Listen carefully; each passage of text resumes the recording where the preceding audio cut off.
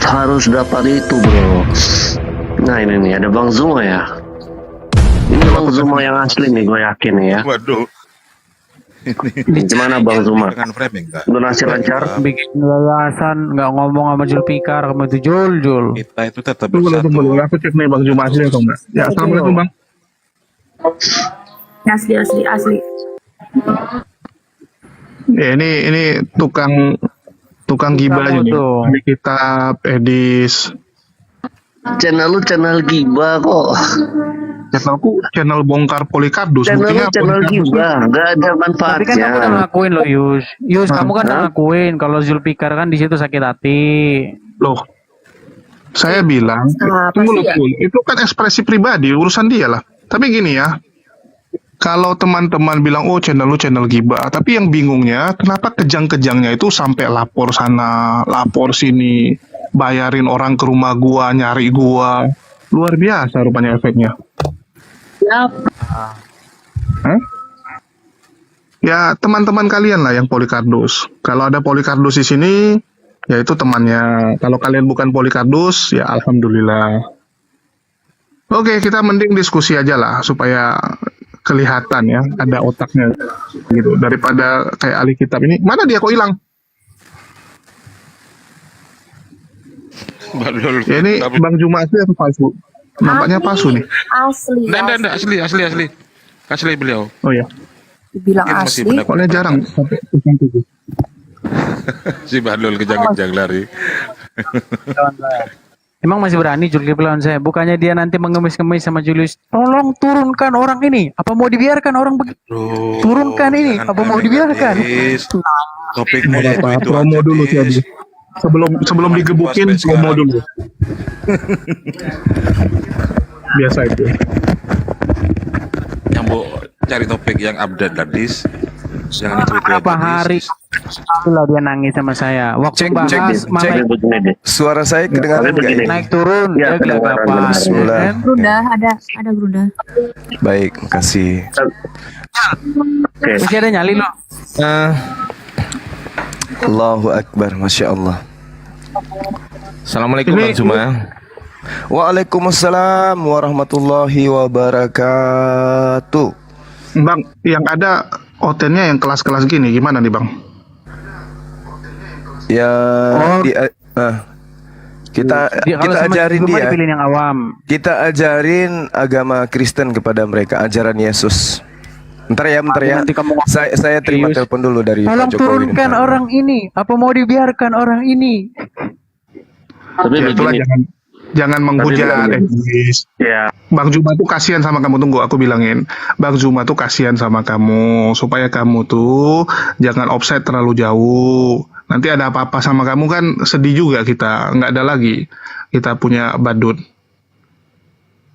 Betul nggak Edis?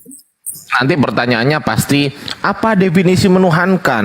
Nah, itu pasti itu. ya, betul. Karena menurut kami kalian telah menuhankan Muhammad. Iya. Iya. Tuhan kalian Muhammad. Apa enggak Tuhan tiap kalian hari Muhammad, kalian ya kan? ngomong kenapa kau Tuhan kan anak manusia? Apa enggak tiap hari kalian ngomong gitu? Tunggu, Dis. Gimana sih kamu? Ya itu kan pembukaan. Jadi gini, kalau menuhankan anak manusia itu kan fix. Ya itu yang pertama. Terus kedua, tapi aku senang dengan Edis ini karena gini, kalau yang lain kan mereka nggak menguasai materi itu, terutama tung yang lain itu kan. Kalau Edis dia ngerti kemampuannya terbatas. Ya otaknya itu nggak bisa terlalu banyak menangkap materi-materi. Jadi mending dia fokus ke satu hal selama 8 tahun gitu. Jadi 8 Betul. tahun yang dikerjain itu aja. Nggak apa-apa, bagus kok. 10 tahun baca Quran katanya. 10 tahun, akhi. Iya, jadi Aduh, selama 10 ya, tahun itu itu saja. yang dia bahas itu aja gitu, diasah terus. Nanti kalau Bang Zuma jawab gini, dia cari lagi dulu jawaban yang lain. Jadi langkah-langkahnya itu aja, bagus juga sih. Iya. Menurut Kalau gua ditanya itu tentang bro. kalau ditanya tentang kitab suci, dia nggak paham juga ntar. Kasian. Nah itu udah Tapi dia langsung setuju sih. ke titik matinya tuh. Bro, itu Kasihan langsung ke ntar titik kalau matinya.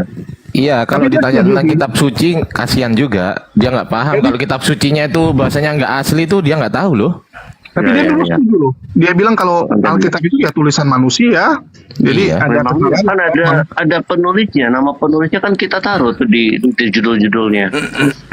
Oh, berarti bukan Injil Allah ya? Injil Injil Bro, Markus. Betul Memangnya ya? Quran ditulis siapa? Quran ditulis Allah. Sebentar. Di Markus 14 ayat Enggak, di Markus Quran itu 1:14 ditulis itu, Enggak, di Markus Quran itu ditulis 1:14. siapa? Enggak. Sebentar. Quran ditulis siapa? Enggak, kamu jawab aja. Quran ditulis siapa? Jangan lari. Quran itu emang ditulis siapa? Zaid bin Zaid. Oke, Ya udah, sekarang manusia bukan. saya tanya. Sekarang saya tanya. Enggak, manusia Sekarang atau saya bukan? tanya. Manusia Loh, atau gantian bukan? ngomongnya. Enggak, manusia atau bukan? Ngomongnya Enggak, gantian. manusia bukan. Yang nulis Quran siapa? Sebentar, Ardi. Kesurupan. Yang nulis Quran siapa? Yang nulis Quran siapa? Zaid bin Sabit. Sekarang saya tanya, yang nulis Manusia Injil Allah bukan. siapa? Manusia Yang nulis bukan. Injil Allah Manusia siapa? bukan. Sekarang saya mau tanya, Enggak, Manusia yang bukan. nulis Injil Allah siapa? Manusia Yang bukan. nulis Injil Allah siapa? Yang nulis Manusia Udah saya jawab tadi. Udah Udah Ya, semua berarti diam Quran dulu. tulisan manusia bukan? Semua diam dulu. Udah siap Bang Juma? Ini mereka ini nggak sadar Itu kita. jawab, Pak Jansyah. Memang kalian Iya, begini iya. tadi. Oke, silakan Bang Juma. Siapa yang nulis kitab mereka nih? Silakan Bang. Yang nulis kitab mereka nggak jelas, nggak ditahu siapa. Belakangan baru ditempel namanya tuh, nggak ada yang tahu. Nggak diteken mungkin dulu ya. Kitabnya setelah ditulis di bawahnya nggak Belum diteken. ngomongnya. Yang nulis Nggak, itu, sudah belum ngomongnya. ya. Tadi kan Bentar, ketika kau bentar. jawab sudah nggak jelas. Udah sabar dulu Dis. Ganti-gantian ngomong, jangan kayak anak kecil. Ya silakan Bang. Kelihatan di warnanya hijau. Ya. Lagi bro, biasanya 2 kali. Ya, jadi gini. Tulisan siapa itu ya sampai sekarang kita nggak tahu. Tapi nggak apa-apa lah, kita anggap aja benar lah itu si Markus, Matius gitu kan. Terus Matius yang mana pun nggak tahu kita tuh, karena banyak yang namanya Matius gitu kan. Oke, mungkin silakan dari Bang Zuma sudah bisa. Teng. Markus kiper timnas ya, bisa jadi itu Markus kiper timnas itu yang buat itu. Karena ya teman-teman Kristen juga sampai sekarang kan mengakui gitu. Terus kamu bilang penulis Bible tidak diketahui. Saya mau jawab ya. Nih, saya kasih tahu. Bible itu ada banyak kitab di dalam. Ada yang penulisnya tidak diketahui, ada yang penulisnya diketahui. Sedangkan Quran, nih, saya kasih kuping saya kalau kamu bisa kasih tunjuk dalam ayat Quran itu siapa yang nulis Quran. Nih, Dari dulu kuping kuping lu saya udah lu kasih, potong. lalu potong-potong. Kan kalau saya ngomong ngeri kan? Ngeri kalau saya ngomong nih. Kalau saya Ngeri. ngomong dipotong. Ngeri kalau saya ngomong. Bukan kupingnya yang dipotong. Kuping yang Dengar sebelah mana? dulu. Sebentar dulu, saya belum selesai Kuping ngomong. yang sebelah Dengar, mana lagi? dengar. Ya kan, Dengar. kan taruhkan Bes. Saya dengar Kuping yang sebelah dulu, mana jangan lagi? kejang-kejang. Kan kejang-kejang kan? Kemarin Kejang-kejang kan? kamu nih, taruh ya ada nih, Ustaz kalau saya ngomong Wafi, kejang kan? iya kan? Nah, kalau saya ngomong Potong kejang kuping kan? saya, ternyata ada kan? Kejang kalau saya ngomong. Masih ada kuping Belum Des. juga saya. Des. Tunggu. Iya. Gini. Kita kalau bicara taruhan, kan ini Edis ini suka taruhan nih.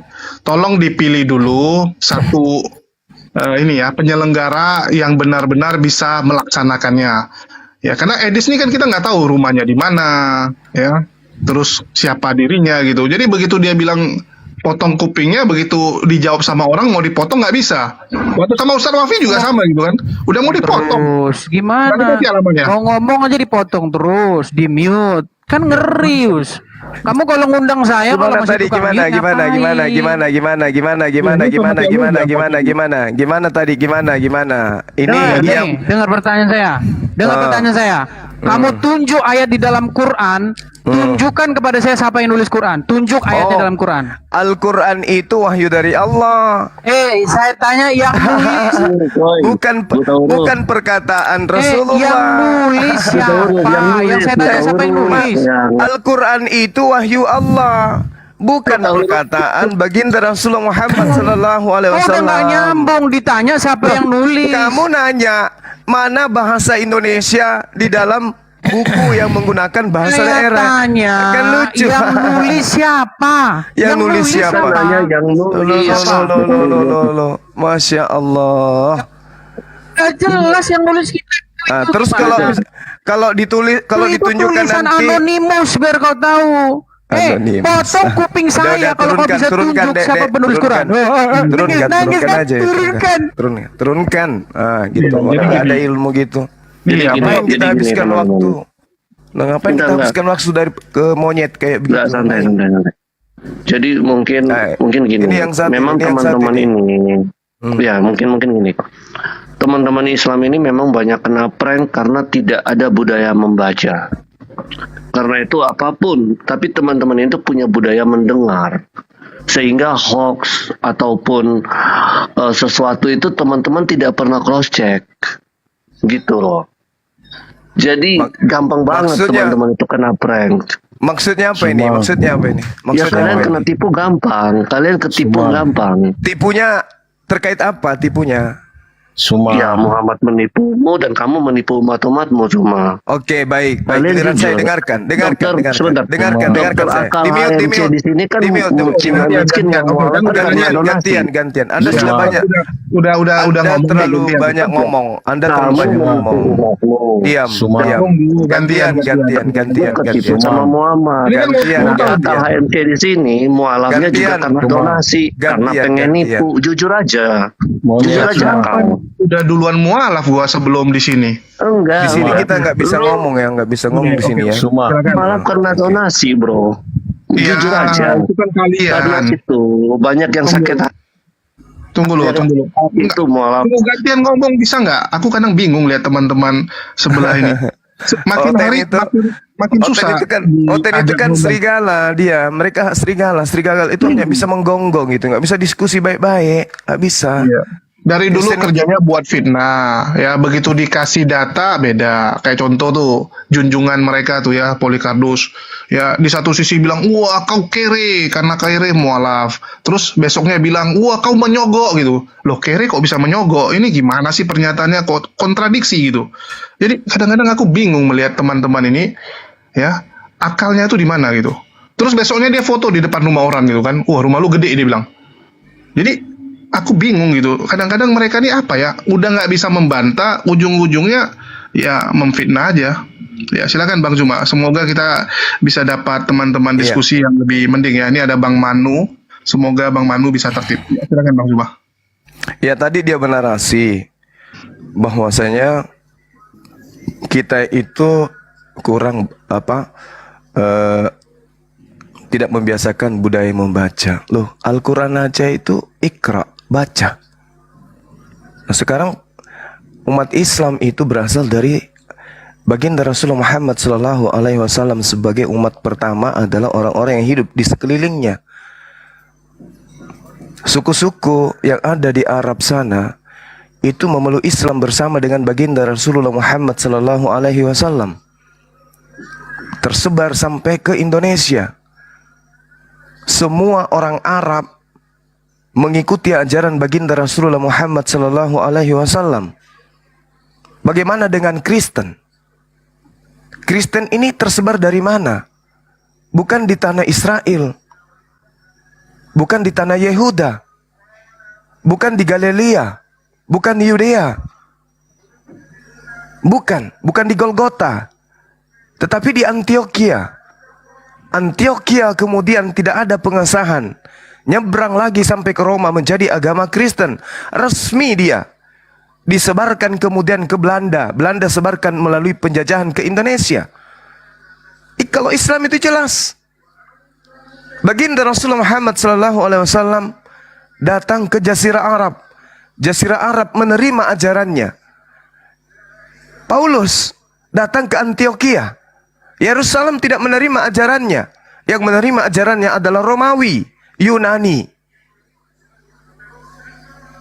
Apa nggak sadar di situ? Kapan-kapannya kemudian Yesus mengutus murid-muridnya sampai ke Roma? Nggak ada. Jadi agama Kristen itu adalah agama yang didirikan oleh paganisme melalui jalur orang-orang Farisi. Kita bisa berbicara sesuai dengan data. Datanya lengkap. Kalau ada bantahan silakan. Kabur juga jadinya. Ya pasti kabur. Pasti kabur. Karena itu akarnya itu di situ.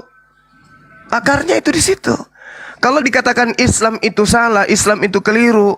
Oke, Islam salah, Islam keliru menurut Oten. Tetapi yang harus dipahami di sini, ya, mata rantai penyampaian ajaran agama Islam itu bersanad dari Rasulullah Muhammad sallallahu alaihi wasallam kepada para sahabat, kemudian kepada tabi'it dan seterusnya sampai kepada para ulama dan kita umat Islam di Indonesia. Lah kalau Kristen ini dari mana? Dari mana Kristen ini? Siapa yang ngajarin menyembah anak manusia ini? Nabi mana yang mengajarkan mempersembahkan anak manusia kepada Tuhan? Nabi mana? Nabi mana yang kemudian mengajarkan kitab menggunakan bahasa Yunani? Nabi mana? Nabi mana yang kemudian diutus untuk Romawi Yunani? Nabi mana? Mana nabinya mereka? Siapa nabinya? Gak ada nabinya mereka itu. Makanya mereka mengambil kitabnya orang Yahudi, menempelkan di kitabnya orang Roma, menjadilah satu kitab. Itu fakta itu. Tapi kalau kita berbicara mengenai kitab perjanjian barunya orang Yahudi, yaitu Taurat, tidak ada satu orang Kristen pun yang bisa berbicara secara akademik, secara ilmiah. Kitab Taurat diperuntukkan untuk Romawi dan Yunani. Tidak akan kita temukan. Siapa coba? Siapa orangnya?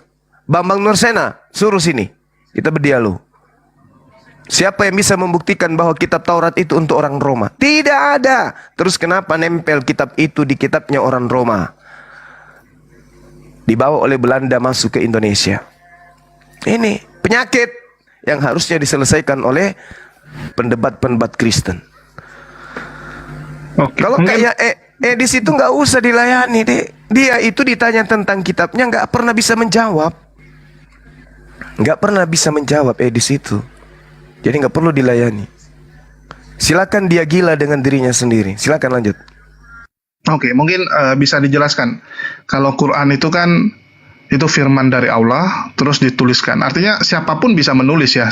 Cuman pas zaman itu Zaid yang menulis gitu. Kalau nggak ada Zaid ya mungkin orang lain. Apakah seperti itu Bang Zuma?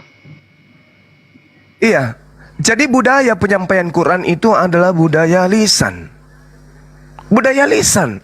Lalu diperintahkan juga selain menulis, mereka selain menghafal dia dituliskan. Tapi bukan itu jadi permasalahan. Terlontar dari mulut Rasulullah Muhammad sallallahu alaihi wasallam, "Huzu Quran min arba'ah." Ambillah Al-Quran dari 4 sahabatku. Ini keluar dari mulut Rasulullah. Rasulullah berbicara tentang kitab Al-Quran. Yesus tidak pernah bercerita tentang kitab Lukas.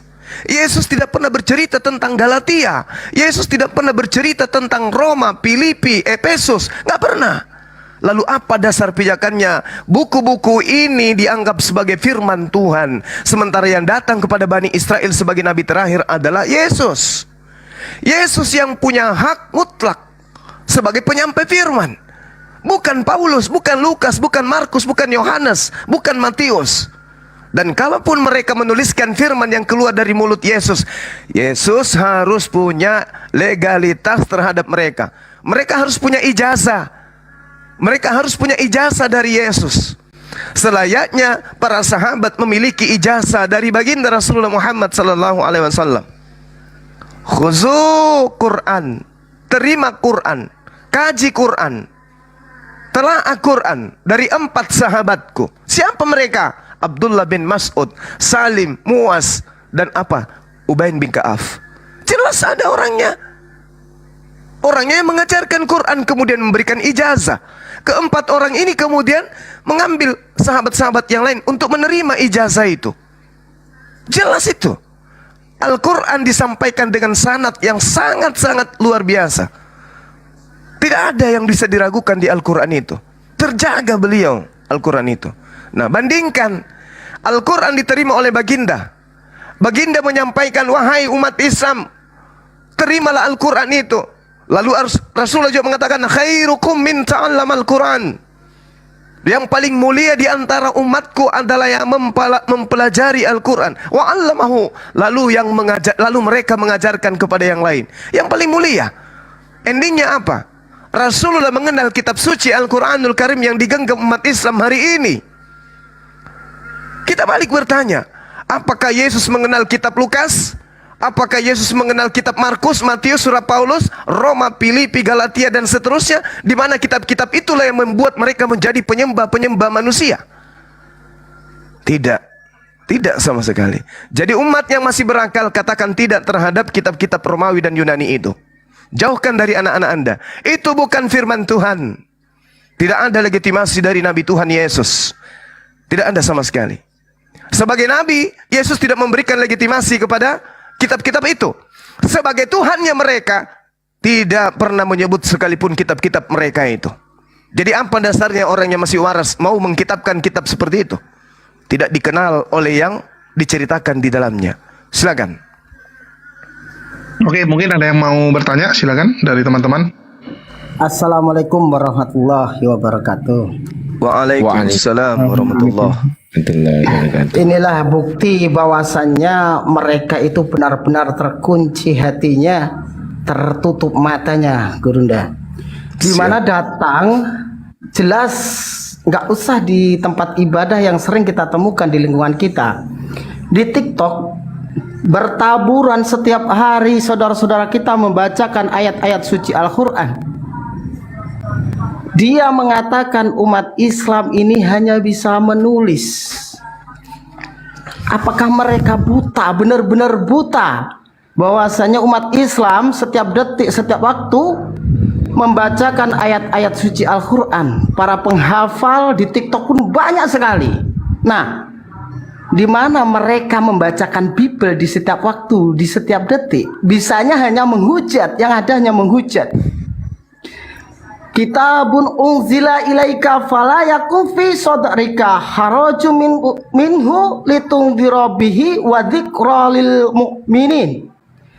Inilah kitab yang diturunkan kepada Muhammad, maka janganlah engkau sesak dada karenanya, agar engkau memberi peringatan dengan kitab itu dan menjadi pelajaran bagi orang yang beriman. Jadi memang Al-Quran ini tidak pantas untuk mereka, karena mata dan hatinya sudah benar-benar tertutup.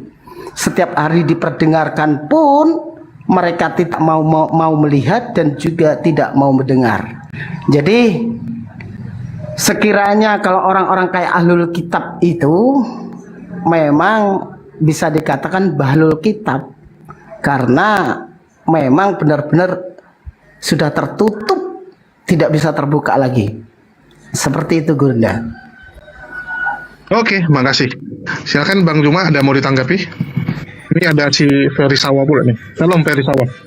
Shalom, Assalamualaikum, selamat siang, salam sejahtera. Waalaikum, Saudara Ferry. Iya, jadi Al-Quran itu jelas sekali Rasulullah Muhammad SAW sebagai sumber. Kitab Lukas itu sumbernya siapa? Satu kitab aja dulu, karena kitabnya mereka kan terlalu banyak tuh. Paulus aja 14 kitab. Itu sumber kitab mereka itu dari mana? Lukas aja dulu. Kita selesaikan aja dulu ini. Al-Quranul Karim sumbernya baginda Rasulullah Muhammad SAW. Itu jelas. Jadi kalau kita berbicara, bisa nggak di mute? Iya nih Bang Alayu. Jadi kalau kita berbicara mengenai kaidah kitab sucinya umat Islam itu ada yang disebut ijazah ardan wasima'an. Apa itu? Secara praktek, seorang guru membaca Al-Quran, membaca ayat. Alhamdulillahi Rabbil Alamin. Lalu kemudian, murid mendengarkan dengan seksama. Setelah murid mendengarkan dengan seksama, setelah guru selesai membaca bacaan tersebut, sang murid membaca ulang apa yang dibaca oleh gurunya tadi. Ini namanya ijazah ardan wasima'an. Ini yang disifati oleh penyampaian Al-Quran. Rasulullah Muhammad SAW membacakan Alhamdulillahi Rabbil Alamin.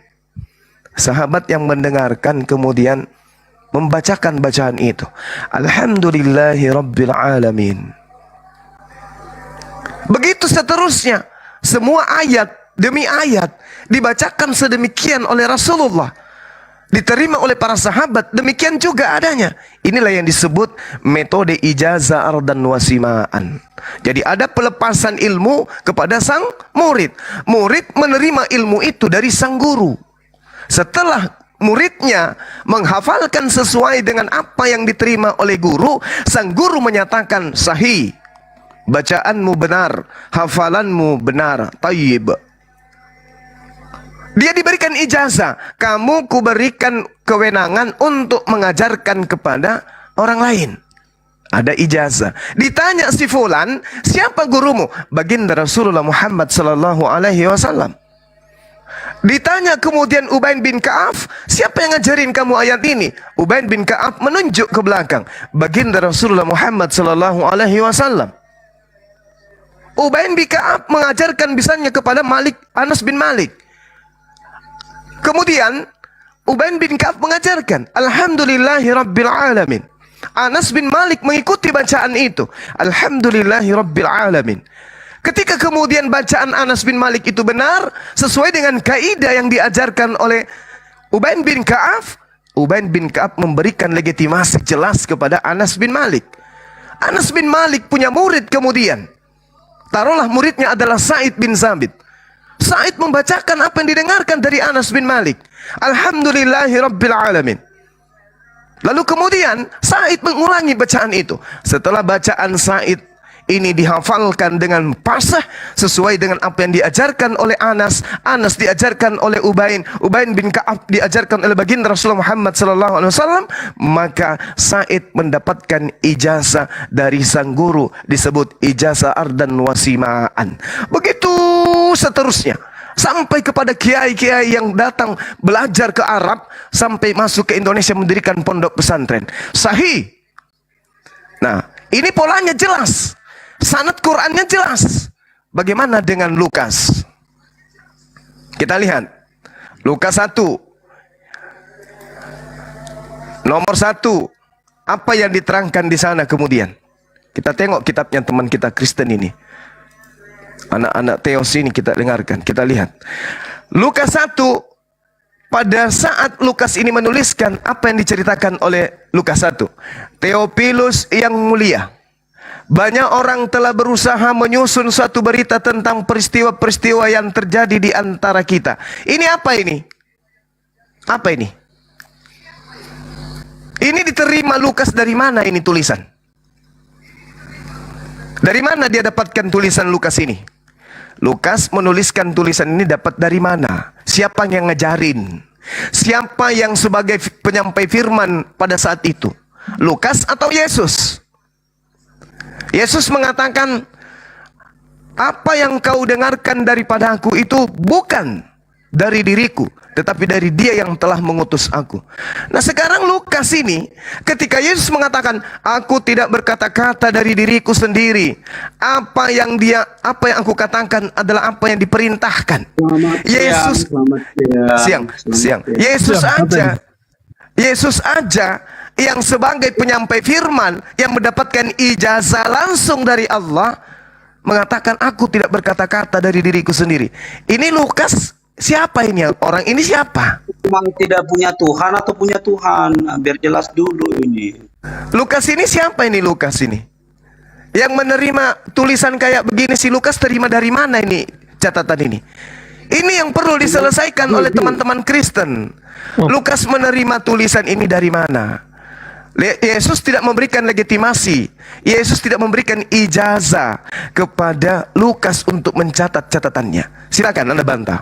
Oke, Jawab. ya, ini ada Bang Gabriel juga ya. Shalom, assalamualaikum buat Bang Kalayubi. Ya, mungkin Gabriel udah nggak sabar nih. Dan buat Bang Ferry Sawa agak jauh dari dangdutannya, Pak. Oke, boleh saya tanggapi? Oke, terima kasih ya. Jadi Al-Quranmu sendiri mengakui ya, membenarkan ya Taurat dan Injil.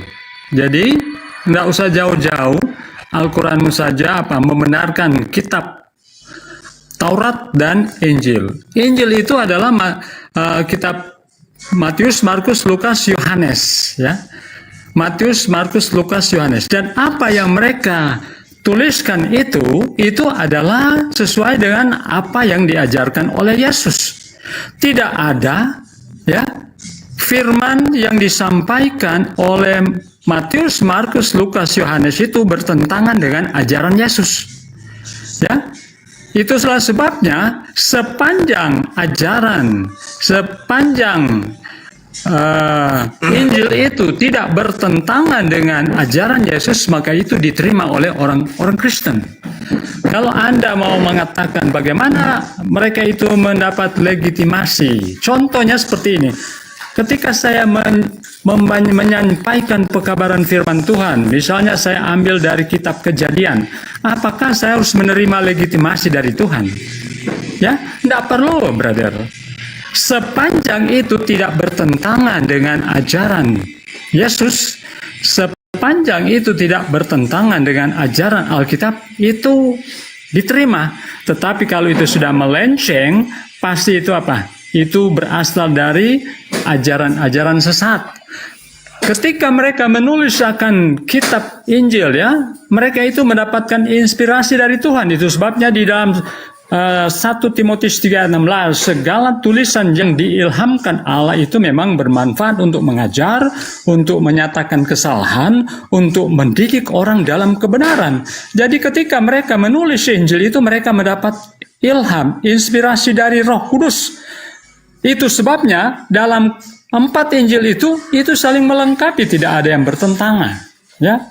Kemudian tulisan-tulisan juga Rasul Paulus itu tidak ada yang menentang akan ajaran-ajaran Yesus.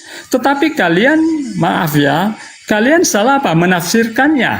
Ya, kalian selalu mengatakan, oh, Paulus itu merubah hukum, dia telah meniadakan. Tetapi kalau Anda baca dengan teliti, Paulus itu tidak meniadakan hukum Taurat. Yang dia maksudkan adalah hukum-hukum upacara, ya. Kegiatan-kegiatan keimamatan di Ka'bah itu tidak lagi dilakukan, karena itu memang sudah digenapi ketika Yesus datang sebagai korban, ya. Dia mengorbankan nyawanya, dan itu dia sendiri yang mengatakan. Udah. Oke. Anda Oke. host, silakan. Ya, ini silakan Gabriel ya. Kasihan ini Firman sama Ilham terlalu dibawa-bawa ini. Ya, silakan Bang Gabriel. Saya tadi dari awal bertanya apakah Komal ini punya Tuhan atau tidak, yang itu loh. Jadi gini sajalah saya mau bantah si Juman, karena di kitab Al-Hijr 6 kalian itu katanya pengikut Nabi gila. Wahai kau Muhammad, punya yang diturunkan Al-Quran adalah orang-orang gila. Nah, itu di Al-Hijr 6. Itu data loh. Apa nih orang? Badungo nih orang. Yang ngomong siapa itu? Saya baru berbicara dulu, gini loh ya. Makanya saya tanya, apakah Komal ini punya Tuhan? Jam-jam 6 manggil, berarti kalian tidak punya Tuhan. Kalian senantiasa ya, agama katanya tidak, agama kaca balau, tetapi kalian itu kaca balau. Kenapa? Iman orang kalian kacaukan. Nah, menurut kitab daripada kitab dongeng Al-Quran, kalian itu tidak punya Tuhan. Kitab dongeng Al-Quran yang mengatakan itu, ya kan?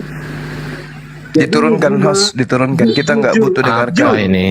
Iya, aku kadang Turunin aja. Enggak, kadang Turunin aja. teman-teman ini. Itu cerminan Kristen itu begitu aslinya sebenarnya. Aslinya itu begitu Kristen itu. Orang Kalau yang Anda- nggak punya Tuhan, ya orang yang nggak punya Tuhan itu dilihat dari kelakuannya gitu.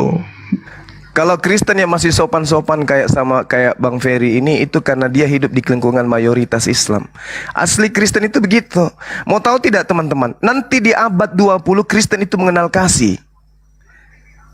Sebelumnya Kristen itu agama beringas. Abad 20 baru Kristen itu mengenal kasih. Sebelumnya coba lihat sejarah agama Kristen itu. Jadi orang Indonesia yang Kristen itu menjadi seperti Pak Ferry ini karena hidup di tengah-tengah mayoritas Islam. Itu fakta. Coba lihat keadaan Kristen di basis-basis mereka. Di mana mereka berkumpul, coba lihat bagaimana keadaan hidup mereka. Tidak usah kita pertanyakan lagi, kita semua tahu. Nah, ini tadi cerminan Kristen yang asli itu begitu sebenarnya. Seperti itu. Oke, saya bantah Pak Ferry tadi. Pak Ferry, yang saya pertanyakan adalah selayaknya apa yang dicerminkan oleh Al-Quran. Kita duduk bersama, Bang. Abang Kristen mengaku punya kitab. Kami Islam mengaku punya kitab. Kitab kami tertuntun dengan jelas. Ijazah dan wasimaan. Ada budaya penyampaian, lisan masuk ke kuping, kuping tembus ke akal, akal melontarkan melalui lisan kembali, diterima oleh individu-individu yang juga berakal. Itulah yang kami sebutkan sanad Al-Quran. Jelas itu. Nah, harusnya ketika saudara saya mendengarkan penjelasan yang saya gunakan, Anda pun menjelaskan penjelasan yang sama terkait dengan kitab saudara, supaya dialognya bisa berjalan dengan baik. Harusnya Lukas ini menerima firman dari Yesusnya. Karena Yesus sendiri mengatakan, aku tidak berkata-kata dari diriku sendiri. Tapi itu terputus. Lukas seketika mengatakan, Theophilus yang mulia, banyak orang yang berusaha menyusun suatu berita tentang peristiwa-peristiwa yang terjadi di antara kita. Ini Lukas terima dari mana? Anda mencoba menarasikan, oh terima dari ilham. Apa itu? Terima dari wahyu. Apalagi itu? Terima dari Roh Kudus. Bung, kalau Anda belajar Bible, di dalam kitab saudara, Yohanes 16, dari data 12 sampai 13 sampai bahkan ke 15-nya dikatakan begini. Titiknya ada di 13. Apa yang dikatakan? Tetapi apabila dia datang, yaitu kebenaran, roh kebenaran. Ini Roh Kudus maksudnya. Apabila ia datang yaitu Roh Kudus, Roh Kudus akan memimpin kamu ke dalam seluruh kebenaran. Sebab Roh Kudus tidak akan berkata-kata dari dirinya sendiri, tetapi Roh Kudus menyampaikan segala sesuatu yang didengarnya. Itulah yang akan dikatakannya, dan Roh Kudus akan memberitakan kepadamu hal-hal yang akan datang. Roh Kudusnya tidak berkata-kata dari dirinya sendiri. Lukas menerima perkataan dari mana ini? Dari Yesus tidak, dari Roh Kudus tidak mungkin. Theophilus yang mulia, banyak orang yang berusaha menyusun satu peristiwa-peristiwa yang terjadi di antara kita. Ini dari mana si Lukas terima ini, perkataan ini, yang dianggap sebagai firman Tuhan? Roh Kudusnya tidak menyampaikan hal ini, Yesusnya juga tidak menyampaikan hal ini. Lukas sendiri yang menyampaikan. Dari mana ilmunya? Dari mana ilmunya Lukas? Dia siapa? Nabi. Dia nabi. Karena yang mendapatkan pernyataan Tuhan berdasarkan bilangan 12 nomor 6 dikatakan, apabila di tengah-tengahmu ada seorang nabi, maka aku Tuhan, aku Elohim akan menyatakan diriku kepada dia melalui penglihatan dan berkata kepadanya melalui mimpi. Lukas ini nabi. Kalau dia bukan nabi, lalu ilmunya dari mana? Dari Yesus? Tidak mungkin. Dari Roh Kudus? Tidak ada datanya. Roh Kudus tidak pernah mengatakan tentang Theophilus. Ini. Tetapi kalau Anda menggunakan akal, ternyata catatan Lukas ini dijawab Lukas sendiri. Banyak orang berusaha menyusun suatu berita tentang peristiwa-peristiwa terjadi, seperti yang disampaikan kepada kita oleh mereka yang semula menjadi saksi mata dari pelayan firman. Karena itu, aku setelah menyelidiki segala peristiwa itu dengan seksama dari asal mulanya, aku mengambil keputusan untuk membukukannya dengan teratur. Ternyata bukan dari Yesus, bukan dari Roh Kudus, bukan dari Elohim, tetapi dari hasil penyelidikannya dia. Ini yang disebut firman Tuhan. Hasil penyelidikan disebut firman Tuhan kayak begitu. Silakan Anda pertanggungjawabkan. Lanjut. Oke. Ya, jadi teman-teman Kristen yang mau naik silakan, mohon ya. Yang Muslim sementara sudah terlalu banyak soalnya. Tapi gini Bang Ferry, ya kita sangat terima kasih dengan orang-orang seperti Bang Ferry yang memang sopan ya karena hidup di lingkungan Muslim. Ya, terus yang agak bingung itu masalah ilham itu Bang. Kasihan nama anak orang itu. Anak orang soalnya itu ilham, jangan dibawa-bawa Bang. Karena kalau cuman berdasarkan kenal, terus Anda mengklaim punya hak untuk menyampaikan apa yang disampaikan orang tersebut, itu nggak cocok. Contoh saya kenal Al-Ayubi, terus saya bikin cerita tentang Al-Ayubi. Al-Ayubi lahir di sini, mamanya ini, istrinya namanya ini. Sehingga orang merasa, wah kamu kenal sama Al-Ayubi. Terus selebihnya saya karang-karang, kan bahaya. Ya silakan Bang Ferry. Oke. Saya mau tanggapi dulu tentang kasih ya. Yesus dari dulunya memang sejak dia ada itu dia sudah mengajarkan kasih. Tinggal orangnya, ya, tinggal orangnya mau praktekkan kasih atau tidak. Apakah Yesus pernah mengajarkan, bunuh ya, kamu bunuh atau apalah. Sedangkan Yesus mengajarkan musuh pun dikasih makan. Musuh pun dikasih makan kalau dia lapar. Kalaupun dia haus dikasih apa? Dikasih minum. Doakan musuhmu. Itu ajaran Yesus. Tetapi masalahnya oknum-oknum itu mereka tidak mau apa? Mempraktekkannya. Itu sebabnya ketika Yesus datang, bukan setiap orang yang berseru kepada Tuhan yang akan masuk dalam kerajaan surga, melainkan dia yang melakukan kehendak Bapakku di surga. Mereka itu hanya mengaku Kristen tapi tidak mempraktekkan apa yang diajarkan oleh Yesus. Makanya ya tadi juga saya prihatin ya, saudara saya yang Kristen tadi, itu memang bukan mencerminkan tabiat Kristus, bukan mencerminkan orang Kristen itu. Ya, orang Kristen itu tidak seperti itu. Oke, datang kita back to the laptop ya, tentang penulis-penulis Alkitab ya, dari perjanjian lama sampai perjanjian baru itu sama itu ya. Roh yang sama itu mengilhami mereka. Kalau kita baca di Al-Qur'an ya, lebah saja itu mendapatkan apa ya? Mendapatkan ilham atau apa? Sehingga mereka bisa membuat sarang. Apakah ya Allah cuma menggunakan lebah untuk memberikan ilham kepada mereka? Bagaimana dengan para penulis? Ya, firman, ya pastilah mereka mendapatkan ilham, mendapatkan inspirasi dari Tuhan, dari Roh Kudus, ya. Karena Roh Kudus itu tidak bisa dia berbicara langsung, menampilkan wajahnya, kemudian dia ngomong, jangan ini, jangan itu, melakukan ini dan itu, tetapi kan dia menggunakan media, ya dia gunakan tentunya manusia, dan itu memang tertulis ya, ketika mereka menuliskan kitab itu, mereka mendapatkan apa? Ilham. 1 Timotius 3 ayat 16 ya. 1 Timotius 3 ayat 16 ya. Segala tulisan yang diilhamkan Allah memang itu bermanfaat untuk mengajar, untuk mendidik orang dalam kebenaran dan memperbaiki kelakuan. Dan semuanya itu tentunya sesuai dengan apa yang diajarkan oleh Yesus. Ya. Keempat Injil ini ketika mereka menuliskan tentang penyaliban itu sama. Ya, ada saksi-saksinya, apa yang mereka itu catatkan itu sama semua. Jadi kalau Anda bilang itu Lukas itu mengarang-arang, itu tidak ada alasan itu. Itu Anda mengada-ada, karena apa yang dituliskan oleh Lukas itu sesuai dengan firman Tuhan. Tidak ada yang bertentangan dengan ajaran Yesus. Coba Anda tunjukkan satu tulisan dari Lukas yang bertentangan dengan ajaran Yesus. Apa? Ada? Oke, silakan bro. Ya, silakan Bang Juma. Yang pertama, Yesus mengajarkan kasih ya, tidak mengajarkan bunuh. Padahal ada ayat tentang Yesus mau membunuh. Terus yang kedua, di mana bukti bahwa Lukas mengajarkan hal yang berbeda dengan Yesus? Silakan Bang Juma. Oke, baik. Saudara mengatakan bahwasanya tidak setiap orang yang menyeru aku Tuhan akan masuk ke dalam kerajaan surga, melainkan dia melakukan kehendak Bapa. Saudara tadi itu melakukan kehendak Bapa. Ulangan 20. Apabila engkau mendekati suatu kota untuk berperang melawan, maka haruslah engkau menawarkan perdamaian kepadanya. Apabila kota itu menerima tawaran perdamaian itu dan dibukanya pintu gerbang bagimu, maka haruslah semua orang yang terdapat di situ melakukan pekerjaan roh di bagimu dan menjadi budak atasmu. Tetapi apabila kota itu tidak mau berdamai dengan engkau, melainkan mengadakan pertempuran melawan engkau, maka haruslah engkau mengepungnya. Dan setelah Tuhan Allah menyerahkan tanganmu, haruslah engkau membunuh seluruh penduduknya, baik laki-laki maupun perempuan, dengan mata pedang.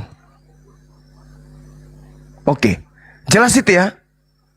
Nah, ini si Gabriel tadi ini frustasi. Kenapa? Karena pendahulu mereka Belanda tidak mampu kemudian menjadikan Indonesia ini menjadi negara Kristen. Ini data kehendak Bapa itu kepung Nusantara ini. Setelah mereka mengalah, kamu kalahkan, jadikan mereka budak, pekerja rodi. Dilakukan tidak Kristen terlebih dahulu? Dilakukan di negara ini. Tapi kemudian Islam berhasil mengusir mereka. Itu ya, supaya dipahami. Jadi semakin melakukan kehendak itu bahaya. Karena kehendak Bapa itu banyak data-data di perjanjian lamanya orang Kristen yang memerintahkan jangan biarkan apapun yang bernapas di sana. Itu perintah. Lalu kemudian Anda mengatakan Yesus mengajarkan kasih. Kasih no inro. Di dalam kitab saudara, Matius 10:34, jangan kamu menyangka bahwa aku datang untuk membawa damai di atas bumi. Aku datang bukan membawa damai, melainkan pedang. Aku datang bukan membawa shalom. Ini dalil di kitab saudara. Ini dalilnya ini. Tidak bisa Anda berpura-pura. Islam telah membuktikan itu. Sebagai apologet kita buktikan itu. Lalu kemudian dalam Lukas 12:49, aku datang untuk melemparkan api ke bumi. Melemparkan api ke bumi. Betapakah aku mengharap api itu telah menyala. Ini jelas ajaran. Bahkan Yesus mengatakan, siapapun yang menjadi seteruhku, yang tidak mau aku menjadi rajanya, bawa di hadapanku, bunuhlah dia di hadapanku. Bahkan Yesus melegitimasi pengajaran yang sangat luar biasa. Barang siapa yang tidak membenci ibu kandungnya, bapak kandungnya, anak kandungnya, istrinya, saudara laki-lakinya, saudara perempuannya, dia tidak bisa menjadi pengikutku. Syarat menjadi pengikut Yesus harus membenci. Bukan tetangga, bukan Pak RT, bukan presiden yang dibenci, tapi siapa? Ibu yang melahirkan, ayah yang melahirkan, membesarkan, saudara kandung, anak kandung, itu harus dibenci untuk menjadi pengikut Yesus. Ajaran kasih. Tapi kasih no inro. Nah, sekarang kita berbicara mengenai data, tema kita. Al-Quran menyatakan, "Fabaddalal ladzina zalamu qaula ghairal ladzi qila lahum." Ini jelas. Lalu orang-orang yang zalim mengganti perintah-perintah dengan mengerjakan yang tidak diperintahkan kepada mereka. Siapa yang memerintahkan Lukas menulis surat Lukas ini? Siapa yang memerintahkan dia? Kalau Anda mengatakan Al-Quran menarasikan Injil, Injil yang mana? Ini yang dimaksud Injil Lukas ini? Bukan. Ini kitab saudara dinarasikan Al-Quranul Karim jelas. Wa minhum ummiyuna la ya'lamuna al-kitaba illa amaniya wa inhum illa yazunnun. Di antara mereka ada yang buta huruf, tidak memahami kitab-kitab terdahulu, kecuali hanya berangan-angan, dan mereka hanya menduga-duga. Lukas ini berangan-angan. Lukas ini sedang menduga-duga. Fawailul lilladzina yaktubuna alkitaba biaidihim. Lalu dengan asas berangan dan menduga-duga, mereka kemudian menuliskan sebuah buku dari tangan mereka. Lalu mereka mengatakan ini dari Allah, padahal sebenarnya itu bukan dari Allah. Lalu mereka menjualnya dengan harga murah. Orang Romawi Yunani membelinya, dijadikan sebagai kitab suci. Ini Al-Quran menarasikan 1400 tahun silam. Jadi kenapa saya bawa data ini? Lukas itu buta, Lukas itu berangan-angan, Lukas itu menduga-duga. Lukas itu menduga-duga. Apa buktinya? Nah, ini tadi. Maka aku setelah menyelidiki segala peristiwa itu dengan seksama dari asal mulanya, aku mengambil keputusan untuk membukukannya kembali. Berarti kitab Lukas ini adalah hasil penyelidikan, hasil duga-menduga, angan-angan si Lukas yang Anda jadikan sebagai kitab suci dan Anda anggap sebagai firman Tuhan. Silakan Anda bantah. Di mana Yesus memberikan legitimasi terhadap penulis kitab Lukas dan isi kitab Lukas itu? Silakan. Oke, kembali kepada perjanjian lama ya. Ketika orang-orang Israel itu dijajah ya, maka Tuhan menolong mereka untuk membebaskan mereka. Makanya Tuhan memerintahkannya untuk membunuh musuh-musuhnya. Mereka itu dalam keadaan peperangan. Tetapi kalau Anda kaitkan dengan apa yang pernah dikatakan oleh Yesus, bunuhlah mereka, itu Anda salah. Itu perumpamaan, bro. Itu perumpamaan. Ketika sama dengan ketika Yesus menyuruh ya, ada seorang raja menyuruh untuk memanggil mereka untuk datang ya. Mereka tidak mau datang. Tetapi akhirnya apa? Raja itu menyuruh apa? Untuk membinasakan mereka. Tetapi kalau Anda baca dengan teliti, itu bro perumpamaan. Jadi Anda harus bedakan perumpamaan dan arti yang sebenarnya. Jadi Yesus tidak pernah menyuruh membunuh. Kemudian Anda bilang Yesus kalau mau mengikuti Yesus harus membenci orang tua. Itu artinya bro, sesuatu yang menghalangi kita datang kepada Tuhan apapun itu, ya kita harus tinggalkan. Kalau orang tua itu misalnya ya melarang kita untuk datang menyembah Allah yang benar, kalaupun dia itu orang tua, ya kita harus apa? Kita harus tinggalkan. Tetapi bukan berarti benci kemudian kita membunuh dia. Itu berarti kita harus apa? Mengutamakan Tuhan dari segala sesuatu. ya dari segala sesuatu. Karena tidak ada yang patut kita utamakan selain Tuhan, ya. Jadi bukan membenci orang tua kemudian seperti pemahaman Anda. Bukan seperti itu yang dimaksudkan oleh Yesus. Karena ajaran Yesus juga kasih, ya, mengasihi. Hormatilah ayah dan ibumu, ya, hormatilah orang tuamu. Di Alkitab itu, perjanjian lama itu ditegaskan kembali oleh Yesus, ya. Kasih kepada Allah dan kasih kepada sama manusia. Itulah hukum yang pertama dan utama. Ya, itu salah satunya hormatilah ayah dan ibumu. Tidak mungkin Yesus bertentangan. Dia adalah pemelihara hukum. Ya, dunia ini akan runtuh, tetapi sekalipun dunia ini akan runtuh, tetapi hukum itu tetap kekal selama-lamanya. Kemudian kalau Anda bilang siapa yang memerintahkan Lukas menulis kitab? Kalau saya tanyakan, siapa yang memerintahkan juga penulis-penulis penyalin Al-Quran untuk menulis itu dalam bentuk buku? Tidak ada, bro. Tetapi bagaimana supaya manusia bisa baca, orang bisa mengerti? Bagaimana kalau misalnya itu tidak dituliskan? Bagaimana orang bisa paham kebenaran? Bagaimana bisa orang mengerti akan kebenaran firman Tuhan kalau itu tidak dituliskan, brother? Coba kita berpikir, ya. Kalau itu cuma dihafal, ya, dihafal kemudian tidak dituliskan dalam bentuk buku, bagaimana orang bisa paham itu firman Tuhan, brother? Dan kalau Anda mau lihat Matius, Markus, Lukas, Yohanes itu mereka itu tulisan mereka itu tidak bertentangan. Apa yang diucapkan oleh Yesus itulah yang mereka tuliskan. Kemudian apa juga yang mereka saksikan itu mereka tuliskan. Dan itu tentunya atas ilham daripada Roh Kudus. Tak mungkin, ya, 4 orang yang berbeda menulis tulisan yang sama. Anda bisa bayangkan orang yang hidup, ya, yang terpisah, tetapi akhirnya tulisan mereka itu sama. Kenapa sama? Karena mereka menulis atas ilham Allah. Saya kira demikian, bro. Iya. Jadi gini, saudara, ya. Kalau Anda membaca data hormatilah orang tua, itu kan adanya di kitabnya orang Yahudi. Kitabnya orang Yahudi. Saya interupsi, ya. Di kitab perjanjian baru juga ada. Iya, saya tahu di Efesus 6 itu ajaran siapa? Ya. Ajaran itu siapa? ajaran Paulus yang tidak bertentangan Paulus. dengan perjanjian lama. Ya, betul, kan? Ini sudah bertentangan dengan pengajaran Yesus ini. Oh, tidak, brother. Oh, mana? Yesus mengatakan apa? Bahkan kepada seorang perempuan yang memohon-mohon sampai dia mengaku sebagai budak sekalipun pemakan sampah. Apa yang dikatakan oleh Yesus? You adalah guguk. Wanita itu mengatakan, betul Tuhan, saya memang guguk. Apa kata Yesus? Betul imanmu, jadilah seperti apa yang engkau mau. Guguk. Kejam kali dia. Matius 8 nomor 21 sampai 22. Coba Anda baca. Seorang anak murid, salah satu muridnya berkata kepada Yesus, Tuhan, izinkan aku pergi dulu untuk menguburkan ayahku. Apa kata Yesus? Ikutlah aku. Biarlah orang-orang mati menguburkan orang-orang mati mereka. Ini apa ini? Ini ajaran apa ini? Seorang murid minta izin sebentar aja untuk memakamkan ayah kandungnya. Apa kata Yesus? Ikut aku. Biarkan orang mati itu menguburkan sesamanya orang mati. Ini ajaran kasih.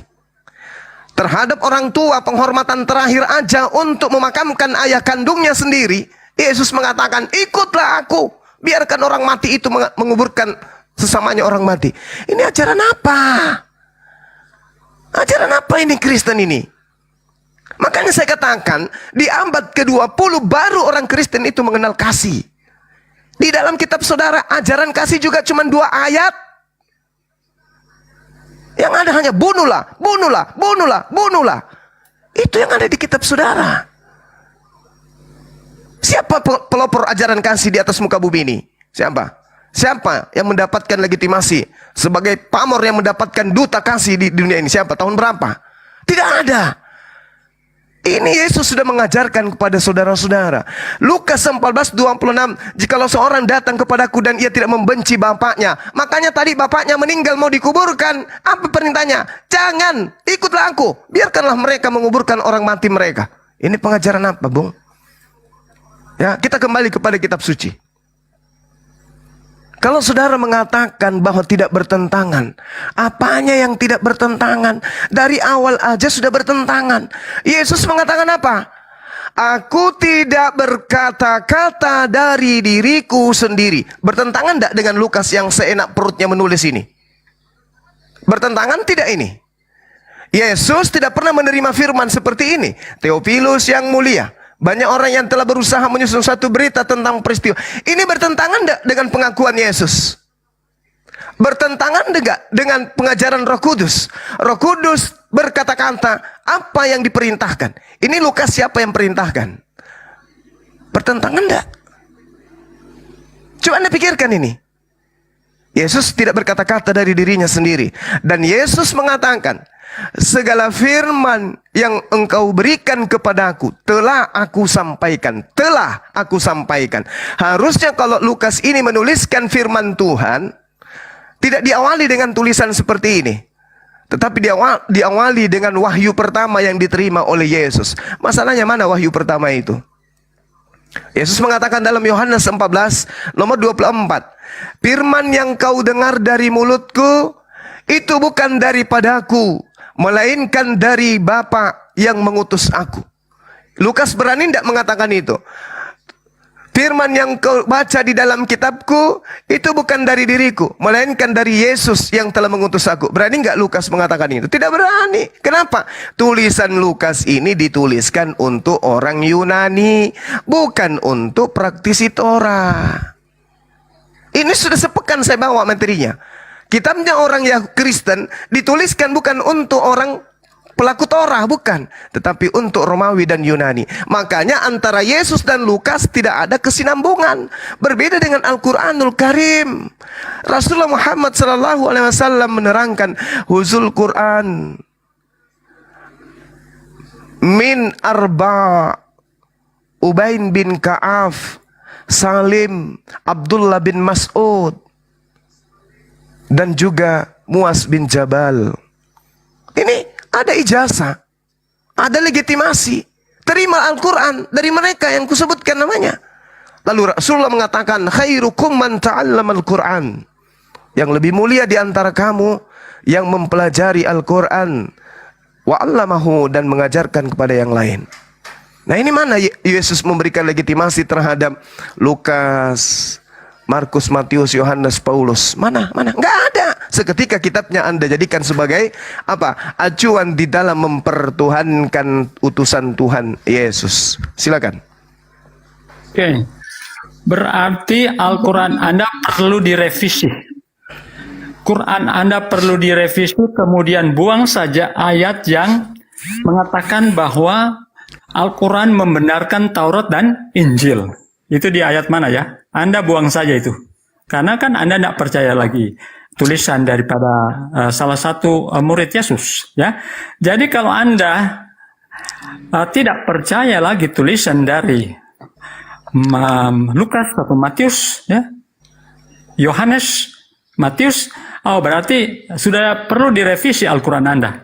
Yang Al-Quran Anda sendiri mengatakan Al-Quran membenarkan Taurat dan Injil. Itu satu. Kemudian, kalau Anda berbicara tentang apa yang dilakukan oleh Yesus ketika dia bertemu dengan seorang wanita yang memohon supaya anaknya disembuhkan. Yesus mau menguji imannya. Anda harus tahu latar belakang daripada orang Yahudi dan orang non-Yahudi waktu itu. Ya, mereka tidak bergaul tidak bergaul dengan baik, ya. Orang-orang Yahudi yang di luar Yahudi, mereka menganggap itu orang yang orang yang tidak bersunat. Tetapi Yesus mau datang, ya, mau datang untuk apa? Merontokkan dinding-dinding, tembok-tembok pemisah itu. Makanya dia uji iman daripada wanita ini, ya. Oleh karena wanita ini memang betul-betul beriman kepada Yesus, maka apa yang Yesus katakan, ya, biarlah apa yang kamu inginkan itulah yang terjadi, sehingga akhirnya anaknya bisa disembuhkan, ya. Inilah yang Yesus mau mau hancurkan tembok-tembok pemisah, ya, antara orang Yahudi dan non Yahudi, ya. Ya, ada wanita-wanita yang datang kepada Yesus, contohnya juga wanita yang berada di sumur Yesus, ya, bersama-sama dengan Yesus. Itulah yang apa dilakukan oleh Yesus. Kemudian orang mati ya, Yesus katakan ya, biarlah orang mati itu menguburkan.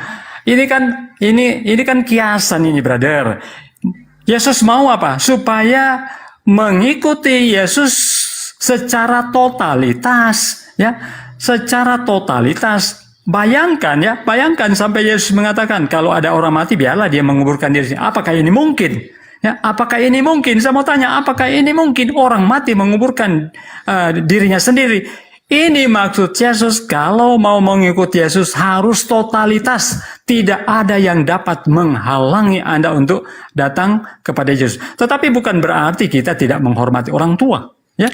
Karena orang tua itu seperti hukum mengatakan, ya, hormatilah orang tuamu agar umurmu lanjut, ya. Kalau kita tidak menghormati orang tua kita umur kita tidak akan lanjut. Bukan berarti lanjut di dunia ini, tetapi untuk apa? Memperoleh hidup yang kekal. Jadi berbicara tentang kitab, ya.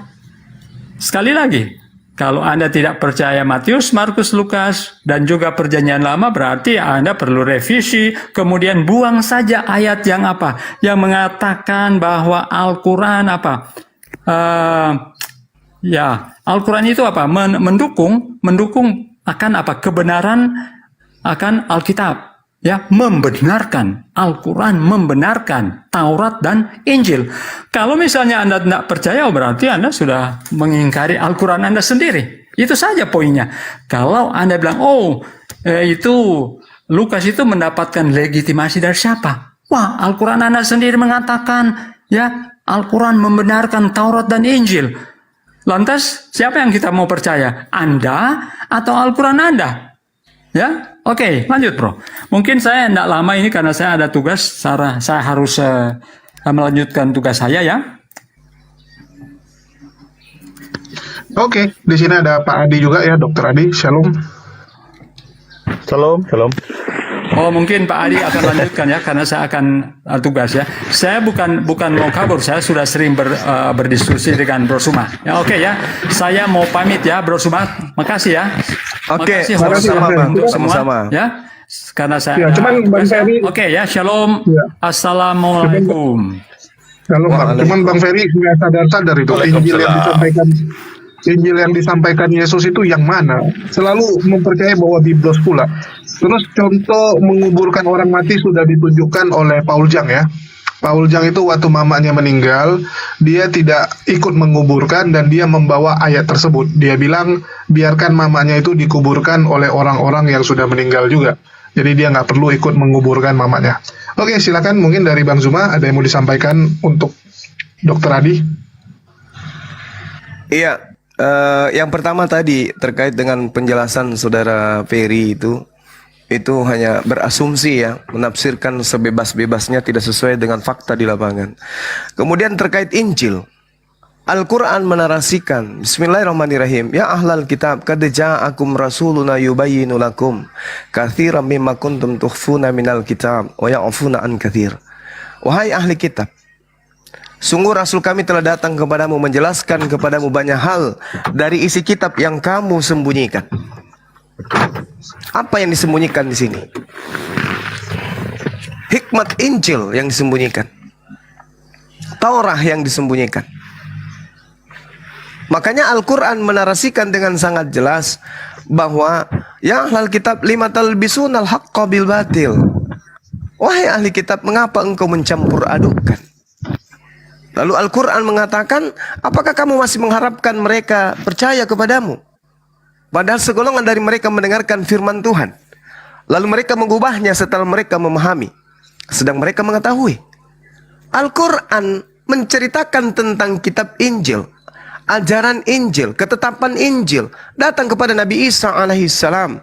Tetapi Al-Quran mengatakan mereka menolak, mereka merubah-rubahnya, lalu menggantikan firman Allah itu dengan perkataan-perkataan manusia. Makanya muncul kemudian kitab Lukas.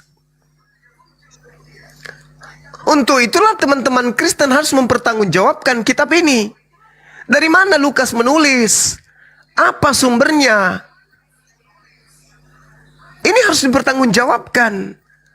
Makanya Al-Quran mengatakan wa minhum ummiyuna la ya'lamunal kitab illa amaniya wa inhum illa yazunnun. Di antara mereka ada yang buta huruf, tidak memahami kitab-kitab terdahulu, kecuali hanya berangan-angan dan hanya menduga-duga. Termasuk Lukas. Mari kita lihat. Apa yang dituliskan di dalam kitab Lukas, banyak kekosongan-kekosongan yang baru belakangan ini dituliskan, dan itu dikasih kode dalam kurung. Contoh, Lukas 17 nomor 36. Di manuskripnya itu nggak ada. Lukas 17 36, Lukas 22 19 sampai 20, Lukas 22 43 sampai 44, Lukas 23 17. Kalau Anda melihat di dalam kitab saudara, semua data-data yang saya sebutkan ini dituliskan dalam kurung. Apa maksudnya dalam kurung itu? Apa maksudnya di dalam kurung ini? Di dalam kitab Lukas itu. Begitu juga kitab-kitab yang lain. Matius, Markus, Yohanes. Ada dalam kurungnya. Apa maksudnya dalam kurung? Hiasan. Hiasan sampai dia harus dalam kurung. Atau itu adalah majas. Atau peribahasa. Nah, ini pertanggungjawaban teman-teman Kristen terhadap kitabnya ini harus. Sekali lagi saya katakan bahwasanya ketika Al-Quran itu diwahyukan oleh Allah, Alhamdulillahi Rabbil Alamin, secara ijazah Rasulullah membacakan kepada para sahabat, sahabat mendengarkan dan menghafalkan, sahabat setelah mendapatkan legitimasi dari Rasulullah, mereka mengajarkan kepada sahabat yang lain, sahabat mengajarkan kepada tabi'in, dan lalu kemudian mengajarkan kepada tabi'in, sampai kepada para ulama, ulama membuka pondok pesantren, pondok pesantren yang menerima ilmu dari para ulama, ulama-ulama ini mengentaskan siswa dan santri dan santriwati menjadi seorang ulama lagi membuat lagi pesantren, pesantrennya juga mengentaskan para ulama lagi, ulama, santri, santriwati jadi ulama mengentaskan dan santriwati, begitu seterusnya sampai kepada kami umat Islam hari ini. Nah, ini Yesus aja sampai ke Lukas nggak nyambung. Ada nggak yang bisa memberikan mata rantai dari Yesus ke Lukas? Ada nggak? Ini aja dulu, sesederhanain dulu. Jangan masuk ke poin Bible dulu, berat. Yesus sampai ke Lukas tidak. Ini dulu poinnya, silakan. Sedikit menambah. Baik, boleh saya jawab? Silakan Pak Adi. Boleh saya jawab? Menanggapi Pak Ferry ya, yang membawa di surat Al-Imran ya, nazzala alaikal kitab bil haqqi musaddiqan lima bayna yadayhi wa anzala taurata wal injil. Jadi mempertanyakan hal yang tidak mereka pahami. Nah, apa yang dikatakan di dalam Al-Qur'an, apa yang berisi Injil yang dikatakan Pak Ferry itu sangat bertentangan memang dengan Injil yang mereka pegang sekarang. Al-Qur'an itu mengatakan Injil itu mempercayai kitab sebelumnya. Wa qafaina ala asyarihim bi Isa bin Maryam musaddiqan lima baina yadayhi minat Taurat wa atainahul injila fihi huda wan nur wa musaddiqan lima baina yadayhi minat Taurat wa huda wa mau'izatil muttaqin. Jadi, dan kami teruskan jejak mereka dengan mengutus Isa putra Maryam membenarkan kitab yang sebelumnya yaitu Taurat, dan kami menurunkan Injil kepadanya, di dalamnya terdapat petunjuk dan cahaya, dan membenarkan kitab yang sebelumnya yaitu Taurat, dan sebagai petunjuk serta pengajaran untuk orang-orang yang beriman. Jadi pertanyaannya, apakah Injil orang-orang yang sekarang yang dipegang orang-orang Kristen yang menamakan dirinya Alkitab itu membenarkan kitab Taurat yang dipegang oleh Nabi Musa? Tunjukkan satu ayat di dalam Perjanjian Baru yang membenarkan kitab Taurat. Bahkan kalau kita lihat, mereka malah membatalkan hukum Taurat. Silakan. Ya, silakan Pak Adi, semua sekaligus. Baik. Terima kasih. Suara saya jelas nggak, Pak Akal? Bagus, Dr. Akal? bagus. Halo? Bagus, bagus Dokter Adi. Baik, untuk Pak Juma, selamat siang. Untuk Lukas, Siang, ya, Pak Dokter. Lukas itu adalah salah satu dari murid Yesus yang lain dari 70 orang. Datanya di Lukas 10 ayat 1 dan 17. Lukas itu menyelidiki berita. Berita itu sumbernya adalah saksi-saksi mata dan pelayan firman yang ditulis oleh banyak orang. Jadi banyak orang menulis tentang berita. Sumbernya saksi mata.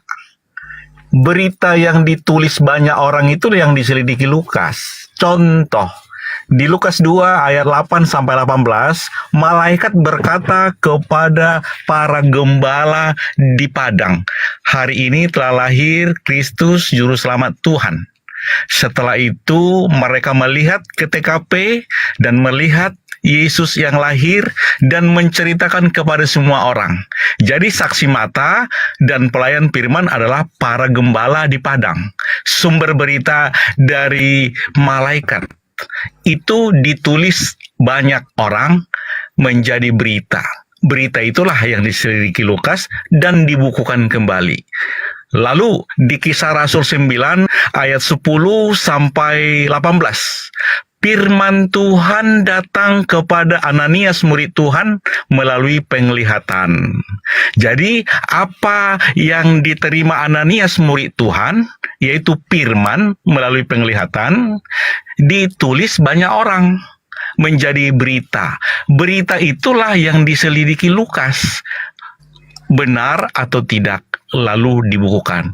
Itulah kronologi kenapa kitab Injil Lukas dan kitab Kisah Para Rasul ditulis oleh Lukas tentang apa yang dikerjakan oleh Yesus, yang diajarkan oleh Yesus. Seperti 1 Yohanes 1 ayat 1, apa yang kami lihat, apa yang kami dengar tentang firman hidup, itu yang kami tuliskan.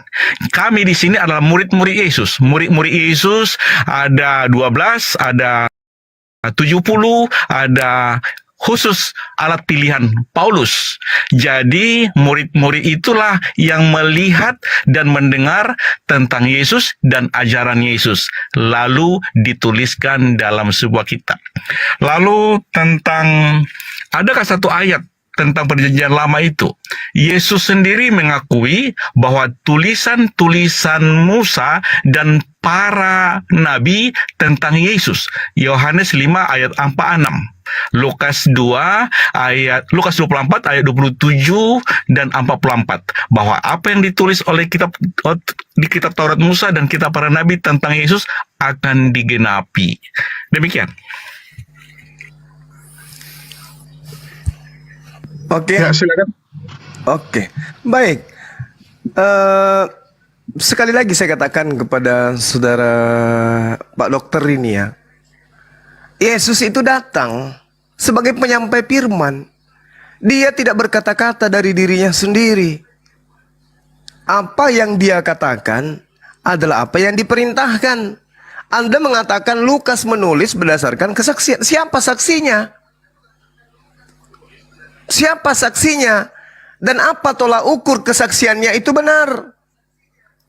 Bukankah firman Tuhan itu harus terjaga dan tidak boleh terkotori dengan perkataan-perkataan yang bukan firman Tuhan? Sementara Anda mengakui bahwa Lukas menuliskan hanya berdasarkan kesaksian. Kesaksian siapa? Lantas apa yang menjadi ukuran kesaksiannya itu benar? Itu poin yang harus Anda selesaikan. Selayaknya Al-Quran diterima oleh Rasulullah, disampaikan kepada para murid, para sahabatnya. Sahabatnya menghafalkan. Sahabatnya tidur bersama, makan bersama, duduk bersama, hidup bersama. Saling melengkapi antara guru dan murid. Yesus juga demikian. Dia juga punya murid. Lalu kalau Anda mengatakan bahwa data-data yang Anda sajikan itu adalah firman Tuhan, jelas di dalam kitab saudara sendiri, di situ diceritakan sesudah Yohanes ditangkap, datanglah Yesus ke Galilea, mengajarkan, memberitakan Injil Allah, bukan Injil Markus. bukan Injil Yohanes, bukan Injil Matius, bukan. Bukan surah-surah Paulus. Yang Yesus beritakan di Galilea adalah Injil Allah. Mana Injil Allah itu? Injil Allah itu mana? Lalu kemudian diceritakan di dalam Kisah Para Rasul 8 nomor 35. Maka mulailah Filipus berbicara dan bertolak dari nas itu. Ia memberitakan Injil Yesus kepadanya. Mana Injil Yesus? Injil Yesus yang diberitakan Filipus mana? Injil Allah yang diberitakan oleh Yesus mana? Injil Yesus yang diberitakan Filipus tidak ada. Injil Allah yang diberitakan oleh Yesus pun tidak ada. Tetapi ada pengakuan Paulus di dalam Galatia 1 nomor 6. Aku heran bahwa kamu begitu lekas berbalik daripada Dia yang telah memberikan kasih karunia Kristus memanggil kamu mengikuti Injil lain. Aku heran begitu cepat engkau berpaling kepada Injil-Injil lain selain daripada Injil yang aku beritakan kepadamu. Galatia 1 nomor 6. Jangan-jangan yang dimaksud daripada Injil yang diberitakan oleh Paulus ini, Injil lain ini adalah Injil Allah, Injil Yesus. Jangan-jangan itu. Karena Paulus mengatakan, aku heran engkau begitu cepat berpaling kepada Injil lain. Berarti ada Injil lain selain Injil-Injilnya Kristen. Ada Injil lain selain daripada Injil-Injil yang dikanon. Injil mana itu? Sementara jelas disebutkan dalam kitab saudara ada Injil Yesus, ada juga Injil Allah. Sementara Injil Yesus kita tidak temukan, Injil Allah pun tidak ditemukan. Berarti benarlah kata Al-Quranul Karim, mereka menyembunyikan dari apa yang Allah wahyukan kepada mereka. Rasulullah Muhammad SAW datang menjelaskan kepada kalian banyak hal dari isi kitab yang kalian sembunyikan. Mana Injil Filipus, Injil Yesusnya, mana Injil Allahnya? Tunjukkan kepada kita kalau ada. Yang ada di meja Kristen hari ini hanyalah catatan-catatan yang tidak jelas dari mana asal-usulnya. Silakan.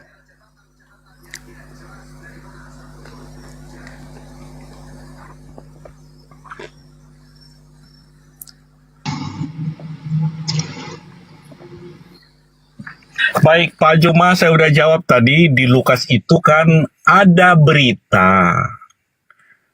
Ditulis banyak orang. Sumber berita itu saksi mata. Jadi para gembala di padang itu adalah saksi mata menerima firman dari malaikat. Malaikat itu berkata kepada kepala, hari ini telah lahir Kristus Juru Selamat Tuhan di kota Daud. Itu perkataan malaikat loh. Itu perkataan malaikat. Jadi perkataan malaikat kan diutus Allah. Jadi saksi mata adalah para gembala di padang. Datanya di Lukas 2 ayat 8 sampai 18. Yang kedua, di Kisah Para Rasul 9 ayat 10-18, firman Tuhan datang kepada Ananias murid Tuhan melalui penglihatan. Jadi apa yang dilihat oleh Ananias murid Tuhan, yaitu firman Tuhan itu ditulis banyak orang menjadi satu berita. Jadi berita itu berisi firman yang disaksikan oleh saksi mata dan pelayan firman, lalu ditulis banyak orang. Lalu berita itulah diselidiki oleh si Lukas, bahwa sumber berita itu dari malaikat, sumber berita itu penglihatan, dan dilihat, disaksikan oleh saksi mata, ditulis banyak orang, lalu dibukukan dalam sebuah kitab tentang apa yang dikerjakan oleh Yesus dan apa yang diajarkan oleh Yesus. Selaras dengan 1 Yohanes 1 ayat 1, apa yang kami lihat, apa yang kami dengar tentang firman hidup, itu yang kami tuliskan. Lalu tentang Injil. Injil itu adalah kabar baik, Injil itu adalah firman, dan firman itu adalah Yesus sendiri. Wahyu 1 ayat 8. Yesus adalah Alfa dan Omega, artinya Yesus yang bernubuat dan Yesus yang menggenapi. Yesus adalah firman Tuhan Allah. Yesus adalah yang ada, yang sudah ada dan akan datang. Yesus adalah yang maha kuasa. Itu pengakuan Yesus melalui wahyu. Wahyu 1 ayat 1, inilah wahyu Yesus Kristus yang dikaruniakan Allah kepada Yesus, supaya Yesus mengaruniakan atau melihatnya melalui malaikat kepada Yohanes di Pulau Patmos untuk disampaikan kepada hamba-hambanya. Wahyu 22:16, aku Yesus menyampaikan melalui malaikatku semua yang tertulis ini supaya disampaikan kepada jemaat-jemaat. Jadi dari Allah kepada Yesus melalui malaikat kepada Yohanes di Pulau Patmos belum disampaikan kepada hamba-hambanya. Jadi memang Nabi itu berbicara mewakili Tuhan. Apa kata Tuhan itu yang disampaikan Nabi. Yesus diutus turun dari sorga, diutus Bapa untuk memberikan hidup kekal. Datanya Yohanes 6:38 sampai 40. Burung gagak diutus Allah kepada Kabil untuk mengajarkan tata cara mengubur mayat. Nabi Muhammad diutus Allah untuk apa? Silakan jawab dengan dalil. Apa maksud dan tujuan Allah mengutus Nabi Muhammad? Dalilnya di mana? Apakah diutus untuk memberi hidup kekal? Apakah diutus untuk mendatangi api neraka? Apakah diutus untuk mengkapir-kapirkan orang yang tidak seiman dengan dia? Silakan dijawab dengan dalil, Pak Juma. Monggo. Oke, tema kita tidak ke situ, Pak Dokter. Jangan panik dulu. Anda seorang dokter tapi kok panik jauh dari tema. Oke, Galatia 2 nomor 14. Silakan. Diam dulu. Ini dulu. tanya jawab, Pak. Silakan. Utusan. Iya, Anda diam dulu, Pak. Tema kita bukan itu. Kalau berbicara mengenai mengkafir-kafirkan orang, baca Galatia 2 nomor 14. Pauluslah pertama kali yang mengatakan orang Kristen itu kafir. Orang-orang yang tidak bersunat yaitu Kristen adalah orang yang hidup secara kafir. Siapa yang mengatakan itu? Paulus. Di mana tertulis? Galatia 2 nomor 14. Belajar. Kemudian saya ingin bertanya kepada saudara. Ini kita fokus ke tema dulu, Pak. Jangan lari kemana-mana. Belum ada Kristen yang mampu menghadapi saya tentang Bible. Sekalipun dokter S5 sekalipun. Apalagi kalau cuma level Anda. Di dalam Kisah Para Rasul 9 yang Anda bacakan tadi, Pak Dokter, di situ tertulis, di Damsyik ada seorang murid Tuhan bernama Ananias. Ini Lukas dapat informasi dari mana ini? Dari mana Lukas tahu cerita ini? Siapa yang mewahyukan Lukas cerita ini? Bahwa di Damsyik ada seorang murid Tuhan bernama Ananias. Lalu Lukas mengarang, firman Tuhan datang kepada Ananias melalui penglihatan. Ini Lukas karang cerita, ilmunya dari mana? Ini pertanyaan, tolong dijawab. Yesus sebagai penyampai firman tidak pernah mengenal Ananias. Yesus sebagai penyampai firman tidak pernah mengenal pengarang kisah pewarta kitab Anda. Pertanyaan saya, sebagai dokter, orang yang intelektual, tolong jawab saya. Dari mana Lukas menceritakan kisah-kisah ini? Siapa yang membisikkan kupingnya? Di Damsyik ada seorang murid Tuhan bernama Ananias. Sejak kapan Ananias menjadi muridnya Tuhan? Coba Anda pelajari di mana Yesus pernah punya murid bernama Ananias di Damsyik. Sejak kapan Yesus pernah ke Damsyik? Sejak kapan Yesus punya murid orang Yunani? Sejak kapan? PR Anda sekarang sebagai dokter, tunjukkan asal informasi yang diterima Lukas ini dari mana. Di Damsyik ada seorang murid Tuhan bernama Ananias. Firman Tuhan datang kepadanya. Dari mana Lukas tahu Tuhan berfirman kepada Ananias? Bukankah firman Tuhan itu hanya datang kepada Yesus? Jawab, silakan.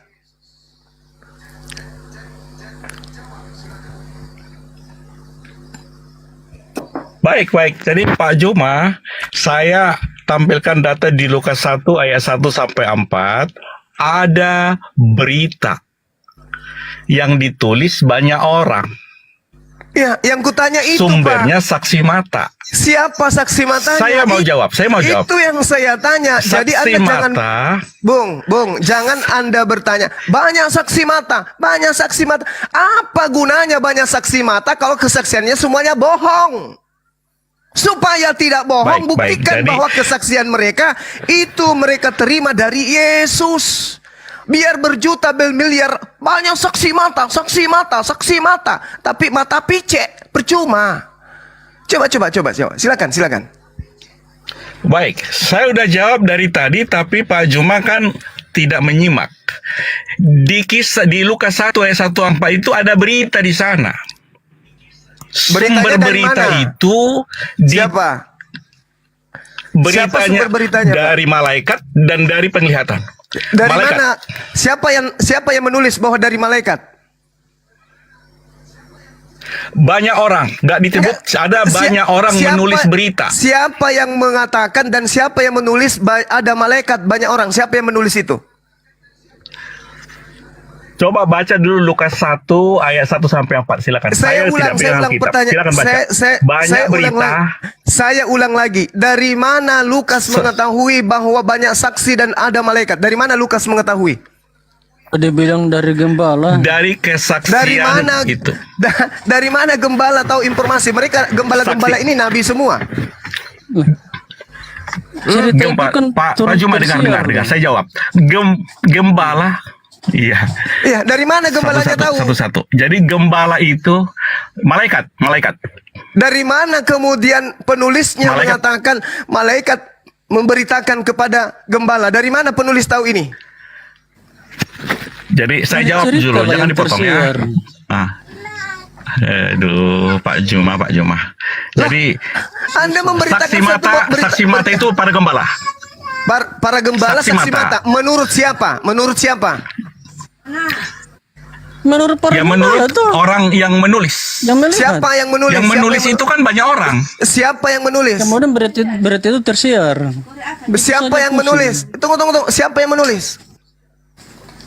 Banyak orang. Siapa orangnya? Banyak orang. Siapa orangnya? Tidak disebutkan, tapi banyak orang nulis. Tidak disebutkan. Banyak orang. Dari mana Anda tahu bahwa kesaksian banyak orang ini adalah betul? Apa tolak ukurnya? Baik, saya jawab ya sesuai yang Ya. tertulis. Saya jawab dengan tertulis, jangan dipotong. Makanya Pak Juma ngomong saya diam. Ya. Menerima wahyu ada saksinya. Jangan itu. Tunggu. Siapa yang melihat? Ini banyak topik. orang ini apa Tidak. maksudnya? Pak Juma kan nggak mampu diskusi.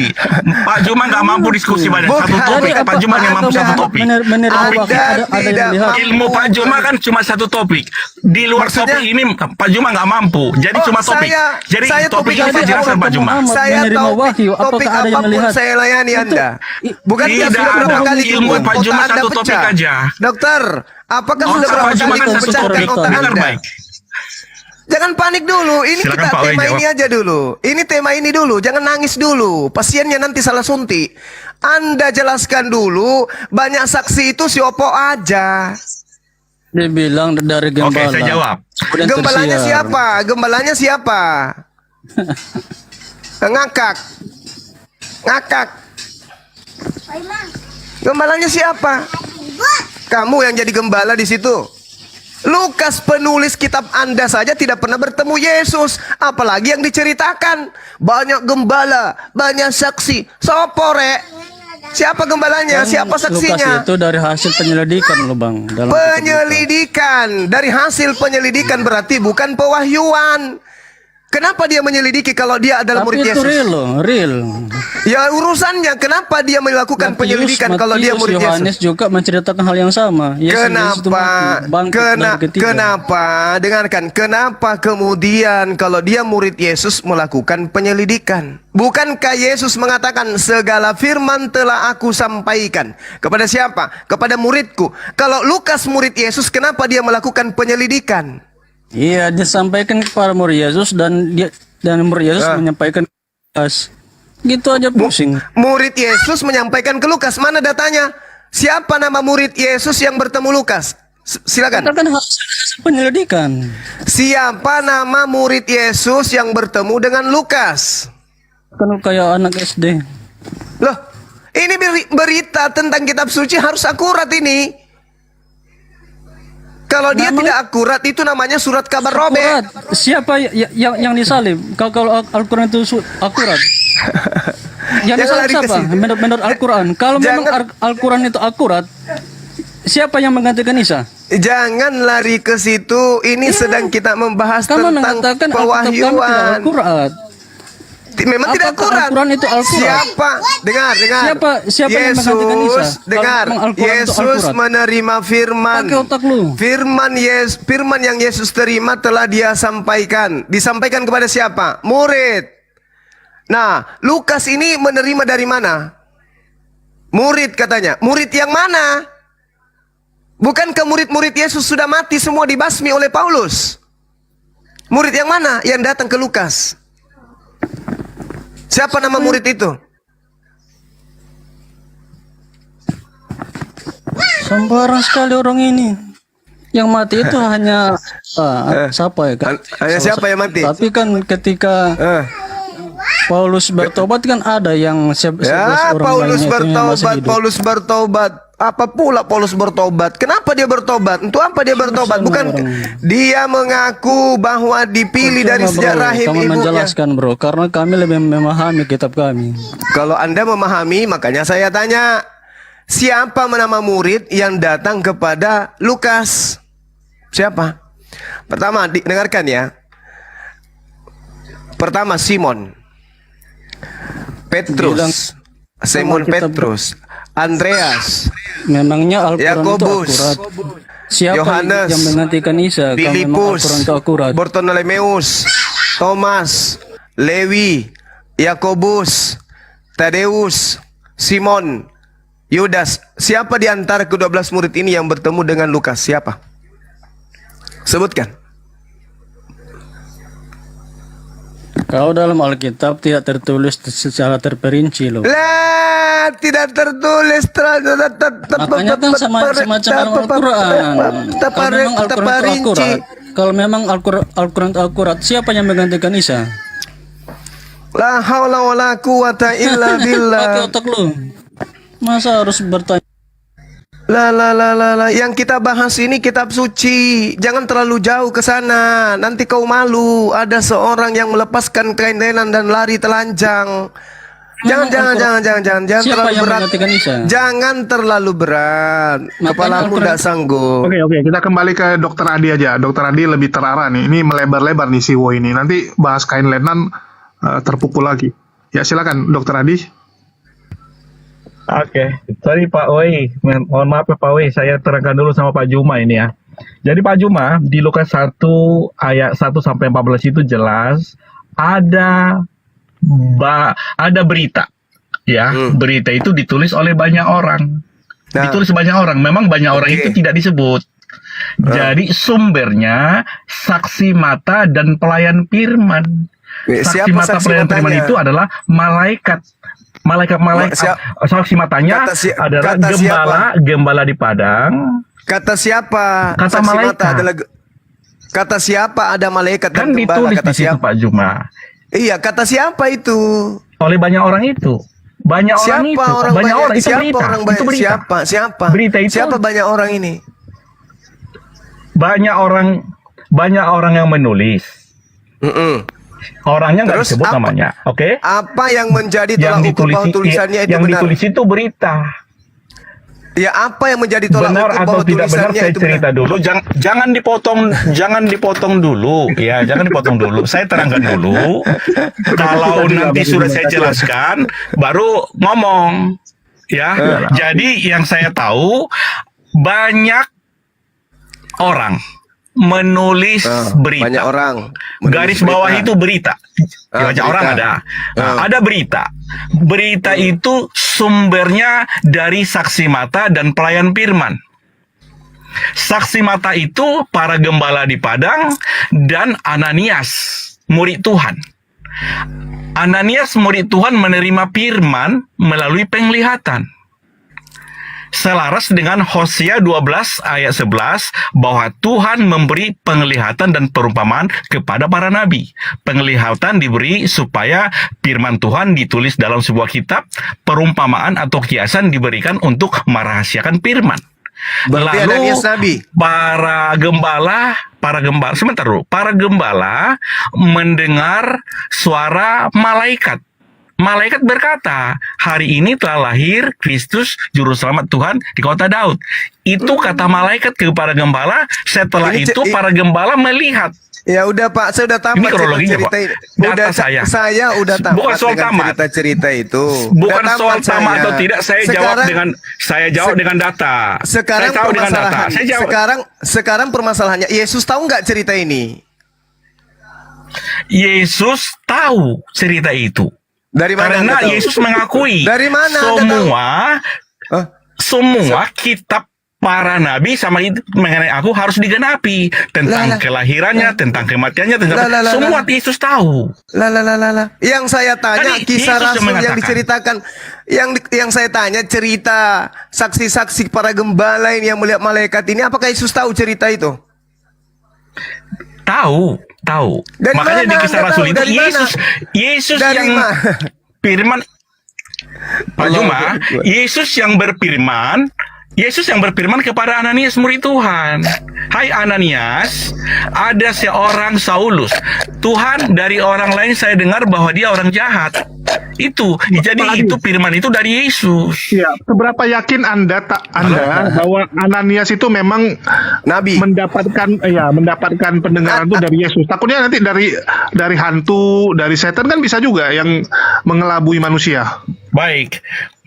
Jadi karena ini kitab saya percaya, saya imani ya, sama kalau saya katakan mengenai Al-Quran nanti Pak Juma bilang ini topiknya bukan itu. Itu. Silakan Jadi aja, kita putuskan ini dulu tadi itu. dua arah. Oke. Ini dua arah Oke. tadi kita Kita bahas bicara Al-Quran dulu. Silakan. Baik, kita bahas silakan. Al-Quran dulu. Al-Quran, Iya. di manakah dalilnya Allah Subhanahu wa taala memberi perintah kepada Nabi Muhammad untuk ditulis dalam sebuah kitab? Silakan dijawab dalilnya. Oke. Ada perintah Allah untuk Nabi Muhammad untuk menulis dalam sebuah kitab. Al-Quran itu disampaikan dengan budaya lisan. Itu perintahnya. Iqra bismi rabbikal ladzi khalaq. Itu diceritakan kemudian baginda Rasulullah Muhammad sallallahu alaihi wasallam kepada sahabatnya. Sahabatnya menghafalkan. Demi untuk supaya bisa Al-Quran itu disampaikan kepada seluruh dunia, maka Al-Quran itu dituliskan. Bukan ada perintah, tetapi diperintahkan untuk disampaikan, diperintahkan untuk dibacakan. Murid-muridnya menerima bacaan itu dan menghafalkan bacaan itu. Berbeda dengan kitab saudara. Apa buktinya? Al-Quran memberikan legitimasi bahwa itu adalah bacaan. Iqra bismi rabbikal ladzi khalaq, khalaqal insana min 'alaq. Iqra wa rabbukal akram. Baca, baca dan baca. Perintahnya membaca. Jadi ketika kemudian Rasulullah membaca, sahabatnya menerima bacaan itu, mendengarkan dan menghafalkan. Makanya dia memberikan legitimasi. Terimalah Al-Quran dari keempat sahabatku, Abdullah bin Mas'ud, Salim, Mu'az bin Jabal, dan Ubay bin Ka'af. Nah sekarang ada nggak perintah Yesus begitu? Terimalah firmanku dari Lukas, Markus, Matius, Yohanes, dan Paulus. Ada nggak? Nggak ada. Makanya kita bahas. Ini kitabmu kitab dari mana ini? Anda mengatakan Ananias. Sejak kapan Ananias jadi nabi? Ingat Pak Dokter, saya katakan kepada saudara, Yesus mengatakan segala firman yang engkau berikan kepadaku telah aku sampaikan. Kalau segala firman telah disampaikan sebelum Yesus terangkat ke langit, apakah masih ada firman ketinggalan untuk diberitakan? Kan sudah tidak ada. Semuanya telah Yesus sampaikan. Lalu ada karangan-karangan muncul belakangan. Yesus berfirman, Yesus berkata kepada malaikat-malaikat, malaikat-malaikat menyampaikan ke gembala-gembala. Ini cerita dari mana lagi? Yesus berkata kepada Ananias, "Bung, jangan kelamaan tidur." Yesus sudah menyelesaikan pemberitaan firman-Nya kepada murid-muridnya. Dan di situ tidak ada Ananias. Segala firman yang engkau berikan telah aku sampaikan. Setelah Yesus menyelesaikan tugasnya, menyampaikan firman-firman yang menjadi porsi dia untuk ia sampaikan kepada muridnya, Yesus terangkat ke langit. Tamat. Gak ada lagi firman dari Yesus. Gak ada. Firmannya sudah terangkat ke langit. Stop. Terangkat sudah dia ke langit. Gak ada lagi firman. Muncul Kristen mengarang cerita. Lukas menulis berdasarkan kesaksian. Yesus datang. Wow. Salah tangkap ya. Yesus lagi datang lagi. Yesus berfirman. Mana dalilnya? Aku akan datang berfirman lagi. Mana? Salah kaprah nih. Diam. Kamu kasih saya data nanti, diam. Itu tugasmu. Bukan curhat di sini, bukan nangis. Yesus mengatakan segala firman telah Oke, saya aku jawab. sampaikan. Oke, saya jawab. Kalau Sabar. menurut Bang Suma, Telah aku sampaikan. firman Pertanyaan apa saya. yang- kalau- Pertanyaan saya. Apakah masih ada firman yang ingin Yesus sampaikan? ini soal saya. Kalau Bang Suma, Setelah dia menurut Bang terangkat Suma, ke langit. Kalau masih Baik. ada, mana? Tunjukkan dalilnya. Pak Oi. Mana dalilnya? Tunjukkan dalilnya. Saya jawab, Bahwa saya setelah jawab. saya Oke. terangkat, Oke, satu. dengar. Anda tidak paham. Menurut- Dengarkan dulu. Mulut robek, diam dulu. Enggak, Ini diam. Anda jangan mengacaukan. Ini diskusi yang sangat ilmiah. Diam. Ini bukan di gereja. Yesus mengatakan, segala firman yang aku terima dari Bapa telah aku sampaikan. Sudah dia sampaikan. Naiklah Yesus ke langit. Artinya sudah tidak ada firman lagi. Kalau Anda mengatakan Yesus masih datang berfirman, mana pengakuan Yesus sebelum dia terangkat bahwa saya akan datang menyatakan firman lagi kepada Ananias, Lukas, Paulus dan teman-temannya? Mana? Tunjukkan itu dulu, baru bisa loloskan kitab saudara. Silakan. Ini loh, tentang Anias itu hanya pemberitahuan mengenai siapa Paulus. Itu bukan firman. Tunggu. Memang Aku jelasin gini. Coba dibantu gini, Bang. Kan Ananias tuh yang dibawa-bawa tuh. Memangnya menurut di Bang antara. Suma, firman Iya, apa sih gini, yang Bang disampaikan? Boy. Halo, Kalau kita dengar menurut nggak? Bang Suma- Gini, Bang Boy, Menurut dengar Bang dulu. Suma, firman apa Coba yang Anda jelaskan dulu kenapa orang-orang Kristen ini harus percaya dengan si Ananias ini. Padahal Ananias ini kan bukan murid Yesus. tentang Paulus. Tunggu dulu, Ananias ini bahkan dia adalah seorang Yahudi yang mengikut hukum Taurat. Bisa jadi dia kerjasama sama Paulus. Takutnya kan kerjasama. Ya, coba ini dulu, dipromosikan dulu nih. Ananias ini siapa? Memangnya firman apa yang disampaikan ke Ananias? Itu kan Tuhan menyampaikan tentang Paulus, di mana Paulus itu sudah bertemu dengan Yesus gitu loh. Iya kan dia yang bilang sudah ketemu. Bisa jadi bohong kerjasama si Ananias sama Paulus. Bisa nggak kerjasama mereka dua? Memang ada ayat tertulis mereka kerjasama. Iya bisa jadi kan di sini saya tanya bisa jadi mereka kerjasama. Itu kan hanya tanggapan. Ya kalau dibalik mana bukti bahwa dia disuruh sama Yesus? Bingung kan? Karena tidak ada ayatnya tertulis demikian begitu, bro. Kalian itu Ya nggak ada juga ayat bahwa dia itu murid Yesus. kalian hanya percaya apa yang tertulis. Kalau kalian hanya menduga-duga begitu ya, kami juga tidak akan percaya loh. Kalian hanya menduga-duga. Ya bawalah sejarah Ananias. Ananias pernah ketemu Yesus nggak? Nggak, Ananias pernah ketemu Yesus nggak? Memangnya firman apa yang disampaikan kepada Ananias? Enggak, sekarang Ananias ini siapa sih gitu? Kan Kenapa Tuhan kenapa dia hanya begitu penting? menyampaikan kepada Ananias tentang Paulus. Jangan salah kaprah membaca Alkitab. Kenapa Ananias yang disuruh untuk mensahkan bahwa Paulus ketemu Yesus? Kenapa bukan murid-murid Yesus yang begitu banyak? Kan banyak itu. Sini salah satu pengikut Yesus, karena pengikut Yesus pada waktu itu kan ratusan orang. Mana bukti? Loh. Dia memberi makan 5.000 orang. Itu pengikut Yesus loh. Ada si Ananias di situ? Mana bukti Ananias termasuk 5.000 itu? Kalau Alkitab, Ananias itu penduduk Damaskus, oh. Dia bukan penduduk Yerusalem. Kalau Alkitab akan menulis yang muat apa yang terjadi, Alkitab tidak bisa merampung, bro. Aduh, gimana sih? Ananias itu orang Damaskus loh, bukan orang Yerusalem loh. Gimana tuh? Kan bingung lo kan? Oke lah, lanjut lah ngarang bebas ya.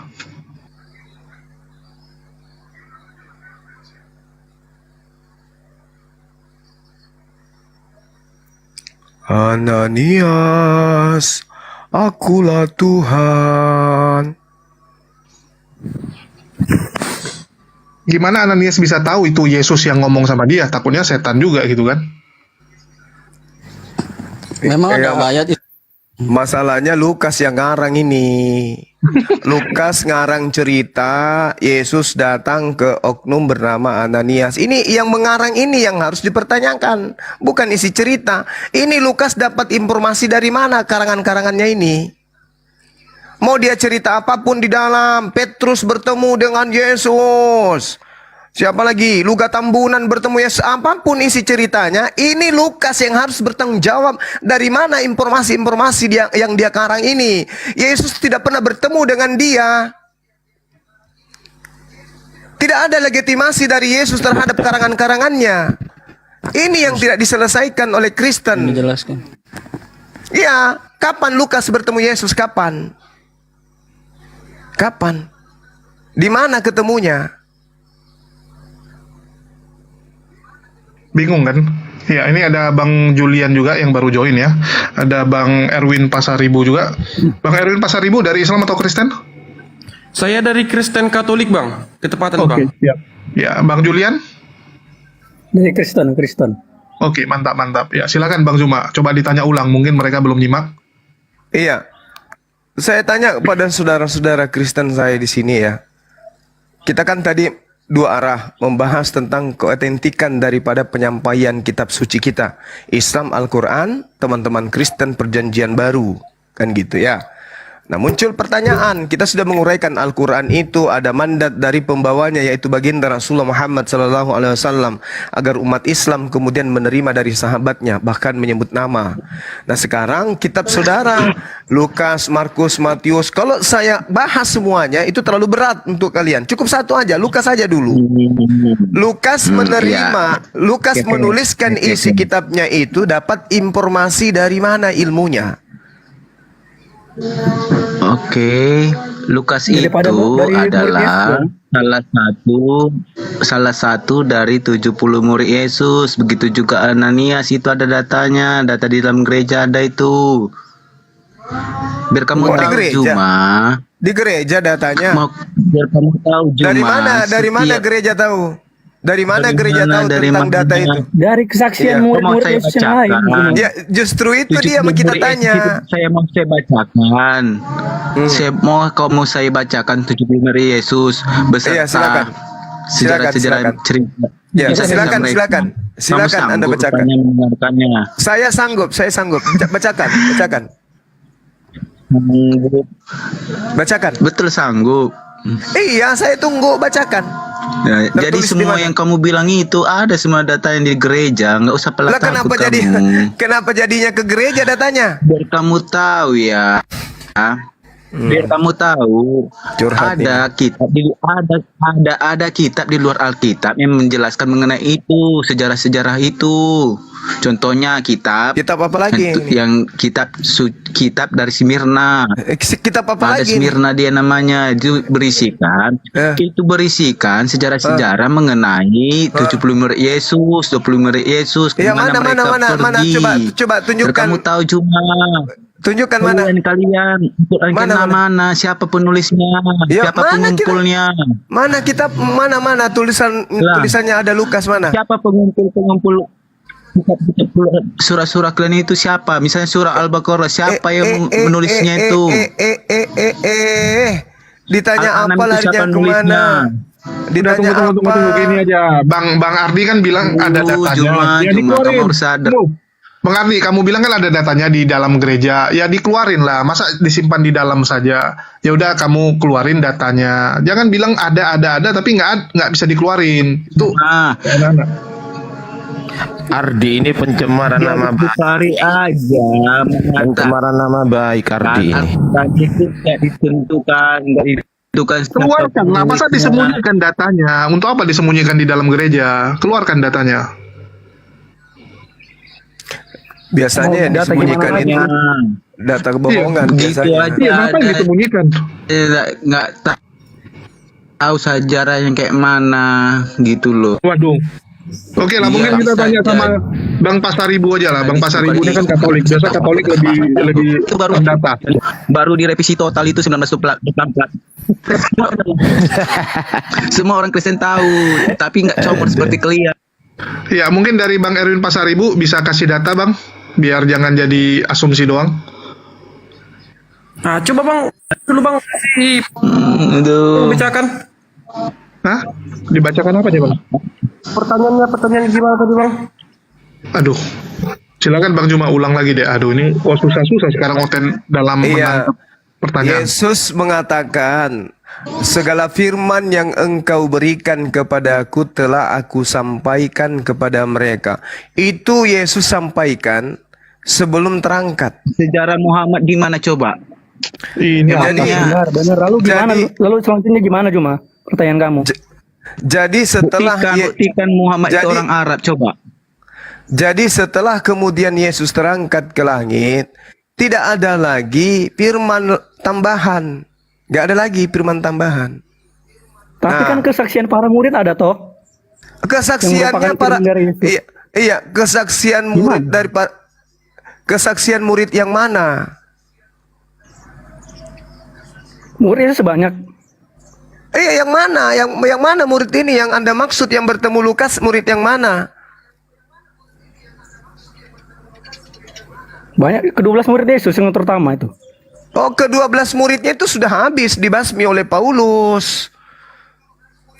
Mana datanya dibasmi oleh Paulus? Kamu nih ngarang aja. Paulus sendiri mengaku kok. Gak ada itu. Loh, Yesus juga menarasikan, menubuatkan murid-muridnya yang ke-12 ini, itu nanti akan teraniaya oleh Paulus. Dalilnya ada. Dan itu hasil penyelidikan Lukas sendiri yang menceritakan. Itu dalilnya cuma kamu jangan berasumsi ya. Lukas 21 nomor tunjukkan 8. ayatnya. Lukas 21 nomor 8. Pertentangan murid ke-12 murid Yesus dengan Paulus di mana ayat? Lukas 12 nomor Lukas 21 nomor 8. Anda buka di sana. Oke. Nah, sekarang permasalahannya adalah siapa murid yang bertemu dengan Lukas? Siapa? Banyak murid yang bertemu dengan Lukas. Banyak. Siapa? Satu aja, nggak usah banyak. Satu. Sekarang begini, murid mana yang menentang otoritas dari tulisan Lukas? Enggak, bukan begitu. Bukan begitu caranya. Masalahnya Lukas menceritakan, dengarkan. Lukas ini menulis surat untuk Romawi, bukan untuk Yahudi. Bagaimana mungkin kemudian Yahudi mau bertentangan? Loh, surat ini ditulis untuk Romawi, penganut pagan, bukan untuk Yahudi. Lukas menulis ini. Maka muncul pertanyaan, kalau yang Lukas cerita ini adalah cerita dari Yesus, dari firman yang Yesus terima, mana buktikan kepada kita? Lukas pernah bertemu Yesus di mana? Memang Lukas tidak pernah bertemu Yesus, tapi kesaksian Lukas itu tidak bertentangan dengan kesaksian ke-12 murid Yesus yang terutama. Ya sudah, mana Anda coba ceritakan murid Yesus mana yang pernah membuktikan itu tidak ada pertentangan. Itu gereja itu Romawi punya. Yang kita tanya ini Yesus itu Yahudi punya. Jangan kau samakan Romawi dengan Yahudi. Yahudi itu tidak mengenal gereja. Yahudi tidak mengenal Kristen. Sabar dulu. Nah, sekarang permasalahan Yahudi tidak mengenal Kristen, cuma murid di mana? 12 murid Yesus itu semua lahir beda, Yahudi, Bung. Beda murid Yesus dengan Kristen, Bung. Beda murid Yesus dengan Kristen Katolik, beda. Jangan kau samakan. Katolik itu adalah agama Romawi. Oke, bukan agamanya orang Yahudi itu. Kamu belajar dari mana? Apa? Katolik itu kan Kristen. Saya tahu. Yang disebut Kristen, yang pertama kali disebut Kristen itu muridnya siapa? Muridnya Paulus. Di mana? Di Antioquia. Yesus tidak pernah ke Antioquia, Yesus. Oke, pahami itu dulu. Nah, sekarang permasalahannya kitab suci yang kita sedang bahas ini. Tapi Yesus pernah memesankan Injil itu harus disebarkan ke seluruh dunia. Injil yang mana? Injil Lukas. Ini justru itulah yang kita ingin bahas. Apakah Yesus mengenal penulis kitab Lukas? Sampai saat ini tidak ada yang bisa menjawab dengan benar. Yesus mengatakan segala firman. Pertanyaan gini aja nih. Kamu cari data di mana otoritas murid yang menentang dari otoritas tulisan dari Lukas ini. Murid Contohnya, Murid Yesus yang asli tidak punya kepentingan. Murid Yesus yang asli tidak punya kepentingan dengan kitab Anda. Jika Murid Yesus, dengar. Lukas itu tentunya kekristenan tidak akan berdiri sampai sekarang. Kamu paham justru gak? berdiri karena Kristen itu agama Katolik Roma. Roma yang mengajarkan agama Kristen itu, bukan Yahudi. Makanya Kristen itu kuat karena diajarkan oleh Kekaisaran Romawi. Tidak ada Yahudi yang mengajarkan agama Kristen. Pahami itu dulu. Beda konteks. Kamu mau lari ke politik Romawi Beda ya? konteks gimana? Beda. Kalau saya tanya sama Anda, apa haknya Katolik mengambil kitabnya orang Yahudi? Dianggapnya perjanjian lama. Apa jawaban Anda? Kok Anda bisa Katolik bicara. Kok Katolik ngambil perjanjian lama? Saya ulang pertanyaannya. Apa haknya? Dengar. Apa haknya Kekaisaran Romawi mengambil kitabnya orang Yahudi dalam bentuk Septuaginta? Apa haknya? Jawab saya. Kok mengambil? Nah, itu perjanjian lama. Itu perjanjian lama nempel di kitabnya orang Katolik. Hei, itu perjanjian lama. Itu perjanjian lama. Dengarkan. Jangan hanya nyerocos Anda. Kitabnya orang Yahudi diantaranya adalah kitab.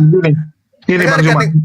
Iya. Mungkin bilang ke dia gini aja, gini Bang, kan kita tahu tuh perjanjian lama tuh punyanya orang Yahudi. Yes. Kalau orang Yahudi yang ambil, nggak masalah. Contoh murid-murid Yesus yang Yahudi, oke lah. Ya mereka juga Yahudi. Tapi ini Romawi, Kekaisaran Romawi yang nggak ada hubungannya dengan mereka, yang menjajah mereka. Kenapa mengambil? Ini yang perlu dipertanyakan. Terus apa jawaban kalian? Ya karena Romawi itu penguasa. Apa jawaban kalian? Coba. Apa jawaban kalian? Bang, ini siapa namanya ini? Kau kayak cewek kau bang, serius? Abang ini udah ngasih bicara. Coba kamu jawab, apa kepentingan Romawi mengambil kitabnya orang Yahudi dan mereka mengatakan itu adalah perjanjian lama? Jawab. Mengambil di mana bang? Di mana datanya abang bilang itu mengambil? Lah itu ada nempel perjanjian lama di kitabnya orang Romawi. Bodoh kau bang, bodoh gini. Perjanjian, perjanjian lama itu berkisah tentang pencipta. Dengar dulu, jangan nyaut kau cewek kau bos. Penonton bisa menilai nih ya. Ini penonton bisa menilai ya. Saya cuma bilang Dia meminta kita berbicara, sedangkan kalau kita berbicara, saudara ini seperti cewek ataupun tidak punya. Saya ulang pertanyaan saya, habis itu saya diam. Dengarkan. Kekaisaran dengarkan. Kekaisaran Romawi tidak ada hubungannya dengan nabi-nabi Yahudi. Kenapa mereka mengambil kitabnya orang Yahudi menempelkan di kitab mereka? Sehingga mereka mengatakan kitabnya Yahudi itu adalah perjanjian lama. Apa kapasitas Kekaisaran Romawi mengatakan kitabnya Yahudi sebagai perjanjian lama, dan apa haknya mengambil kitabnya Yahudi menempelkan dalam kitabnya yang perjanjian baru? Jawab. Oke. Bang, sebelumnya kalau abang mau bertanya tentang itu, terlebih dahulu abang harus mengenal apa itu perjanjian baru dan perjanjian lama. Perjanjian lama itu berkisahkan tentang penciptaan sama bercerita tentang para nabi-nabi. Makanya itu tentang, kalau di perjanjian lama dia itu hukumannya berat. Sedangkan di perjanjian baru itu berkisahkan tentang Tuhan Yesus, yang dimana berkisahkan tentang Tuhan Yesus, dia datang untuk mempermudah ataupun mengurangi rasa di dalam untuk kalau dia kesalahan dia langsung dipenggal biasanya itu bang, seperti itu bang. Itu bukannya diambil tapi itu menyatukan untuk bisa menjabarkan. Nggak perlu sejauh itu bro, nggak perlu jauh-jauh ngomong seperti itu. Kristen itu lahir dari Yahudi itu sendiri. Orang ini bertanya seolah-olah tahu. Narasi premis Zuma mengatakan orang Katolik Roma mencomot kitab Yahudi itu nggak benar. Sedangkan kekristenan itu lahir dari Yahudi itu sendiri. Makanya saya bingung dari orang ini dari mana taunya itu menjawabnya. Saya sudah bisa bicara? Oke, bicaralah. Oke, baik. Kitabnya orang Yahudi itu dikhususkan sebagai warisan kepada Bani Yakub. Ulangan 33 nomor 4. Mazmur 147 Benar. Anda statusnya belajar di sini, oke? Mazmur 147 di situ mana kamu belajar dari Itu apologet para Islam sendiri. Indonesia, namanya Bang Suma. Diam. Kamu selama ini belajar di gereja. Kamu harus bayar ke gereja baru kamu bisa belajar. Kalau di sini gratis kamu belajar sama Bang Suma. Paham? Bang Framing belajar di Madu. Bung, habis ini kamu bantah ya. Habis ini kamu bantah. Ini kau harusnya berterima kasih. Kepalamu kuisi dengan Bible. Di dalam kitabnya orang Yahudi jelas sekali diterangkan Mazmur 147 jelas dikatakan bahwa perintah-perintah Tuhan yang datang kepada Nabi Musa itu adalah milik kepunyaan Yakub. Dan firman Tuhan yang datang kepada mereka, ketetapan-ketetapannya tidak berlaku kepada bangsa lain. Bangsa lain yang dimaksud di sini siapa? Romawi, Yunani. Oke, paham sampai di situ? Yeremia 23 nomor 3, nomor 2, nomor 3, nomor 8. Yang dimaksud keturunan Bani Israel, Bani Yakub adalah keturunan dari 12 suku dari Bani Israel. Mereka yang punya hak tentang kitab suci mereka.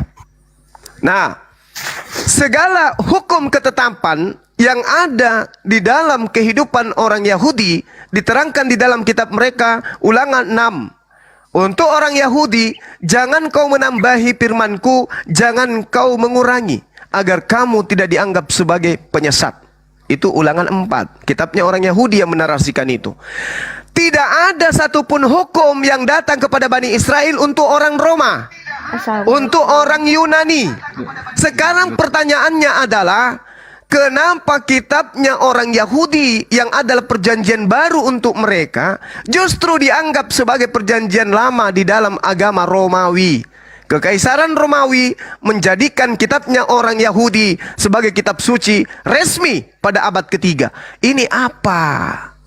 Dari mana Romawi, kekaisaran Romawi punya hak mengambil kitabnya agama lain? Jawab.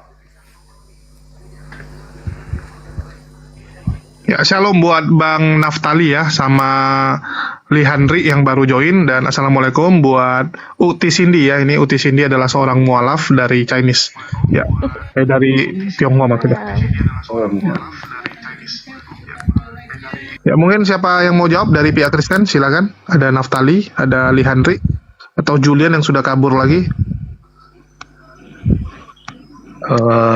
Mungkin begini ya. Di perjanjian baru itu murid-murid Yesus itu kan Yahudi, terutama Rasul Paulus.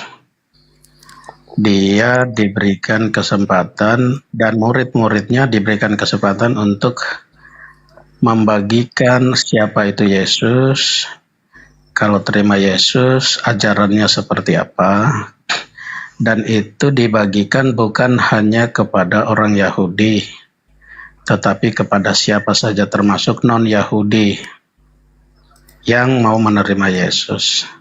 Dalam perkembangannya termasuk kita yang sekarang ada Katolik, ada Protestan, dan ada beberapa aliran lainnya. Itu semua mengikuti ajaran dari murid-murid Yesus, dan itu yang disebut dengan Kristen, pengikut yang baru. Sehingga baik perjanjian lama maupun perjanjian baru itu menjadi bagian dalam implikasi yang saling terkait. Di perjanjian lama dia bercerita tentang bagaimana bangsa Israel yang sebelumnya itu keturunan daripada Abraham, lalu keturunan Abraham itu menjadi bangsa pilihan, lalu mereka dibawa tawanan atau oleh Firaun, kemudian dilepas. Itu menjadi sejarah. Waktu Tuhan mengadakan perjanjian dengan Abraham tentang keturunannya, perjanjian itu dia berlaku sampai nanti Yesus datang, karena bangsa Yahudi sendiri menolak. Bang, ini kok jadi jelasin sejarah kekristenan, Bang? Ya, maksud saya begini, kenapa Katolik, Ada berkesinambungan kamu nih. ya, kenapa Lanjut, Katolik, Fokus. kenapa Katolik menggunakan tadi dibilang kitab Yahudi ya, dengan perubahan tadi, akhirnya kitab Perjanjian Lama dan juga Perjanjian Baru itu menjadi panutan yang digunakan oleh gereja. Mungkin terlalu jauh ya. Enggak terlalu jauh tapi kejauhan. Ambil alih Bang Andi. Aku sambil makan, silakan. Ya Bang Juma lagi dong, silakan Bang Juma. Oke, baik, Bung. Jadi gini, saudaraku. Kalau saya tanya ini kepada semua teman-teman Kristen di dunia bahkan, apa alasannya kemudian orang-orang Kristen dari semua sekte mengatakan kitabnya orang Yahudi sebagai Perjanjian Lama? Kira-kira apa jawabannya? Sedangkan yang Kristen sebut Ya sebagai dari Injil Yesus dong. Nah, bagus. Nah, artinya gini, yang mengatakan kitabnya orang Yahudi itu adalah Perjanjian Lama adalah Kristen itu sendiri. Sedangkan yang Anda sebutkan Perjanjian Lama itulah perjanjian barunya Tuhan kepada Bani Israel. Yeremia 31:31. Aku akan mengadakan Pada waktu itu kan, pada waktu Diam itu dulu Pak, dengerin dulu. Dicatat. Ketika Yesus datang, Yesus mengatakan diri dia menjanjikan perjanjian Didengarkan baru. dulu Bang Juma, kan belum kelar Pak poinnya. Dengerin dulu, silakan Bang Juma, terusin dulu. Terus Bang. Aku akan mengadakan perjanjian baruku dengan Bani Israel dan Bani Yehuda. Dengan siapa Tuhan akan mengadakan perjanjian baru di situ? Ada Romawi, ada Yunani di situ, ada orang Batak di sana, ada. Enggak dong, paham konteksnya dulu dong. Ini konteksnya sudah jelas ini. Keselamatan melalui mereka dijanjikan ketika Yesus datang. Sabar. Nanti akan saya porotin Anda. Saya akan porotin Anda dengan pengakuan Anda ini. Tunggu ada sabar. Saya mencoba membuka cakrawala berpikir Anda. Perjanjian barunya Tuhan. Ini apa ya? Ivan, ada tamuku di bawah, Dek. Tolong dulu, Dek. Ada perjanjian baru Tuhan kepada Bani Israel. Aku akan mengadakan perjanjian baruku dengan Bani Israel dan Bani Yehuda. Apa perjanjian baru itu? Beginilah perjanjian yang akan aku adakan. Aku akan memasukkan hukum Taurat ke dalam batin setiap Bani Israel. Apa perjanjian Bani Israel? Hukum Taurat. Apa hukum Taurat itu bagi Kristen? Perjanjian Lama. Siapa yang ngajarin kalian bahwa hukum perjanjian baru Tuhan kepada Bani Israel itu adalah perjanjian lama? Anda bisa jawab. Itu sesuai perkataan Yesus ketika perjamuan terakhir. Dia akan mengadakan perjanjian baru. Apa perjanjian barunya? Membatalkan perjanjian barunya Tuhan? Boleh saya jawab ya? Perjanjian baru Yesus ini, apakah mengajarkan bahwa perjanjian baru lama Tuhan itu telah digenapi oleh Yesus cuma? Itu internal kalian. Ya, gitu, itu internal Kristus. Ya benar dong, itu bisa jadi internal kami. Kalau anggapan Yahudi itu makanya saya tanya, oke, Julian, saya tanya samamu. Siapa yang mengajarkan Anda bahwa perjanjian? Dengerin dulu Julian, gantian. Kamu ini ke orang ngomong. Masuk toh. Julian, diskusi lo yang cerdas dikit. Siapa yang mengajarkan gereja mengatakan perjanjian baru Tuhan kepada Bani Israel itu adalah perjanjian lama? Jawab. Kok narasi kamu seperti itu sih? Kamu ini bisa diskusi nggak sih Julian? Bisa. Saya bisa diskusi. Ya udah, kalau bisa diskusi dengarkan baik-baik. Bang Juma, dengerin. Bang Juma mau berbahasa Indonesia. Paradigma Yahudi dengan paradigma kekristenan.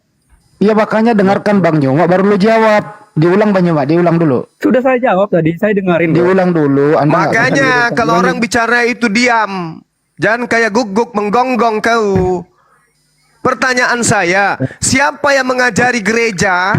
Gereja mula-mula kan gereja Katolik. Siapa yang Ini monyet. Ya, jangan terpancing Pak Coba. Ya monyet kalau orang bicara pasti gonggong juga dia. Lanjut. Bro, izin saya luruskan dulu, Bang Julian. kamu dengarkan dulu bahasa Indonesianya. Habis itu baru kau ngomong menyangga gitu loh. Oke? Jangan orang bicara kau juga menggonggong. Ya lanjut. Mau tulang? Ya. Mau? Ya, silakan Pak Nyuma diulang.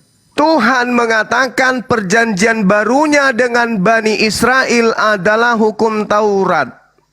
Pertanyaannya, siapa yang mengajari agama Katolik ini, agama Romawi ini, mengatakan bahwa perjanjian baru Tuhan kepada Bani Israel itu adalah perjanjian lama? Siapa yang mengajari Kristen dengan pola itu? Silakan. Silakan dijawab. Saya boleh bantu jawab? Ya. Silakan. Baik. Kenapa diam Julian? Tunggu. Kenapa Julian diam? Sudah dapat tulang? Nanti kalau kredit baru dia ngomong. Kalau lihat dia nggak mau. Ya, tinggal aja, Le. Ya, ini Bang Billy nggak ada di bawah ya. Kalau ada udah kunaikan. Ini dari tadi penonton marah-marahin gua nih. Masalahnya nggak ada Bang Billy-nya. Mau kujamba juga nggak ketemu. Nggak mohon juga. Ya, jadi bagi teman-teman, ya coba mana Bang Billy-nya gitu. Jangan ngamuknya ke gua. Ya, silakan. Ya silakan Natali. Pertanyaannya begini, Naftali dengerin. Siapa yang mengajari agama Romawi perjanjian baru Yahudi menjadi perjanjian lama Anda? Silakan. Baik. Perjanjian lama itu bercerita tentang kejadian sebelum Yesus lahir. Kemudian perjanjian baru dia masuk dalam penulisan setelah Yesus lahir. Supaya kita bedakan ya. Kemudian tidak ada yang mengajarkan bahwa perjanjian lama itu menjadi perjanjian baru. Perjanjian lama bercerita tentang kejadian sebelum Yesus lahir. Supaya kita satu persepsi dulu nih. Kalau itu sudah satu, kemudian waktu Yesus bilang, Tuhan bilang, aku akan mengadakan perjanjian baru. Nah itu mungkin saya bisa tahu terdapat di mana ya? Di kitab apa ya? Oke, cukup ya Bang, coba lagi. Anda diam, silakan. Anda tidak menjawab, Bung.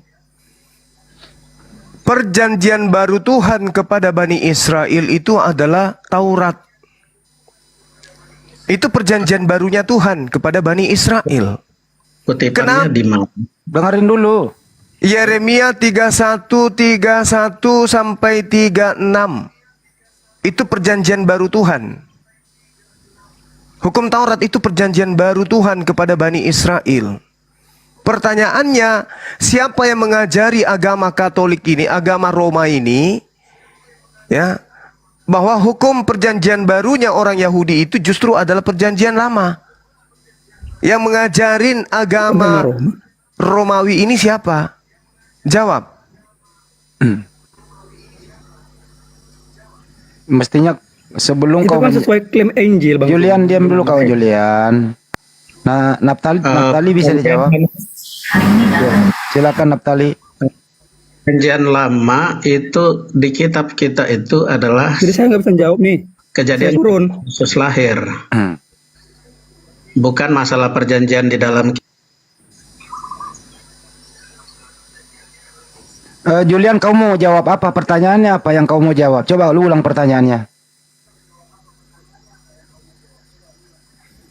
Ya itu tadi. Apa pertanyaannya? Itu sesuai klaim Injil tentang. Apa pertanyaannya? Zuma. Nah bagaimana kau menjawab pertanyaan nggak ngerti? Lo rempak kau batu yang karena anaknya. Pertanyaan gimana maksud kamu? Saya tadi udah ngerti kok pertanyaannya. Siapa yang mengajarin? Siapa yang mengajarin? Dia mengatakan otoritas kan, otoritas. Siapa yang mengajarin kekaisaran Roma mengatakan? Yesus sendiri yang mengajarkan lewat Injilnya. Aduh. Mengajarkan lewat. Di mana Yesus mengatakan? Di mana Yesus mengatakan bahwa Taurat itu adalah perjanjian lama? Di mana? Memang tidak spesifik ya narasi seperti itu. Namun substansinya ada di Alkitab, di Injilnya. Mana? Ketika dia mengadakan perjanjian baru di perjamuan terakhir oleh dia dan murid-muridnya. Apa yang dikatakan di situ? Hukum Taurat itu berlaku. Yesus mengatakan di Injilnya, hukum Taurat itu berlaku hanya sampai dengan pada saat Yohanes Itu Pembaptis yang mengatakan siapa? membaptis dia. Yang mengatakan itu siapa? Saya bantu ya, boleh? Ya, silakan. Yesus sendiri. Di mana dia katakan? Di mana Yesus katakan itu?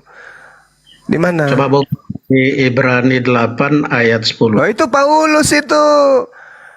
Ya, Paulus itu bukan Yesus itu yang mengatakan itu. Kamu katakan Yesus. Kalau Yesus di dalam kitab saudara diceritakan, dia memberitakan Injil tunjukkan dalilnya Allah. di mana murid Yesus lainnya menentang kitab Paulus itu, Zuma. Di mana narasi? Murid Yesus lainnya menentang dari narasi kitab Paulus. Oke, baik. Dengarkan baik-baik ya, dengarkan baik-baik. Di dalam kisah para Di mana pewarta dalilnya tersebut? ini lama-lama ku robek juga mulut kau pakai kaki. Di dalam kisah para rasul 21:28, hai orang-orang Israel, tolong, inilah orang yang di mana-mana mengajar semua orang untuk menentang bangsa kita dan menentang hukum Taurat di tempat ini. Dan sekarang Paulus ini membawa orang-orang Yunani pula dalam bait suci kita dan menajiskan bait Allah. Satu. Masih mau yang lain? Masih butuh data Itu lain? siapa yang menyatakan? Mungkin Ini Lukas, Itu siapa yang menyatakan ini orang Lukas Yahudi sendiri yang menceritakan ini Lukas menceritakan orang-orang Lukas yang menulis, Yahudi. tapi bukan Lukas menarasikan dari mulutnya sendiri kan. Ini orang diskusi nggak ngerti banget ya. Oke, kita turunkan dulu si Julian. Masih banyak teman-teman Kristen yang lebih enak diskusi. Ya, Servis Julian, otak mungkin mumpung belajar. Julian, servis otak ya, cari bengkel otak. Ini ada Bang Lamunte, ada Bang Pasaribu, terus ada Son of Allah. Ya, Iya. mungkin silakan teman-teman Jadi Kristen yang gini, lain. jadi sebelum diskusi gini, dengarkan dulu argumentasi orang lain bicara, poinnya apa, baru Anda beri komentar gitu loh. Nyambung itu, oke? Jangan Anda mau menjawab pertanyaan, tapi pertanyaan itu Anda nggak ngerti. Gimana mau menjawab coba? Iya. Orang pasti sebatu mata Modal tulang. gitu loh. Cari tulang. Saya boleh menjawab ke belum nih? Ya, silakan. Iya. Saya kembali ke Ibrani 8 yang tadi ya, ayat 10 ya.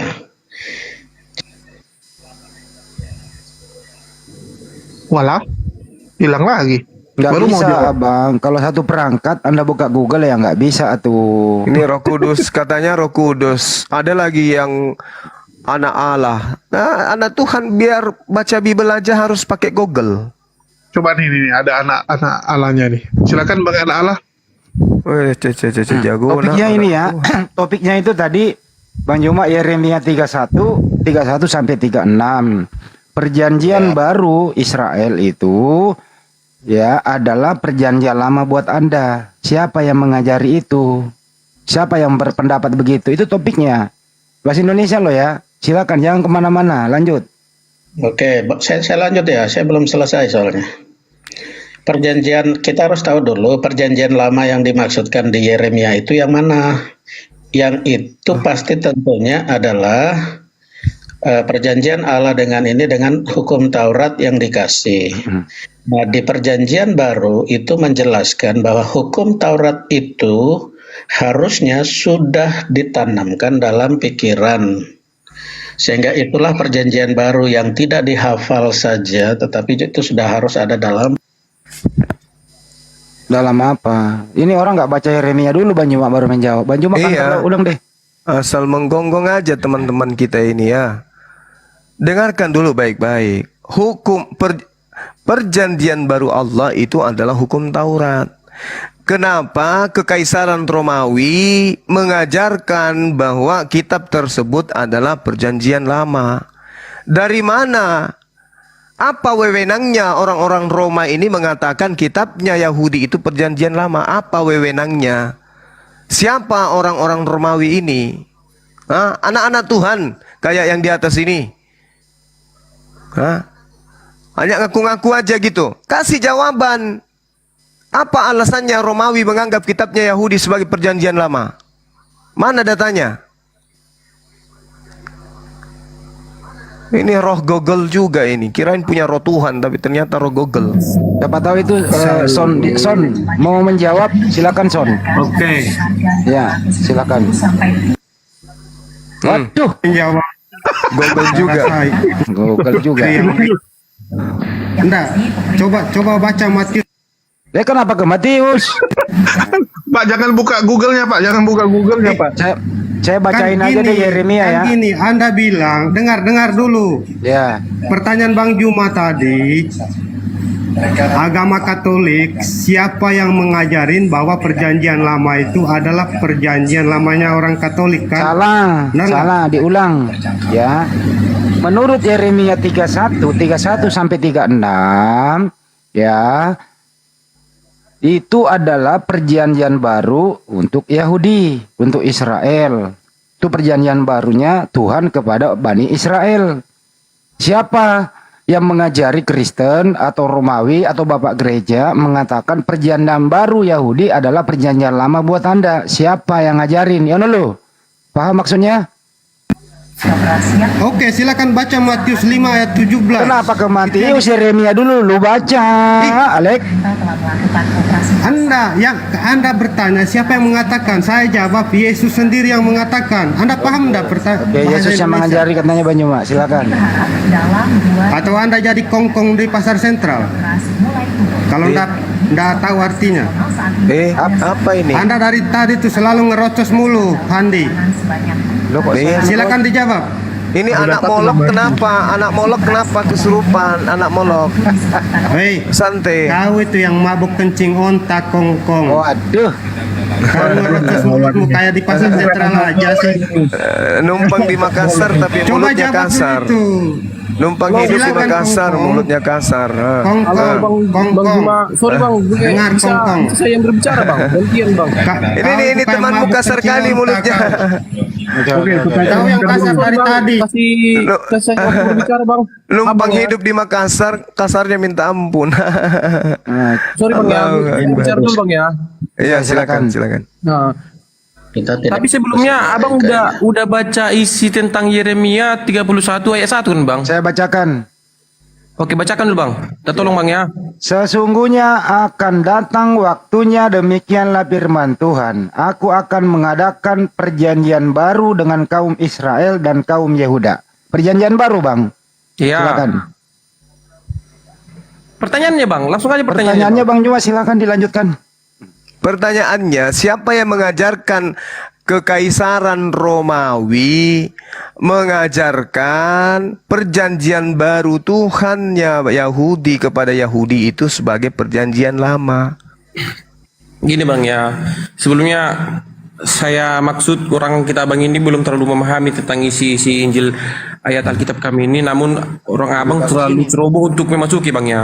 Kalau dalam pertanyaan gini bang, kalau yang ditulis di Yeremia 31 ayat 1, sesungguhnya aku datang waktunya, demikianlah firman Tuhan, aku akan mengadakan, berarti memunculkan, mengadakan perjanjian baru dengan kaum Israel dan kaum Yehuda, bukan seperti perjanjian yang telah kuadakan dengan nenek moyang. Paham abang kan? Makanya kalau boleh jangan dibaca tanggung-tanggung. Oh, jangan ajarin saya, saya. Lah kok gitu bang ngomongnya bang? Saya ini apologet. Kamu siapa?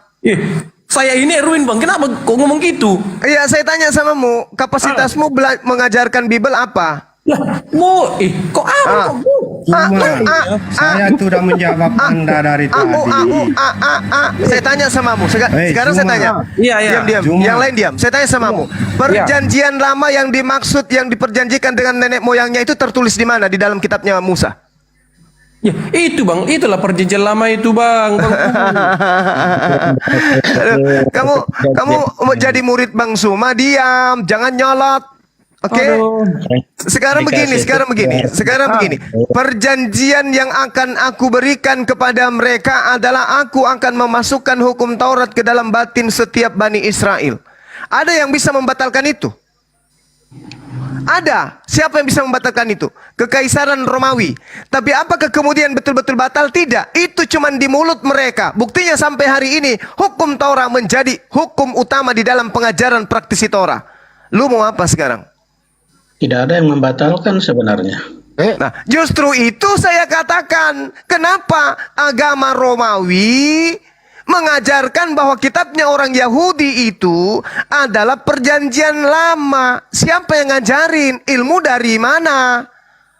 Oh, saya jawab ya. Baru Ini nangkep mungkin dia. Bapak punya maksud itu kalimat perjanjian lama itu adalah hukum Taurat tadi. Tapi yang kita tangkap perjanjian lama adalah kitab yang dibagi dua tadi, perjanjian lama dan perjanjian baru. Ya itu yang saya tanya, itu justru itu agama Yahudi punya kitab. Di situ ada kitab Taurat, Nevi'im, lengkap di sana. Kenapa kitab-kitab ini yang mereka terima dari Tuhannya dianggap sebagai perjanjian lama oleh agama Kristen pertama kali, yaitu Kekaisaran Roma? Kenapa? Oke, itu yang di awal saya bilang tadi, sebelum Yesus lahir itu dikategorikan menjadi kitab perjanjian lama. Tetapi perjanjiannya sendiri, maaf, sabar. Perjanjian sendiri itu adalah 10 hukum Taurat itu. Waduh. Astagfirullah. Izinkan dulu, bicara, jangan cuma Tidak. bodoh. Iya, jawab, bicaralah panjang lebar. Bicaralah kalian. Bicaralah saudara-saudaraku panjang lebar, silakan, tapi sesuai dengan pertanyaan. Tidak ada yang melarang Anda untuk menjawab. Silakan, kita kasih ruang Anda sepuas-puasnya bernarasi. Tapi kan pertanyaanku sudah sejam ini, nggak ada kalian bisa jawab. Dan juga Bang, sorry Bang ya. Saya terlalu heran ya. Ini satu-satu bicara. Gini dulu, stop dulu ya. Jangan rame. Gini aja. Gini. Ada teman kita. Dengerin dulu. Biar teratur. Gini nih. Hukum Taurat itu perjanjian baru Yahudi atau perjanjian lama Yahudi? Ini dulu. Hukum Taurat itu perjanjian baru Yahudi atau perjanjian lama Yahudi? Ini dulu dijawab. Oke, hukum Taurat itu yang disebut dengan hukum Taurat adalah 10 hukum. Nggak ditanya itu. Ilmu dari mana lagi kau dapat? Nyambung. Enggak ditanya, itu diulang ya. Bukan minta dijelaskan apa itu hukum Taurat. Dengerin ini bahasa Indonesia loh. Hukum Taurat itu perjanjian baru Yahudi atau perjanjian lama Yahudi? Dijawab dulu ini. Hukum Taurat itu diberikan di zaman perjanjian lama. Itulah kalian. Itulah kalian. Ada. Ditanya apa, jawab apa. Pertanyaan singkat loh bro. Coba baca Yeremia dulu, Yeremia 31 sampai 36, baru lu bisa jawab. Kalau lu baca itu, lu bisa jawab. Hukum Taurat itu perjanjian baru Yahudi atau perjanjian lama Yahudi? Jawabannya ada di Yeremia 31 sampai 36. Sabar. Minta maaf ya. Ya. Kita punya konsepnya berbeda sehingga kenapa justru karena itu kita minta Anda menjawab. Karena saudara bilang perjanjian lama itu dia bukan hanya hukum Taurat, tetapi ada berbagai macam. Bukan itu yang dibahas ya. Sebelum Yesus lahir ada di dalam perjanjian lama. Nggak pandai nanya Bang Andi ini artinya nih. Masa dari tadi nggak nangkap-nangkap yang ditanyain? Kalau hukum Taurat itu hanya 10 hukum yang diberikan oleh. Enggak diminta menjelaskan hukum Taurat. Siapa bilang? Ulangan 4. Maka sekarang hai orang Israel, dengarkanlah ketetapan dan peraturan yang kuajarkan kepadamu untuk dilakukan supaya kamu hidup dan memasuki serta menduduki negeri yang diberikan Tuhan kepadamu dan nenek moyangmu. Jangan kau menambahi apa yang kuperintahkan kepadamu dan jangan kau mengurangi. Dengan demikian kamu berpegang kepada perintah Tuhan Allahmu yang kusampaikan kepadamu. Jangan kau tambahi, jangan kau mengurangi. Kapasitas apa Anda mengatakan bahwa hukum Taurat itu hanya 10? Saya menyatakan hukum Taurat itu 10 karena itulah yang terjadi dalam Keluaran pasal 20. Itulah karena babi harus bebas. Allahu Akbar, Masya Allah. Luar biasa. Ini pernyataan Tuhan. Ini pernyataan Tuhan sudah sangat jelas dikatakan di dalam Ulangan 6. Ulangan 4. Kalian dari kantor, dari mana? Nah, so. Tunggu ya, sabar ya, Dek ya. Saya terapi dulu ini orang. Janganlah kamu menambahi apa yang kuperintahkan dan jangan kamu mengurangi. Ini Anda kapasitasnya apa? Mengurangi data-data dalam kitabnya orang Yahudi dan Anda mengatakan hanya 10. Hah? Anda siapa? Itu perintah Tuhan. Ini Tuhan sendiri mengatakan, jangan kau menambahi, jangan kau mengurangi. Lukas menceritakan, Yesus berkata di dalam Lukas 16:17, lebih mudah langit dan bumi lenyap daripada setitik dari hukum Taurat itu batal. Lu siapa? Apa itu hukum Taurat? La haula wala quwata illa billah. Halo Mikana. Halo Mikana. Ada Ya, selamat sore, selamat siang semuanya. Baru bangun katanya. Ternyata dia sudah mulai keluar kandang. Bagus. Coba Mikana bantu temanmu Mikana, jawab. sikat dia Mikana. Kenapa kitab tunggu yang lain di mute. Mikana, sekarang kamu jawab, tugasmu kau jawab. Ya. Kenapa orang Roma mengatakan kitabnya orang Yahudi itu sebagai perjanjian lama? Apa kapasitasnya kemudian? Romawi menganggap kitabnya Yahudi sebagai perjanjian lama. Jawab. Oke, bentar ya. Jangan bentar. hanya bisa berjilbab kamu. Jawab. Ya, jangan kayak gitu lah, nyerang pribadi ya. Nah, Oke, buktinya terima kasih pribadi buat host. Terima kasih buat host ya yang sudah naikin saya di sini. Ya luar biasa ya. Ini memang room Muslim tapi yang dibahas Alkitab karena Alkitab itu memang sangat luar biasa ya, firman Tuhan yang sangat dahsyat diperbincangkan semua orang.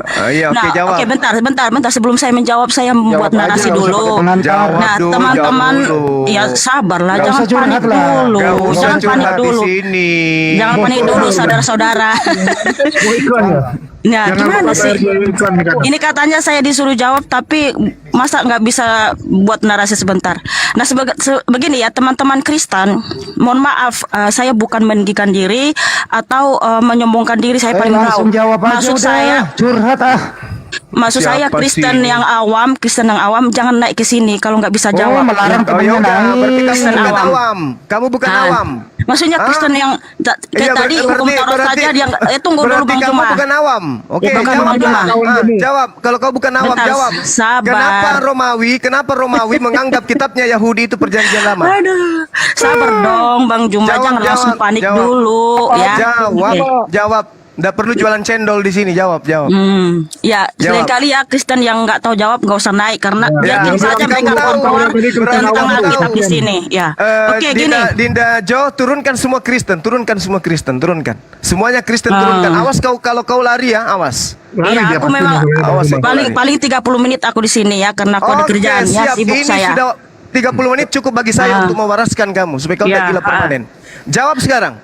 Terima kasih karena kalau kamu udah gila sesungguhnya kaulah yang gila. Oten yang lain diturunkan. Linda diturunkan semua. Oten yang lain diturunkan. Oke, udah diam semua biar saya jawab. Sesuai permintaannya, sesuai dengan permintaannya diturunkan yang lain biar si Mikana ini yang tinggal. Kalau nggak bisa jawab nggak usah naik, biarin saja mereka keluar di sini.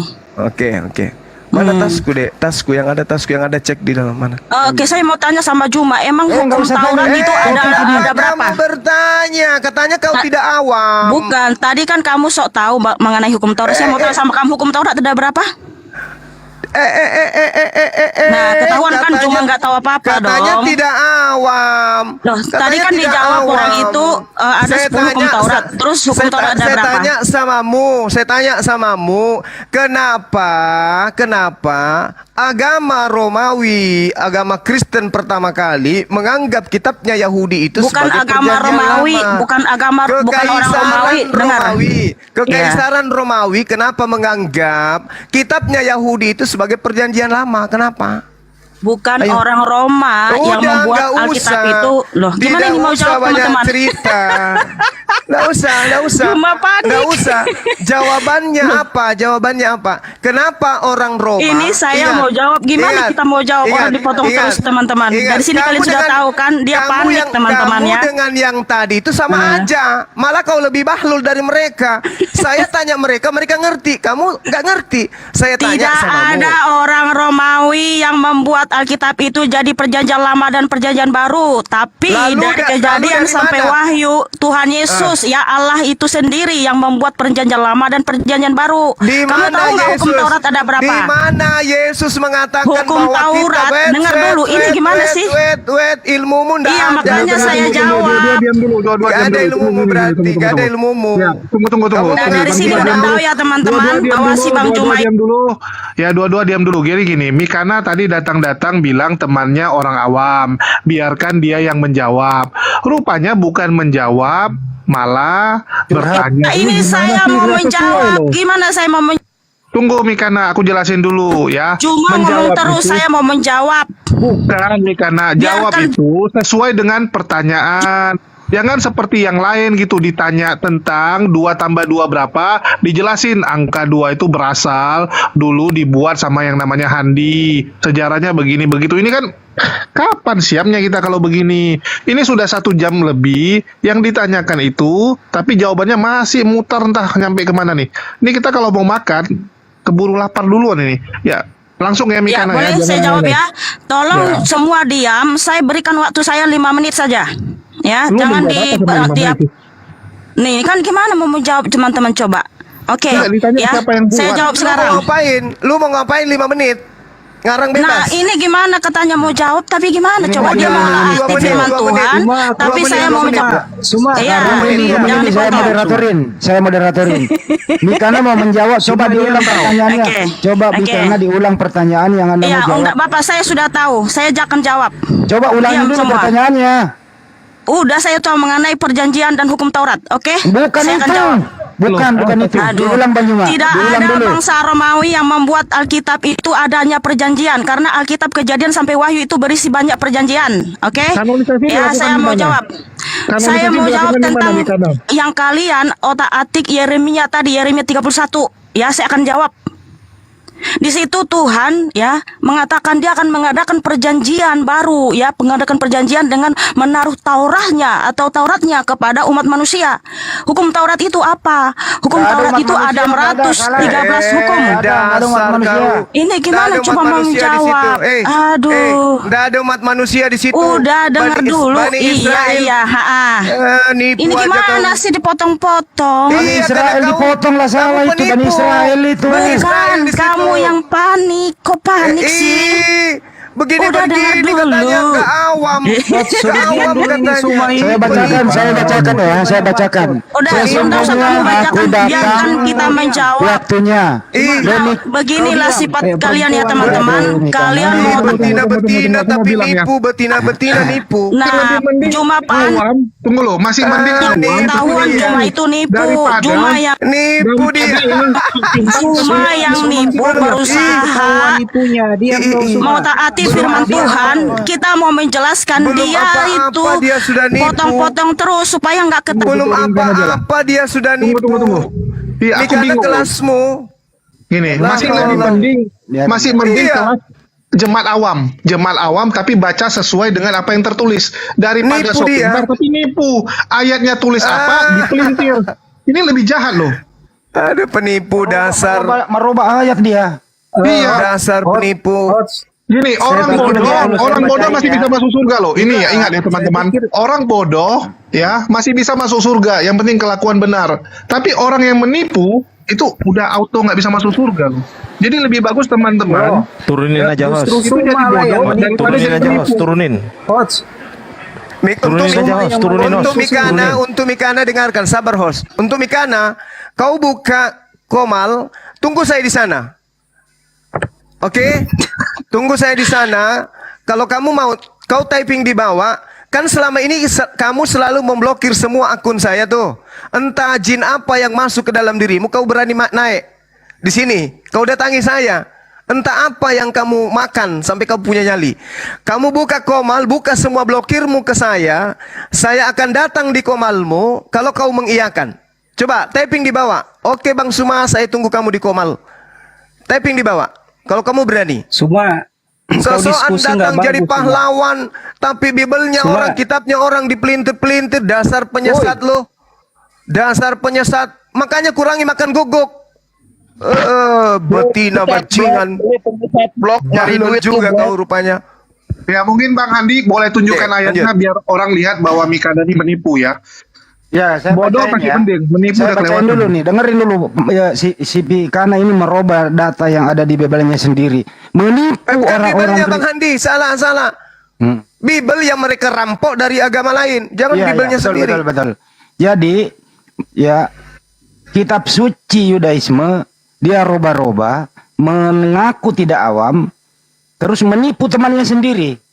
Di Yeremia 31 ya, kita baca ya. Sesungguhnya akan datang waktunya. Demikianlah firman Tuhan. Aku akan mengadakan perjanjian baru dengan kaum Israel dan kaum Yehuda. Dia bilang tadi apa? Untuk manusia.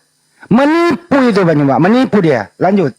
Memang karena dia ingin melegalkan agama Kristen ini masuk ke situ, bagian daripada perjanjian baru. Memang begini serigala betina ini.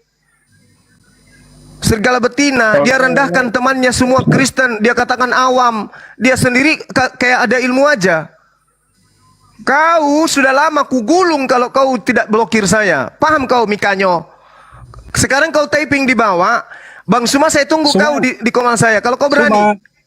Diam Coba. dulu. Coba kau typing di bawah. Kau jangan cuman menertawakan dirimu di bawah. Coba kau typing. Enggak. Pakai jilbab Kau kamu baca cantik. Kejadian Begitu 12 kau ayat 3. buka jilbabmu, mirip dengan peliharaan Kau tahu saya itu mukamu. Pakai jilbab, Sembarang aja. giliran jilbabnya dibuka, mukanya kayak anjing. Sabar Bang Mbak, sabar. Gak apa-apa. Mukanya kayak anjing kok. Mana coba lihat Yeremia 3:1 coba. Apa yang tertulis itu? Diam. Ya, Ini pot 7 diturunkan aja deh. Ini penghujat ini. Turunkan aja, dia enggak ada ilmu. Rugi kita. Nah, ini kita Melayani baca orang-orang ya. kayak gitu. Kita baca nih penipuannya Mikana nih. Bukan. Yang lain diam dulu. Ini data yang ditipu. Oh, lu ditipu sama Mikana, lu diam dulu. Oh, lu diam. Lu diam dulu. Ini data ya lu ditipu sama Mikana. Ini kitabnya orang Yahudi. Nih saya bacain ya. Sesungguhnya aku datang. Waktunya demikian firman Tuhan. Aku akan mengadakan perjanjian baru dengan kaum Israel dan kaum Yehuda. Kaum Israel diganti menjadi manusia. Dia merubah data kitab suci orang lain, dia data. Penipu ini karena itu. Masih kau mau berteman sama penipu? Masih mau kau dibohong-bohongi sama Mikana? Iya, kalian ditipu. Udah Bitcoin kayaknya dia itu. Jawab Bang. Tunggu. Sabar. Saya ingin mengatakan kepada Mikana, kamu, kalau kau punya ilmu merasa Kristen lain awam, kau maju hadapi saya. Kalau kamu takut masuk di komal-komal kami, buka komalmu, buka blokirmu dengan Bang Suma, biarkan saya naik. Oke?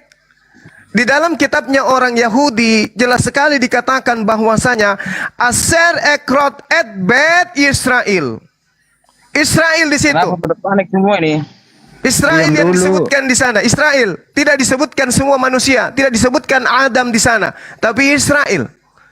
Mikana betina yang suka menipu-nipu dan memelintir kitabnya orang lain.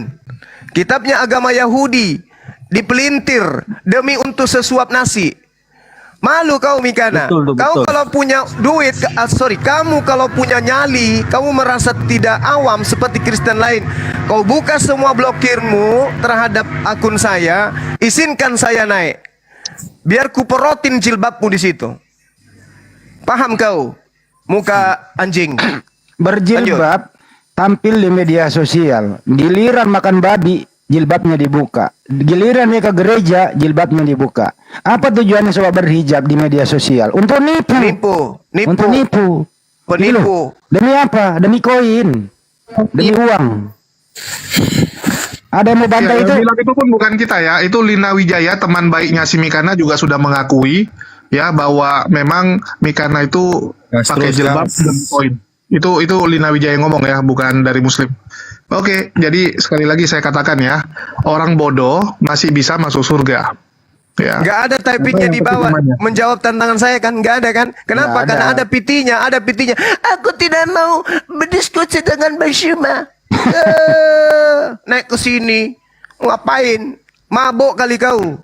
Naik ke sini Coba. mungkin mabuk kau dari pengaruh minuman keras kayaknya. Mana ada Iya, nyalimu betul hadapi juga. saya? Ntar dulu. Jelas jadi Julius, bandar. tampilin lagi tadi data yang tadi. Oke, lanjut, Biar lanjut. Lanjut. Biar Kristen awam Kalian bisa dianggap paham ini. awam tadi. Ya, biar Kristen-Kristen tahu ya bahwa Ya. Mikana mencoba Penipuannya Mikana mengelabui kita kalian. bongkar nih, Banyuma. Kelewatan Banyuma loh, kena nipu report. kali. Enggak ya. Ini nih, ini dengerin ya.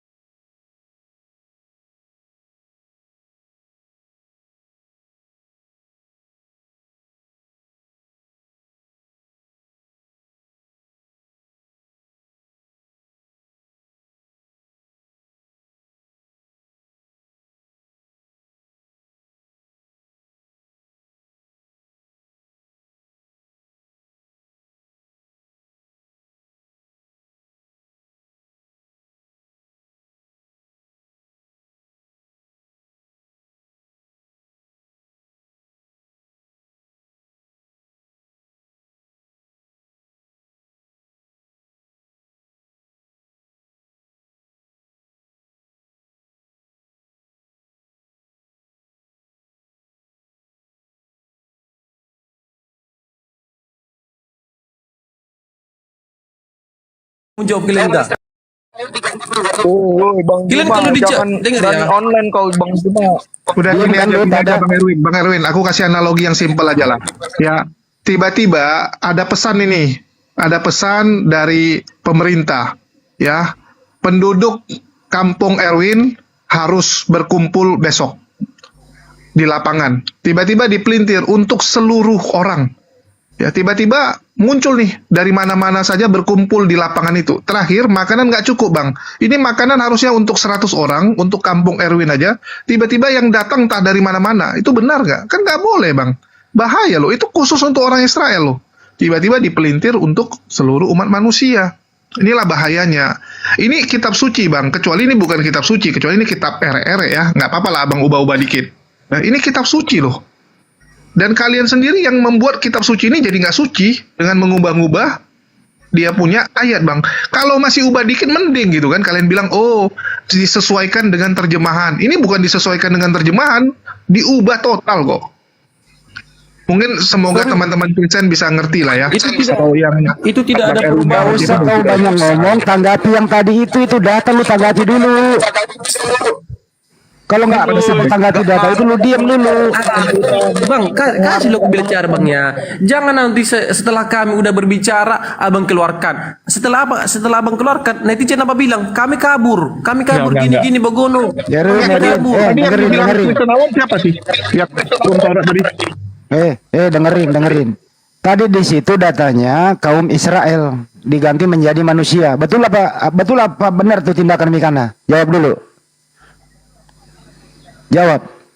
Pada diam kan? Makanya penipu jangan didukung. Aku sakit aku diladeni Abang ya. Makanya kalau orang Abang pengen membahas tentang Alkitab kami, Bang. Kemana-mana penipu didukung. Ini komplotan penipu. Itu bukan kitab kau itu bukan kitab kau itu kitabnya orang Yahudi itu. Kau jangan nipu di sini. Dari mana kamu punya kitab itu? Itu kitabnya Bani Israel, Yeremia itu untuk Bani Israel. Kau yang menipu kau. Apa yang dilakukan Mikana itu di dalam Filipi 1:18, tetapi tidak mengapa sebagaimanapun Yesus diberitakan baik dengan maksud menipu maupun jujur, tentang hal itu aku bersuka cita. Jadi Mikana sedang mempraktekkan perintah Paulus. Apa? Di dalam original teksnya dikatakan dengan Propasis itu artinya apa? Mengelabui. Jadi data Filipi 1:18 yang sedang diperhatikan oleh Mikana.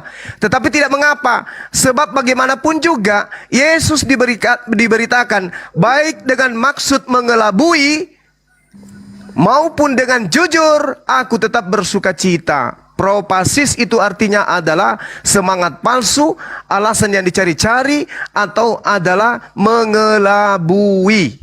Paham?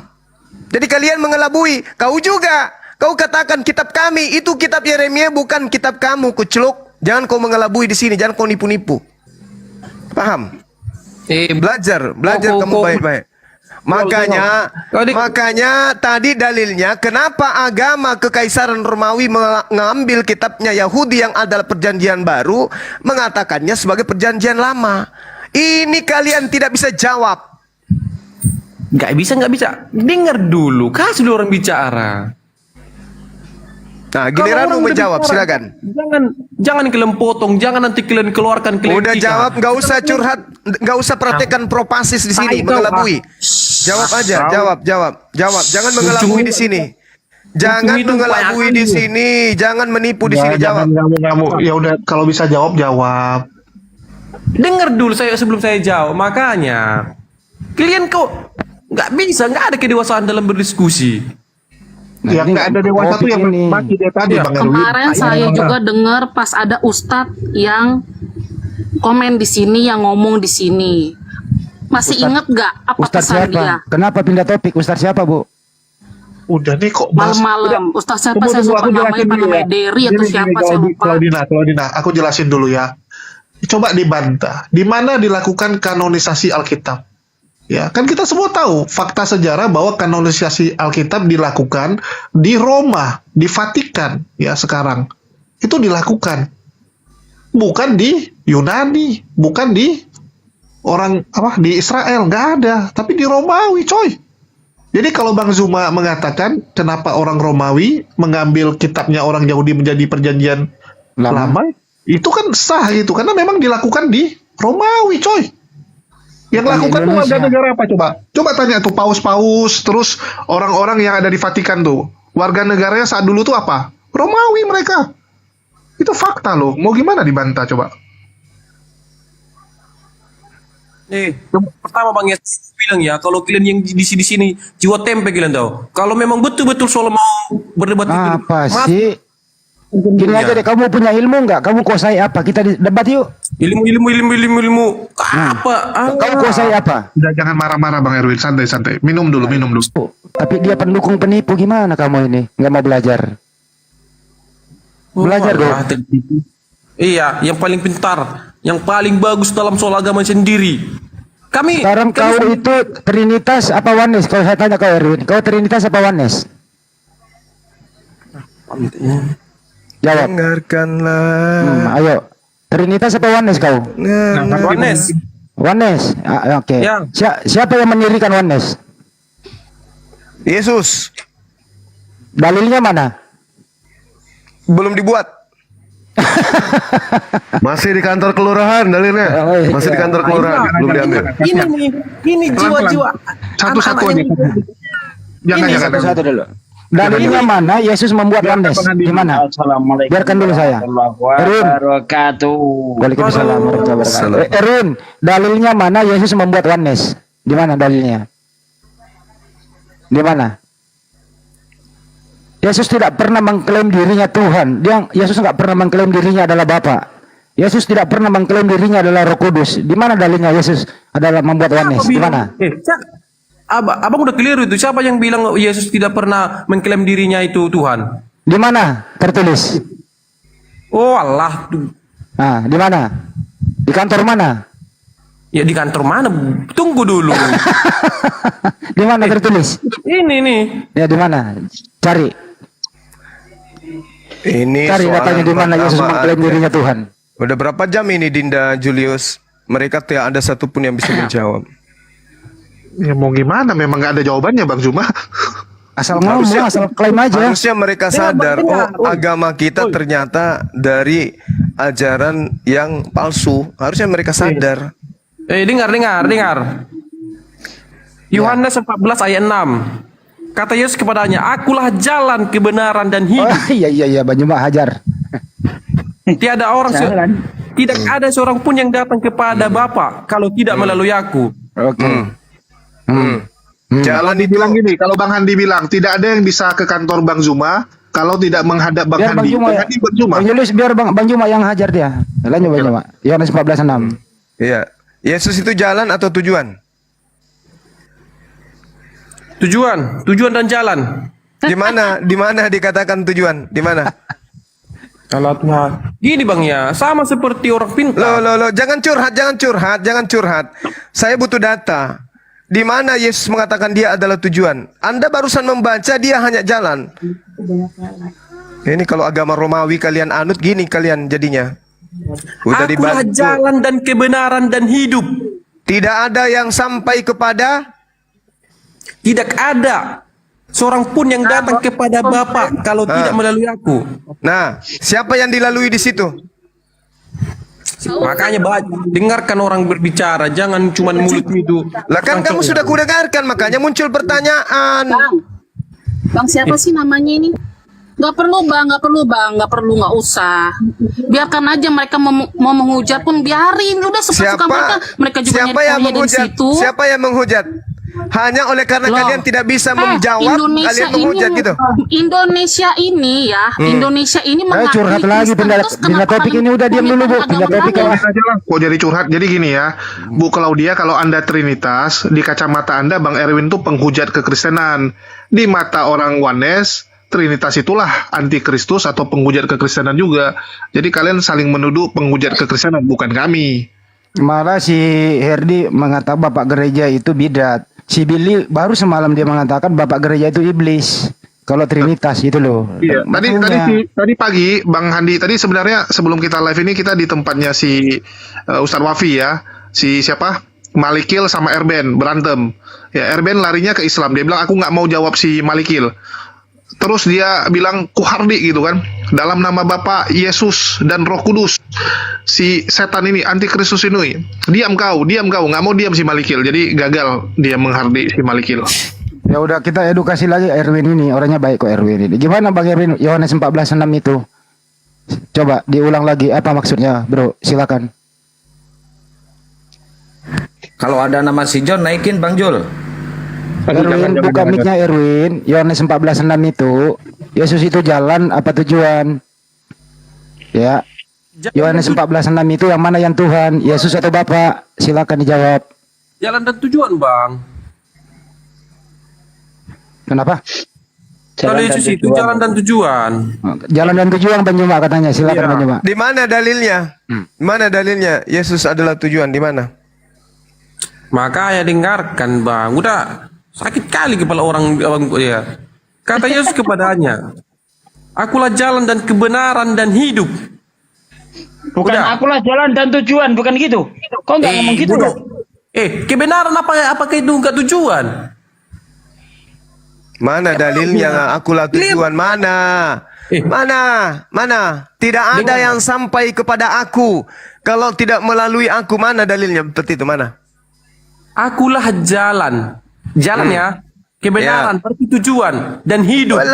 Bagaimana ceritanya Anda mengatakan kebenaran itu adalah tujuan? Justru untuk sampai kepada Bapa, orang harus mengikuti kebenaran yang Yesus ajarkan. Aku diutus hanya kepada domba yang sesat dari Bani Israel. Ikutin itu. Kamu domba dari Bani Israel. Itu kenapa tadi kalian turunkan itu kakak itu kasihan. Kalian makanya jangan kalau kalah bicara kalian turunkan. Kan merajuk, bukan mau debat, dia merajuk, woi. Itu kalian namanya anak-anak nggak bisa menuntun kau. Ya udah mana Yesus tujuan mana? Naikkan dulu itu. Jangan banyak kali cerita kalian. Mana kalau kalian berani? Jangan cuma ngomong-ngomong aja. Kenapa lari curhat juga? Curhat. Bodoh. Iya. Kenapa jadi curhat kamu? Gini aja, Erwin, dengarkan saya. Yesus dan Bapa itu sama atau beda? Sama. Tunggu Bang Handi. Tunggu. Jadi tema yang tadi kita tutup, ya, masih tanda tanya, belum ada jawaban dari Kristen. Apa kemudian dasarnya Kekaisaran Romawi mengambil kitabnya agama Yahudi, lalu mengatakan kitabnya Yahudi itu adalah perjanjian lama, lalu menempelkan kitab itu di atas kitabnya mereka. Ini belum kita temukan jawaban dari teman-teman Kristen. Demikian, kasus ditutup. Lanjutkan, Bang Handi. Bang Erwin, Yesus dan Bapa itu sama ya? Sama. Oke. Anaknya Bunda Maria siapa? Yesus Kristus. Bukan Bapak? Bukan. Katanya sama. Nah, itu namanya Bang. Makasih Bang ya. Aku suka kali orang abang ini tahu jadinya abang kami. Ya, silakan. Itu namanya Bang Tritunggal, Bang. Loh, katanya Anda Wanes. Katanya Anda Wanes. Baiklah kau. Makanya dengarkan. Ya, silakan Bang, silakan. Terusin. Oh, sakit kepala orang gilin bicara buat. Ya, terusin Bang. Sakit kepalanya kau bikin Bang Andi. Gini ya Pak Erwin ya, Yesus dan Bapa itu kan sama. Iya. Anaknya Bunda Maria siapa? Yesus. Anaknya Bunda Maria termasuk Bapak enggak? Termasuk. Masuk. Yang disusui Bunda Maria siapa? Apa? Bapak. Yang disusui Bunda Maria siapa? Kau pun udah dibilang anaknya Yesus Kristus. Ya. Bukan Bapak. Oh Allah. Kekunci dia. Aku sakit kali. Yesus itu Bapak juga. Iya. Apakah Bunda Maria menyusui Bapak? Sekarang gini Bang. Kalau malam Bang. Jangan, dengar ya Bang ya. Iya Bang. Aduh sakit kali. Kepalaku kelimbut Bang. Kalau nuhanin manusia pasti sakit pala, woi. Enggak apa-apa. Terusin bang. Lucu ini Bang. Silakan Bang. Sedihnya aku. Santai loh Bang ya. Yesus itu adalah Bapak itu. Apakah Bunda Maria menyusui Bapak? Iya. Yang menciptakan Bunda Maria siapa? Tuhan itu sendiri. Siapa namanya? Yesus. Anaknya Bunda Maria siapa? Yesus. Berarti anak Bunda Maria menciptakan ibunya? Iya. Jangan ketawa, jangan ketawa. Kenapa demikian bilang, Bang? Nggak apa-apa, Bang. Iya, kenapa demikian? Kenapa demikian, Bang? Coba. Nah, karena sebelum ada apa, manusia Tuhan itu udah ada. Jadi, mana lebih tua umurnya, Yesus atau Bunda Maria?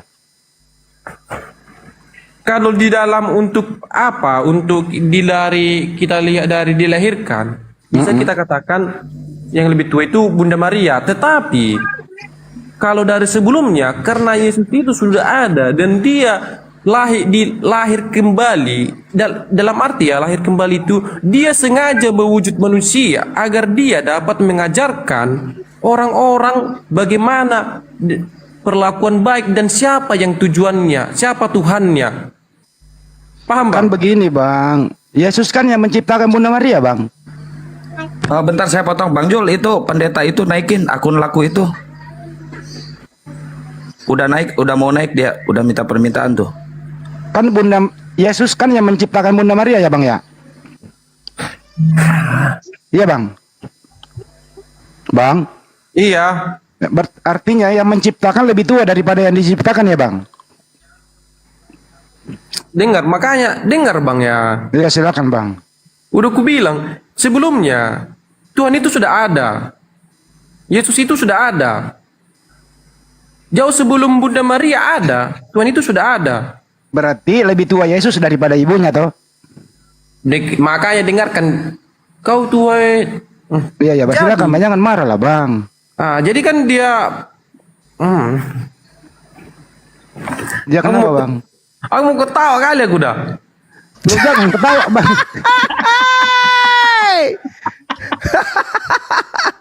Di sini kita membantu Anda untuk meninggalkan ajaran pagan seperti itu. Bodoh. Mau kau ajak orang gara-gara ini? Mana imanmu? Makanya harusnya kau berterima kasih. Nggak boleh kau bilang bodoh, Bang. Jangan kau bilang bodoh. Kita ngajarin saudara supaya waras, kok malah bilangin kita bodoh, gimana sih? Kalian beranggapan dengan bermodal live seperti ini, kalian mau mengajak? Loh, dari tadi kita pakai ilmu atau pakai asumsi nih diskusi? Makanya ada dikatakan iman, Bang.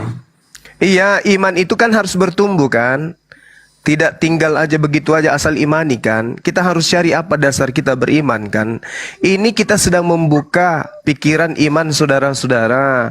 Tadi kan di awal saya tanya, apa dasarnya? Kan Kristen Indonesia ini hanya pengikut ajanya. Yang pertama menganut ajaran Kristen itu adalah Kekaisaran Romawi kan?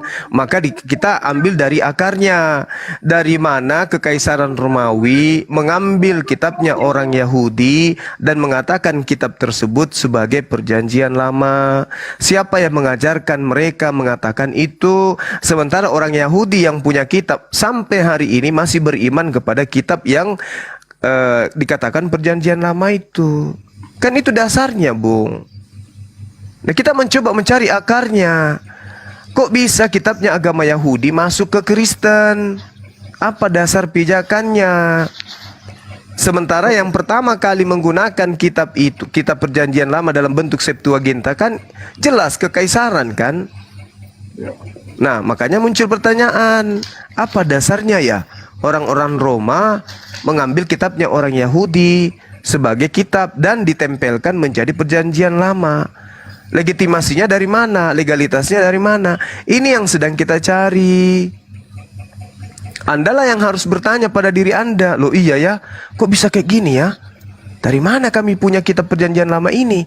Apakah memang Tuhannya Yahudi menuliskan bahwa perjanjian lama itu adalah untuk semua manusia? Mana tertulis? Ternyata tidak ada tertulis kan? Nah, itulah dibilang beriman, tapi imannya harus bertumbuh. Bertumbuh artinya mencari kebenarannya itu di mana.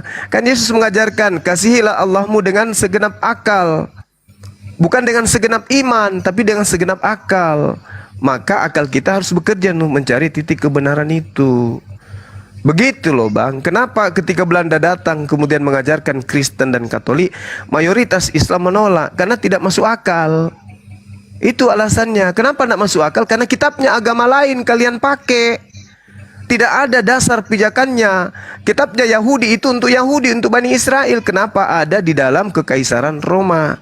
Sementara pada saat itu Romawi adalah bangsa yang menjajah Israel. Apakah tidak berdasar terhadap pernyataan bahwa mereka merampas kitabnya orang, lalu menempelkan di kitabnya mereka supaya dianggap kitabnya mereka itu adalah firman Tuhan?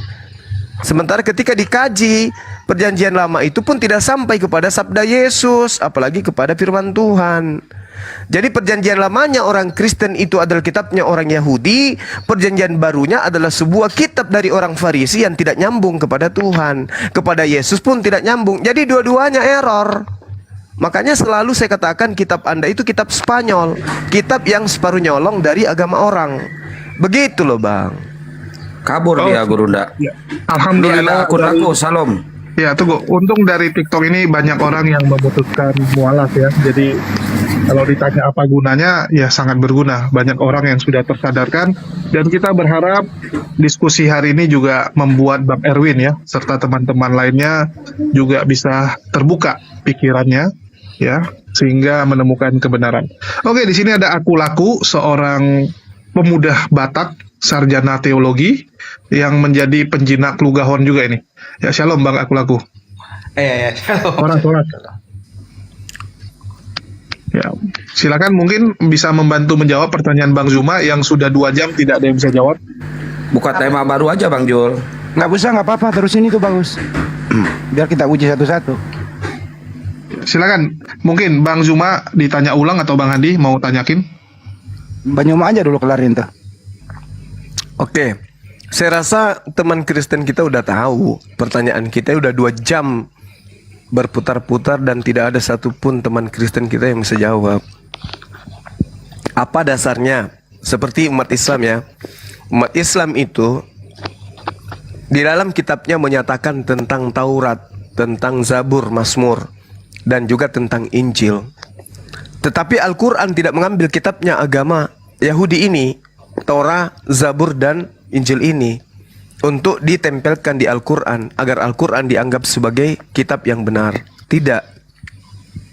Karena Al-Quran tahu bahwa ketetapan-ketetapan Tuhan yang datang kepada Bani Israel itu hanya untuk Bani Israel saja. Nah sekarang Kekaisaran Romawi sebagai sebuah bangsa yang besar yang memiliki peradaban pada zamannya menjajah tanah Israel, di mana Israel kita kenal sebagai bangsa yang dipilih oleh Tuhan. Kekaisaran Romawi sebagai orang goyim, sebagai orang kafir menurut pandangan orang Yahudi pada saat itu dan sampai hari ini, itu mengambil kitabnya orang dalam bentuk bahasa Septuaginta, lalu menempelkan di kitab mereka. Yang menjadi pertanyaan, apa dasarnya Kekaisaran Romawi menganggap kitabnya Yahudi ini sebagai perjanjian lama, dan apa dasarnya mereka ambil dia tempelkan bersama satu paket dengan kitab mereka? Silakan Anda jawab sebagai edukasi kepada saya pribadi dan kepada orang Indonesia umumnya. Silakan. Oke. Berat. Berat itu pertanyaannya, makanya lari. Oke, saya jawab. Ya, silakan. Anda tadi kan siapa?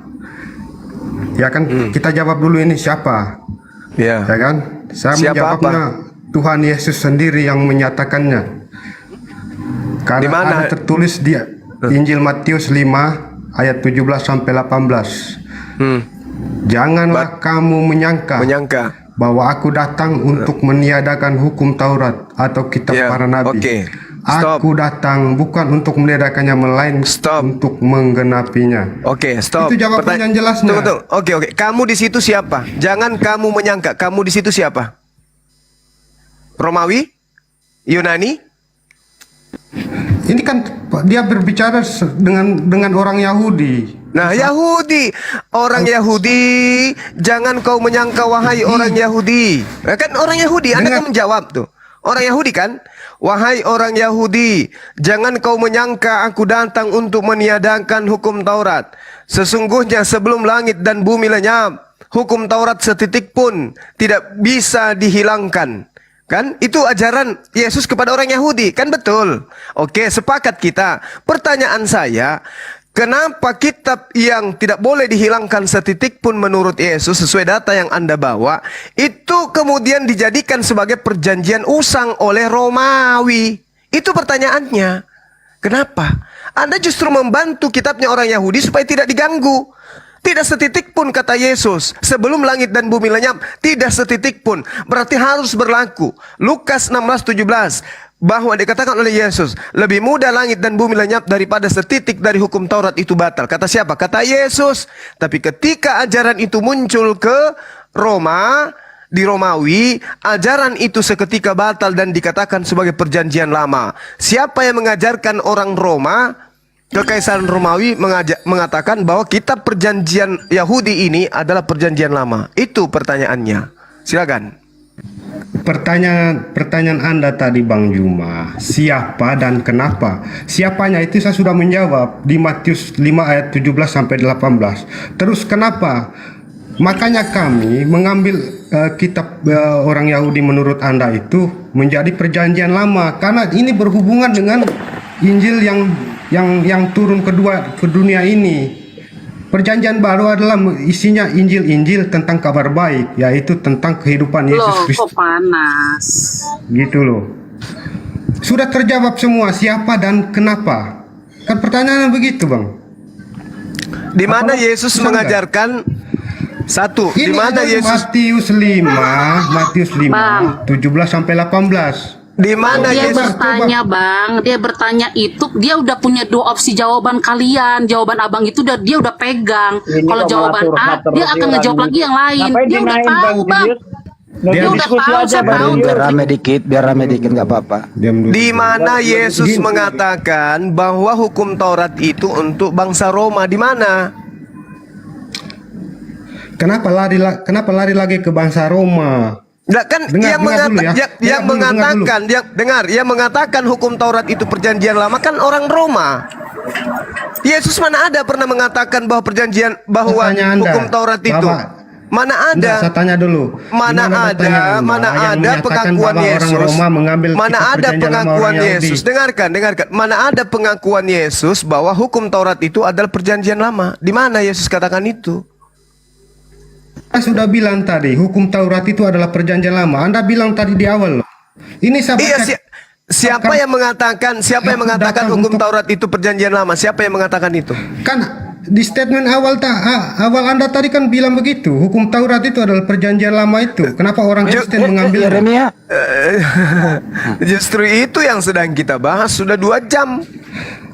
Sudah saya menjawab siapa dan kenapa. Kan pertanyaan Anda tadi secara garis besar seperti itu. Sudah saya menjawab. Siapa yang mengajarkan itu adalah Yesus Kristus sendiri. Bro Son, dengerin baik-baik. Hukum Taurat itu perjanjian baru untuk Yahudi atau perjanjian lama untuk Yahudi? Hukum Taurat. Itu bukan urusan saya, mau orang yang bukan urusan dia kan juga. Ngapain ditanya? Berarti nggak ada jawaban. Udah selesai tamat. Kitab Taurat itu sebenarnya kalau saya bentar sedikit ikut ngomong sedikit. Kalau saya lihat narasi yang disampaikan Yesus di dalam Matius 5 ayat 17 itu, justru Yesus menekankan hukum Taurat tetap berlaku, tidak menjadi perjanjian lama. Coba di frase mana yang menunjukkan bahwa itu adalah jadi perjanjian lama?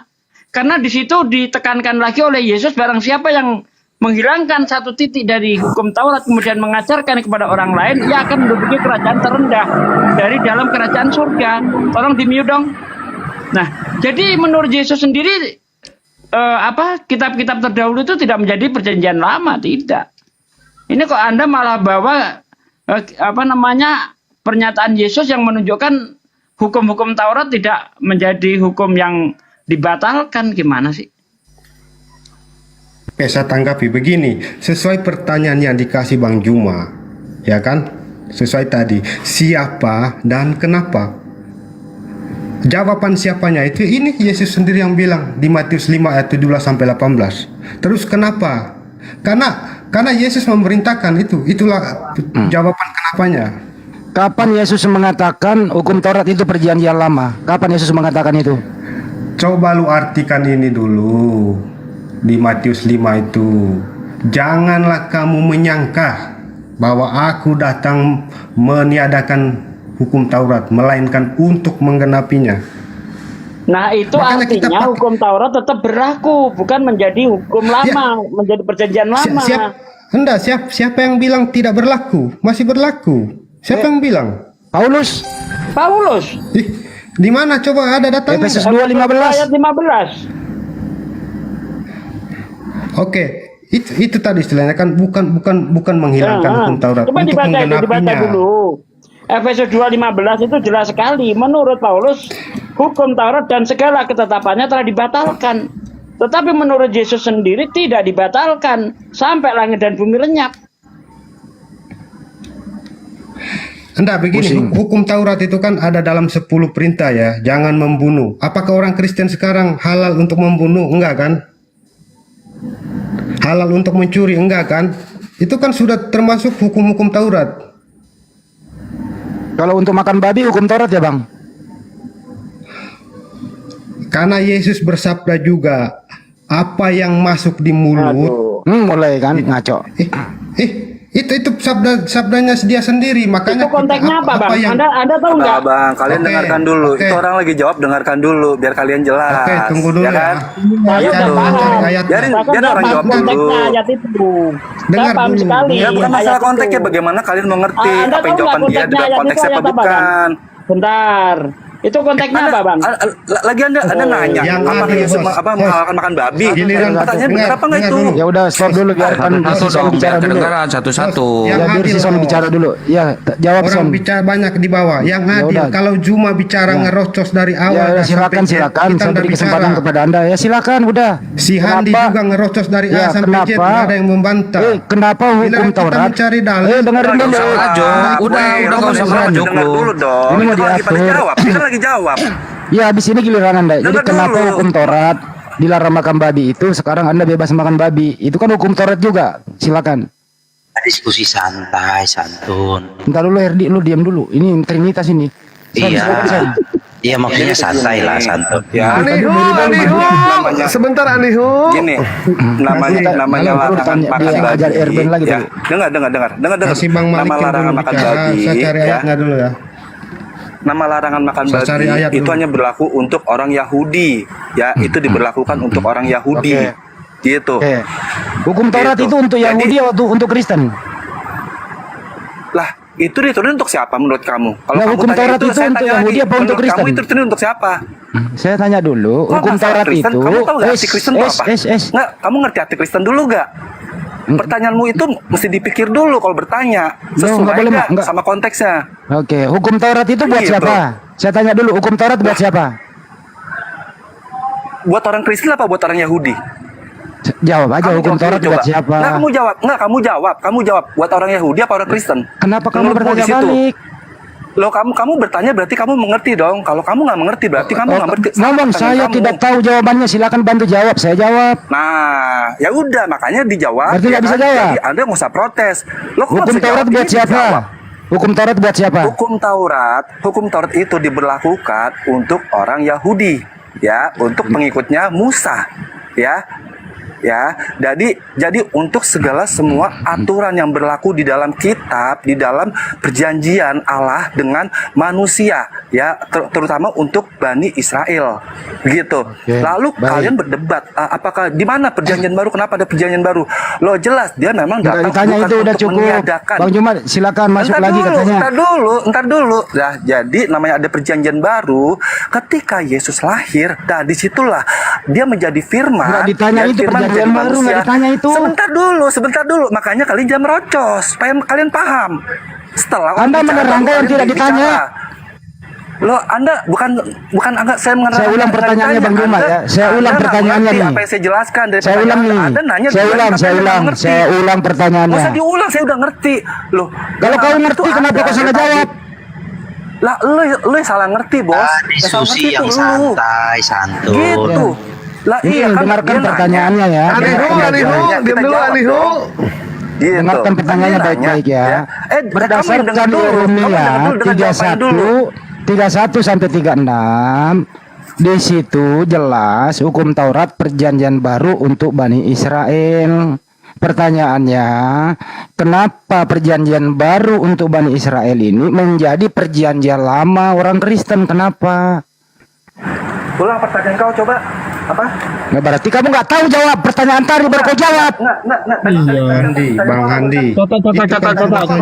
Tadi Bang Handi. Katanya menjawab, diulang pertanyaan. Berarti dari tadi kau menjawab nggak tahu pertanyaan. Coba ulang. Bang Handi, saya sudah menjawab tadi. Mungkin gini Bang Handi, maksud mereka gini, segala perjanjian tuh kalau sudah lewat 10 tahun jadi lama dia. Ya, diulang ya, diulang. Berdasarkan Yeremia 31 gitu ya. Sesungguhnya aku datang waktunya. Demikianlah firman Tuhan, aku akan mengadakan perjanjian baru dengan kaum Israel dan kaum Yehuda. Ya, jadi hukum Taurat ini perjanjian baru untuk Bani Israel. Gitu ya, pertanyaannya, kenapa Kristen itu mengatakan ya hukum Taurat ini adalah perjanjian lama? Silakan. Jadi dalam pengertian perjanjian baru itu enggak semata-mata merubah hukum, enggak, tetapi dia menggenapi ya, semacam kalau kita bisa bilang itu di-upgrade ya. Dari yang sebelumnya seperti ini itu disempurnakan lagi. Kalau dulu kita boleh mata ganti mata, nyawa ganti nyawa. Kalau sekarang udah nggak boleh, kita diganti hukumnya menjadi hukum mengasihi.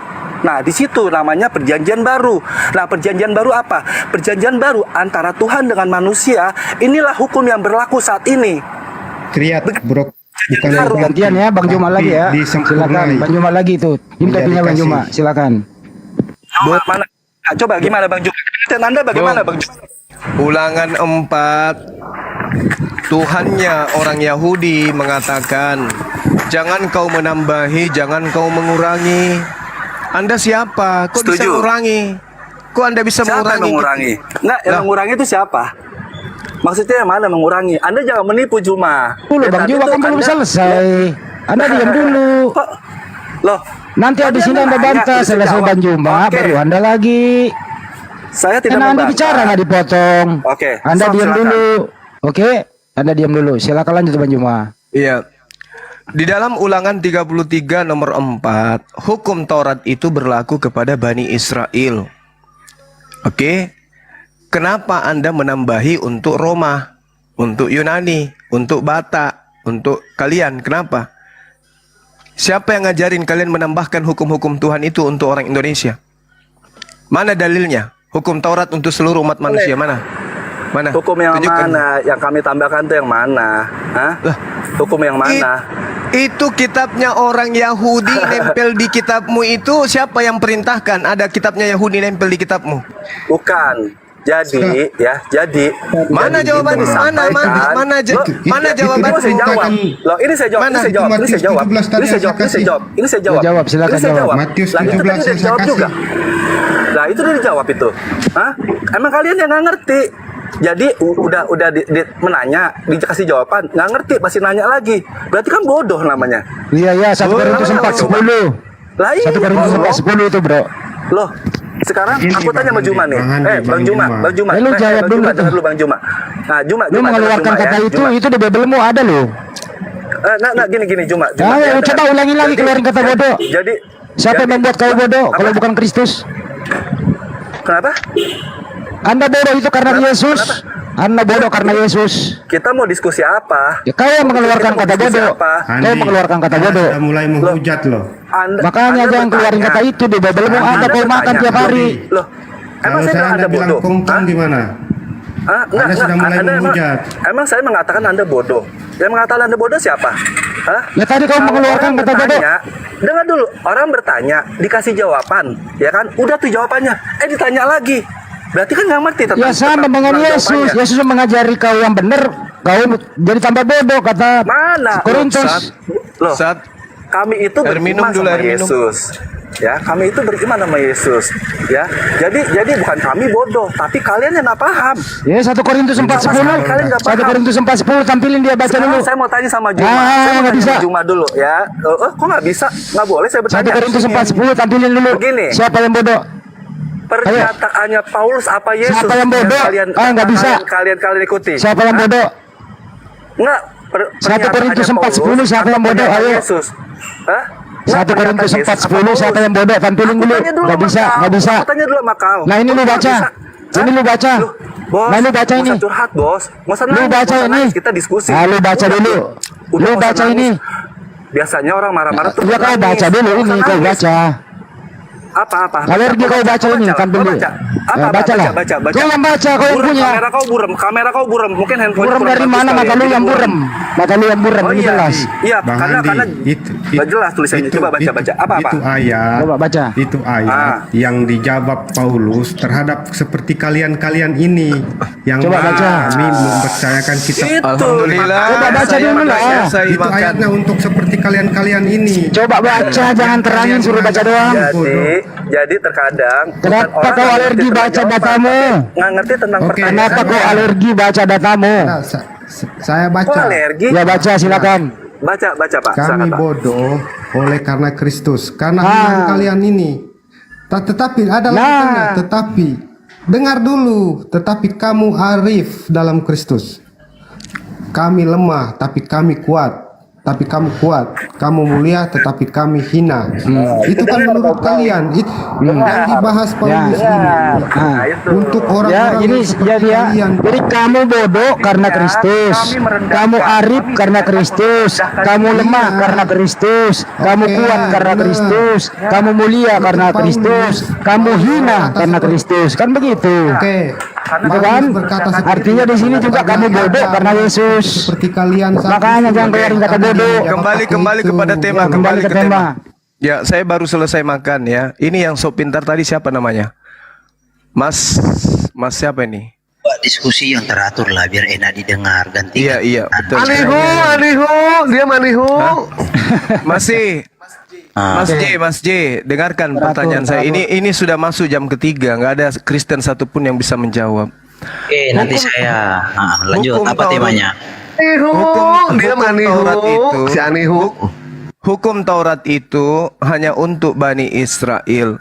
Kitab-kitabnya Yahudi hanya untuk keturunan Israel. Kenapa Romawi mengambil kitabnya Israel, menempelkan di kitab mereka yang diterima dari orang Farisi dan mengatakan kitabnya orang Yahudi itu sebagai perjanjian lama? Itu kenapa, Mas J? Jawab. Oke, saya jawab teratur ya. Anihu, si Anihu ini Mas J. Anihu diam dulu, Anihu. Iya, Mas J dulu. Tadi dia mengaku tadi pintar, dia cerdas gitu. Oh iya. Ya silakan. Ya, tapi teratur lah kawan, biar enak didengar, oke? Iya teratur, Anihu, ente diam. Ya Mas jawab Mas J, tidak ada yang ente ngomong, gua ngomong, Anihu. Tidak ada yang potong Anda berbicara Mas J, silakan. Andi jangan campur banyak Andi. Mas J, silakan. Enak juga tadi nih, palu bahasanya enak. Silakan. Perjanjian itu datang dari bangsa Yahudi. Cantik dijual di mana? Di Instagram kamu masih ada. Nah, jadi saya ngikutin host ini. Suaramu nggak ada, Mas J. Suaramu nggak ada. Halo. Ya. Jadi sebenarnya perjanjian itu bukan hanya untuk bangsa Israel, tetapi datangnya dari bangsa Israel. Mana dalilnya? Mana dalilnya? Bukan untuk Israel saja, mana? Kemana dalilnya? Sekarang kalian pun juga mengikuti kan ajarannya? Lah, kalian mengikuti apa? Mana dalil? Mana dalilnya? Kalian mengikuti gak? Mana dalilnya? Ajaran Musa. Kalian mengikuti gak? Nah, kalian mengikuti gak? Loh, jawab dulu. Loh. Apa? Jangan berbohong, jujur. Ini sudah 3 jam lebih. Ini sudah 3 jam lebih. Anda masuk-masuk ngatain orang-orang itu bodoh. Sekarang saya tanya samamu. Hukum Taurat itu hanya untuk Bani Israel. Hukum Taurat itu adalah perjanjian baru untuk Bani Israel. Yeremia 31, Ulangan 33, nomor 4, Ulangan 6, Ulangan 4, Ulangan 18, dan seterusnya. Oke, diam. Sekarang kenapa agama Roma Roma, yaitu Katolik atau Kristen, mengambil kitabnya orang Yahudi yang khusus untuk Yahudi ini, nempel di kitabnya, lalu dikatakan bahwa kitab tersebut adalah Perjanjian Lama. Kenapa? Aduh, kalian ini bertanya. Nah inilah makanya kalau aku bilang agak sedikit kasar itu kurang enak. Entar dulu, jangan dipotong dulu. Ya sebentar Pak ya. Jadi begini, kalau kalian mengatakan itu adalah hanya untuk Bani Israel atau bangsa Yahudi, loh, sekarang yang kalian imani itu Musa itu dari keturunan apa? Kenapa lari ke situ jawabannya? Enggak, entar dulu itu jawabannya. Kenapa lari ke sana jawabannya? Zuma dengar dulu. Tadi kau ngomong aku dengar. Kenapa dari sana jawabannya? Pertanyaannya apa? Pertanyaannya apa? Kenapa Katolik? Bukan mengikuti. Bukan mengikuti. Kenapa agama orang Roma mengambil kitabnya orang Yahudi? Pertanyaannya berubah lagi. Pertanyaan kau berubah. Kenapa kita turunkan ini deh, nggak ada ilmunya. Lain ditanya, lain dijawab. Iya, kayak waria dia. Lain ditanya jawabannya apa? Kita tanya, kenapa hukum yang datang kepada orang Yahudi dengan seperangkap kitab suci mereka yang khusus untuk mereka saja, kenapa ada di dalam agama Roma? Kenapa orang Roma ketika mendirikan agama Katolik, mendirikan agama mereka Kristen, kenapa mereka mengambil kitabnya Yahudi, dia tempelkan di dalam kitabnya mereka, lalu mengatakan kitab Yahudi itu Perjanjian Lama? Siapa yang ngajarin mereka ini? Udah 3 jam lebih loh, nggak ada yang bisa jawab. Gini. Boleh saya jawab? Saya bicara ya. Nggak boleh saya bicara Son mau bicara, Son. Ya Son. Bang Malikil. Siapa yang mau bicara nih? Oh ya silakan. Ya, oke. Bang Juma, kan sudah saya jawab tadi Matius 5 ayat 17. Kalau memang itu tidak setuju ya udah kita Matius 5 itu justru Matius 5 itu justru menekankan bahwa itu perjanjian baru tetap tidak boleh berubah menjadi perjanjian lama. Begini, itu jawaban saya sesuai Alkitab. Itu pertanyaan tadi kan siapa dan kenapa. Itu sudah jawaban saya. Kalau memang tidak diterima ya udah kita pindah topik aja, selesai. Di mana Yesus mengatakan bahwa itu adalah perjanjian lama? Itu ayatnya silakan baca sendiri. Tidak ada perjanjian lama, justru kalau di memang situ. Itu tidak diterima. Ya udah kita ganti topik aja, selesai itu topik selesai. Gak ada jawabannya berarti. Harus berikan alasan kenapa kitabnya Yahudi kalian sebut perjanjian lama. Kenapa? Padahal sebenarnya jawabannya gampang kalau mau jujur itu. Bang Malikil, silakan bicara Bang Malikil. Iya. Jawaban lain. Makan kongkongnya juga ndak bisa jawab ternyata. Oke ya, jadi hukum Taurat. Kurangi makan kongkong, Bos. Ya, jadi hukum itu apa, Taurat itu apa? Jadi sebenarnya hukum itu berbicara Taurat ya, itu ketetapan. Tidak menjelaskan hukum Taurat, Herdi. Iya, bukan, saya jelaskan dulu apa asal usulnya gitu loh kawan. Nah, hukum Taurat itu ya, tentang Taurat itu pertama diberikan kepada Abraham, Taurat. Oke. Ada yang mau bantah sampai situ dulu, silakan. Gini aja pertanyaan, hukum Taurat itu buat siapa, Herdi? Itu aja. Oke. Jadi hukum itu garisnya di dalam Alkitab diberikan kepada Abraham dan keturunan Abraham. Nah, nanti pertanyaannya berlaku untuk siapa toh atau gimana? Ya, untuk hukum Taurat itu buat siapa? Oke, jadi karena hukum itu diberikan kepada orang-orang Israel, ya, jadi orang mau siapapun yang mau ikut hukum itu masuk ke ranah hukum itu. Oke, bagaimana? Ada pertanyaan? Oke, artinya bukan untuk Kristen. Ini sudah dihubungkan untuk Kristen ya. Oke, jadi gini. Kristus itu adalah perwakilan seluruh umat manusia atas hukum Tuhan yang tidak sanggup dilakukan oleh siapapun. Di mana Yesus berkata, "Aku diutus kepada umat manusia"? Bukan tentang umat manusia.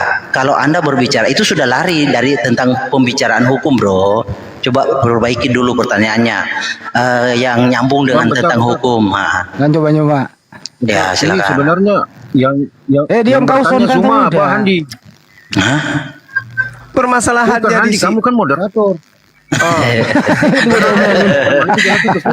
Ini siapa sih yang bicara? Son. Oh, apa dia? Kristen atau Muslim? Tritunggal dia. Pemakan ini. Handi, saya nggak Gokok. bicara dari tadi loh, Bang Handi. Aduh. Tadi dia ngaku nuduh pengaku saya Gokok lagi katanya. nih. Ya sorry. Oh, Ya udah ya. iya silakan. Iya, hukum itu adalah hukum perjanjian baru kepada Bani Israel. Kenapa Kristen menyebutnya perjanjian lama? Perjanjian lama ya, disebut perjanjian lama tentang janji Tuhan yang tidak mampu ditaati oleh orang-orang Israel. Jadi Tuhan mengadakan perjanjian baru. Nah, perjanjian baru Tuhan itu yaitu dengan Dia yang datang menggenapi hukum itu. Nah, dengan jalan sebentar, sedikit lagi. Jadi dengan jalan Dia yang melakukan, mewakili semua umat manusia melakukan hukum tersebut, jadi manusia sekarang itu tidak lagi melakukan hukum itu, percaya kepada Dia yang menaklukkan hukum itu. Mana tertulis di mana di perjanjian barunya Tuhan adalah mengutus manusia? Di mana itu, Bang Herdi? Nggak nyambung tentang hukum, bro, itu. Ya nyambung pertanyaannya dengan hukum. Maksudnya manusia untuk apa? Yeremia 31:31 Tuhan mengadakan perjanjian baru dengan Bani Israel, Bani Yehuda. Iya. Apa hubungannya dengan Roma? Dengan Roma yang mana yang maksud Anda Roma itu yang mana? Ya, Roma, Kekaisaran Roma, Kristen pertama kan di sana, bukan di Indonesia. Apa hubungannya coba? Enggak, jadi gini bro. Jadi Kristen pertama itu disebut kepada pengikut Yesus. Roma itu sebentar. Pengikut Paulus. Ya, jadi bukan Roma toh. Jadi Roma itu hanya oknum-oknum yang mengklaim katanya begini-begini dengan menghubungkan kepada murid-murid Tuhan Yesus itu loh. Herdi ini anti Roma loh. Enggak, masalahnya faktanya begitu. Mau kayak mana lagi? Nggak ada tokoh Romawi yang ada di dalam Alkitab sebagai pelaku sejarah tentang perjanjian baru, kagak ada. Nah itu dia, kitab yang dituliskan kemudian oleh orang-orang Farisi dan juga Paulus ini, itu dituliskan untuk Roma Yunani, sang penguasa kala itu. Nah sekarang permasalahannya perjanjian barunya orang Yahudi yang adalah hukum Taurat, kenapa dikatakan oleh Kristen sebagai perjanjian lama? Oke, kan tadi sudah saya jelaskan. Jadi gini loh bro ya. Jadi tentang perjanjian baru yang Tuhan janjikan, karena manusia itu sudah tidak mampu melakukan hukum tersebut, Tuhan sendiri yang berinisiatif melakukan. Jadi gini, esensinya sebentar ya. Hukum Taurat itu sebenarnya esensinya adalah tentang hukum nubuatan untuk menyambut sang pembuat hukum, karena hanya yang membuat hukum tersebut yang sanggup melakukan hukum tersebut. Nah itu dijawab di dalam Yesaya 42, sang Mesias yang akan memeteraikan hukum itu. Jadi oleh sang Mesias seluruh manusia itu bisa dibenarkan karena sang Mesias lah yang sanggup melakukan hukum tersebut. Itu loh. Nggak nyambung Bang Herdi. Ya kan hukum, kita berbicara hukum, lalu mau larikan kemana nih? Hukum Tuhan yang datang kepada Bani Israel itu aku akan memasukkan perjanjian baruku ke dalam setiap Bani Israel, yaitu hukum Taurat. Nah, orang Kristen kenapa justru mengatakan hukum baru Tuhan kepada Bani Israel ini sebagai perjanjian lama? Oke. Jadi gini, Taurat itu bro, artinya secara tersurat ya. Taurat itu ya bukan petunjuk, atau petunjuk itu hukum, itu petunjuk ya. Jadi Tuhan itu memasukkan tentang petunjuk-petunjuk itu ya, hukum-hukumnya di dalam hati. Lalu apa masalahnya yang bro mau kritik di sini? Taurat spesifiknya Taurat tentang apa yang bro mau kritisi? Aku akan memasukkan Taurat kepada batin setiap Bani Israel. Itulah yang menjadi hukum baru. Oke, terus kenapa hukum baru Tuhan ini justru dianggap sebagai perjanjian lama di dalam agamanya orang Roma? Oh ya, oke. Jadi gini, tentang perjanjian baru itu kan sudah ada disebut Yeremia. Jadi tentang perjanjian atau petunjuk yang lama kan tidak mampu nih dilakukan oleh orang-orang Israel. Lalu Tuhan mengadakan perjanjian baru, Taurat baru, petunjuk baru. Nah itu loh. Nah, Taurat baru, perjanjian baru itu tentang kegenapan atau arti sesungguhnya dari hukum Taurat itu. Jadi contoh ini, saya kasih 10 asyeret adefarim nih. Jangan pertama kan tentang Tuhan. Nah, sedikit bro. sedikit lagi. Jadi pertama kan tentang Tuhan, jangan ada Elohim lain di hadapan ya kan, jangan menyembah itu. Lalu tentang Keluaran 20 ayat 3 itu. Nah, baru 5-nya kan tentang Tuhan, lalu 5-nya tentang manusia. Nah, itu disotkan oleh Tuhan Yesus adalah kasih. Bukan itu pertanyaannya, Her. Kenapa di Bible itu judulnya Perjanjian Lama? Kenapa?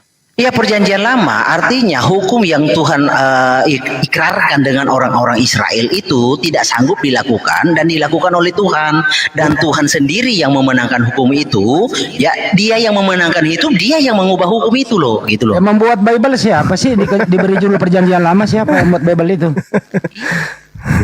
Poinnya apa sih, Perjanjian Baru atau Perjanjian Lama tentang kata perjanjian? Nggak paham dia Bang Juma. Aku nggak paham ya Bang Juma ya. Bukan Pak, dia paham tapi dia bingung. Nggak, serius. Bro, mau arahkan kemana, perjanjian hukum yang lama atau hukum baru itu yang mau sedikit Bang. Bang boleh sedikit Bang ya? Cuman lupa. Bang Juma boleh sedikit ya? Bingung mau jawab. Silakan. Si Salat asar dulu. Baik. Ya, silakan. Anihu, begini Anihu, ketika ente mengatakan hanya Yesus yang berhasil menjalankan hukum Taurat, betul ya? Iya. Yesus itu taat sama hukum Taurat. Yesus masuk jemaah dalam jemaah nggak? Enggak. Kenapa masuk jemaah? Oh, maksudnya itu Yesus masuk ke tempat ibadah nggak? Ya, masuk ke tempat ibadah bukan artinya dia anggota jemaat itu, maksudnya. Bukan dia anggota mengajar. jemaah. Dia mengajar. Di Ya, jemaah. terus? Baik. Yesus disunat nggak, Bro? Disunat, terus? Disunat. Bang Andi tolong buka Ulangan 23 nomor 1, Bang Andi. Ya, silakan. Ulangan 23. Jadi Pak, kawan-kawan, saya baca aja deh. Sebentar, Anihu, dipahami substansinya apa yang mau Saya baca dibahas. dulu. Ya, ikuti aja dulu. Orang yang hancur buah pelirnya atau yang terpotong kemaluannya jangan masuk jemaat Tuhan. Terus? Yesus masuk jemaat Tuhan nggak, Bro? Yesus masuk jemaat Tuhan, kan Yesus mengajar. Maksudnya apa Masuk nggak poinnya? dalam jemaah itu? Poinnya itu masuk nggak dalam jemaah? Coba baca dulu ayat itu gimana bunyinya apa? Orang yang buah pelernya hancur atau kemaluannya terpotong dilarang masuk jemaah Tuhan. Nah, dia Yesus kan kepala masuk jemaah Tuhan jemaah. nggak? Dia kepalanya, gimana maksudnya? Baik, tapi tetap Yesus masuk atau enggak dalam jemaah Tuhan? Dia kepalanya, maksudnya Saya nggak nanya kepala, dia masuk atau tidak? Masuk atau tidak? Enggak, dia kepalanya, Bro. Terus maksudnya? Ini orang benar-benar susah ini. Iya, itu mau dihubungkan kemana itu? Dia masuk jemaat Tuhan nggak, Bang Kurios Moto? Yesus itu? Ya, coba jawab, Moto. Masuk jemaah enggak? Kepalanya kata Herdi kan? Kepalanya yang mana? Kepalanya aja yang masuk. Kepalanya yang mana? Ya, kepala dari seluruh umat manusia. Terus maksudnya mau dibawa kemana? Ini pertanyaannya Bang Dewa. Kira kepala yang lain. Gini pertanyaan Bang Dewa. Kepala apa? Gini pertanyaan Bang Dewa gini. Yesus kan itu disunat. Jadi gini loh, kalau mau sedikit.